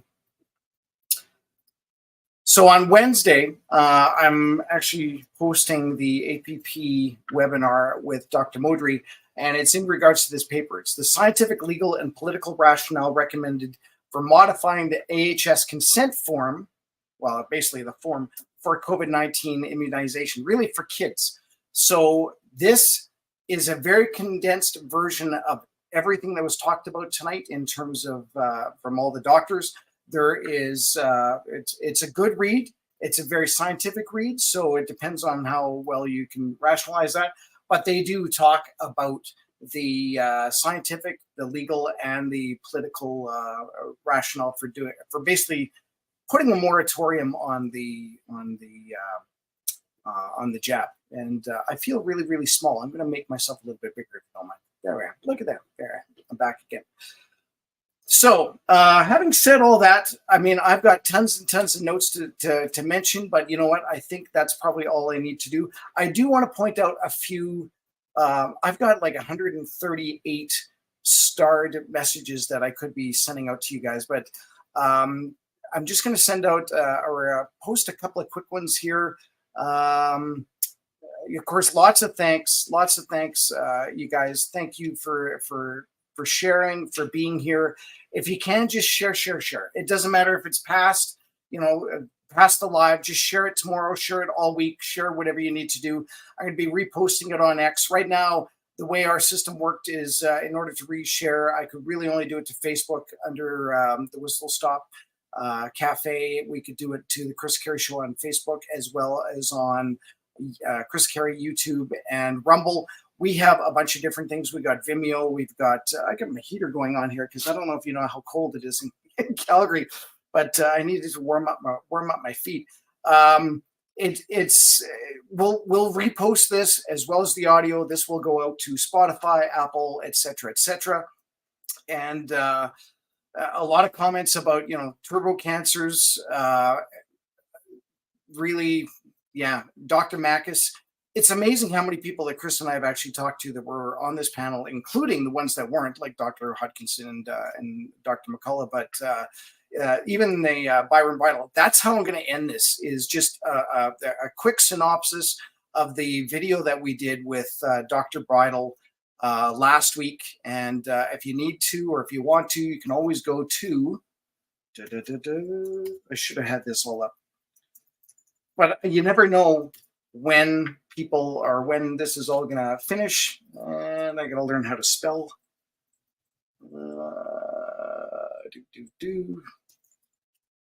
There we go. So what I want to do is just basically point this out to go on to, oh, now I got to make myself small again in order to make this work. There you go. Go to TheChris&KerryShow.com. And again, this was actually live streamed right on the website. I'm going to keep that there for a few days before I tuck it into the back and archive it. But it will be unedited right exactly as you see it right now. And so by all means, let people know where it is and go with that. The other thing I did want to mention too, because when we did come up with the idea to do this sort of thing, we wanted to tread lightly because we knew the UCP had already sent out or basically sold tickets, the actual live tickets. They've sold individual viewing tickets. So if you wanted to just watch it on your own at home, then that's great too. They also sold viewing parties. And my understanding was there was like 30 some odd parties, big events in Alberta, which probably held, probably between 40 and 100 people or something like that. But as was announced today, and I saw in my little comments, there were over 260 viewing parties. So even though the comment did come up somewhere in the comments, and I know it was later on, it was a really good comment about, here it is. Rich says, there are presently just over 230 people watching at this time. We need to bring the numbers way up. So you were probably watching it just on Facebook. That's what you could see. I saw it spike at like over 300. So not much more than that, but maybe, 60, 70 on different Facebook or the YouTube or Rumble. And I agree, there should have been 2,000 people watching this. But I think we're kind of shadow banned, and unless you actually went to the Chris Carey Show or to the Stop, you probably wouldn't have seen that this was even live. So that's where you guys need to come in. I've got 2 tasks for you. Share. That's what you need to do. And go to TheChris&KerryShow.com and make sure you share that stuff. And even if you want, I'm just going to go back to this because I've got you wherever I want you to be. I'm going to just tell you here. You can go to the episodes. These are our episodes for this year. And, obviously we've done a few episodes, but you can also just do a search and don't use the search button here. I'm still working on that. That just shows for merchandise, which we really don't have any. But you could just do a search for, let's say if I wanted to do a search for Makis. And here it shows two matches. So we've done 2 episodes with Dr. Makis. This one here was on April 11th, and another one was done with a press conference, and that was done in February. And I can tell that because that's just the way I name things by the date. So this is February 2nd of 2024.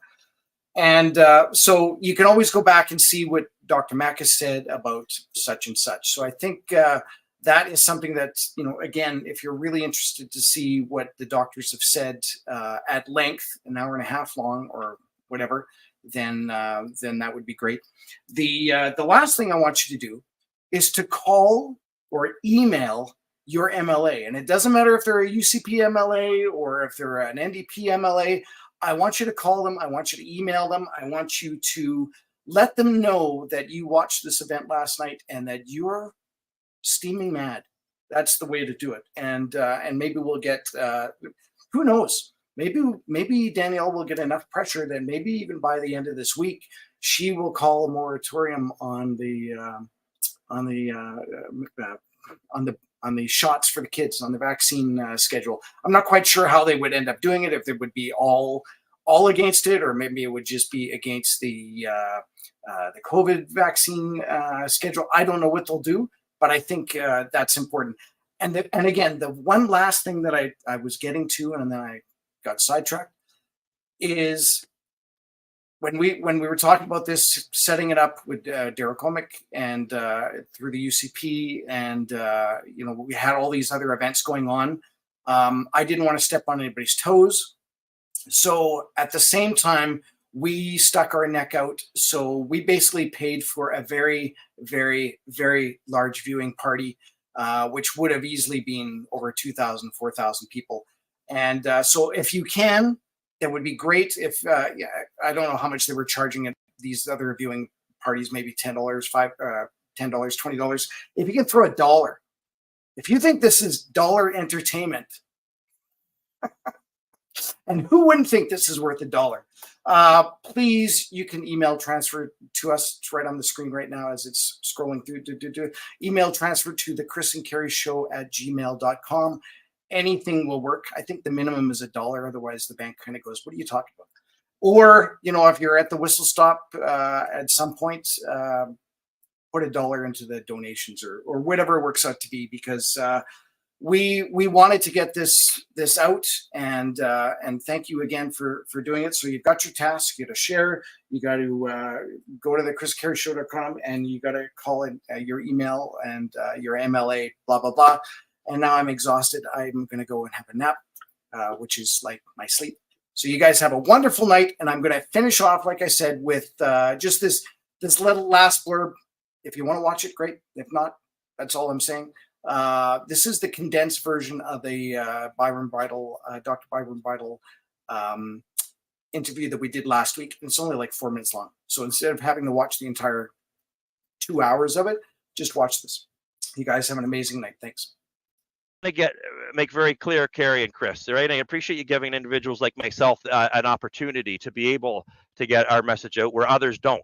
The very reason why I spoke up with my concerns early on was because I recognized that if this was screwed up, the entire field of vaccinology would be permanently harmed. The reason I will tell people why vaccine hesitancy has exploded, it's because of those very people. It's because they silenced people like me who were speaking the truth.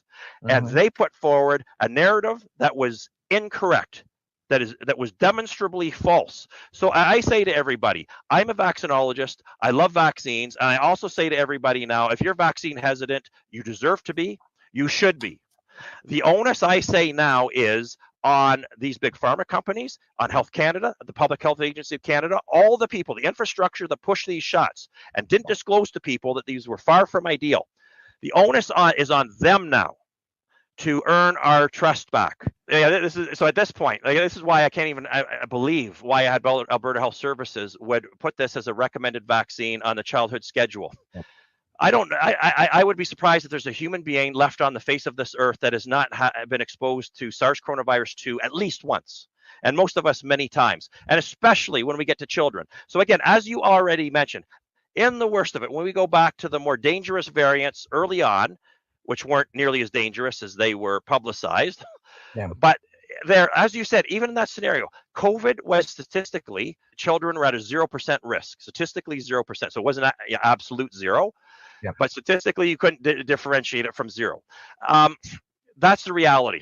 And of the children that were at risk, they were children that had known high-risk factors, like obesity. So a very limited number of children died, for example. But they were children, for example, they were morbidly obese. They had end-stage leukemia. Their immune systems were completely shot. They were at risk of dying from any infectious disease. We had children with multiple comorbidities.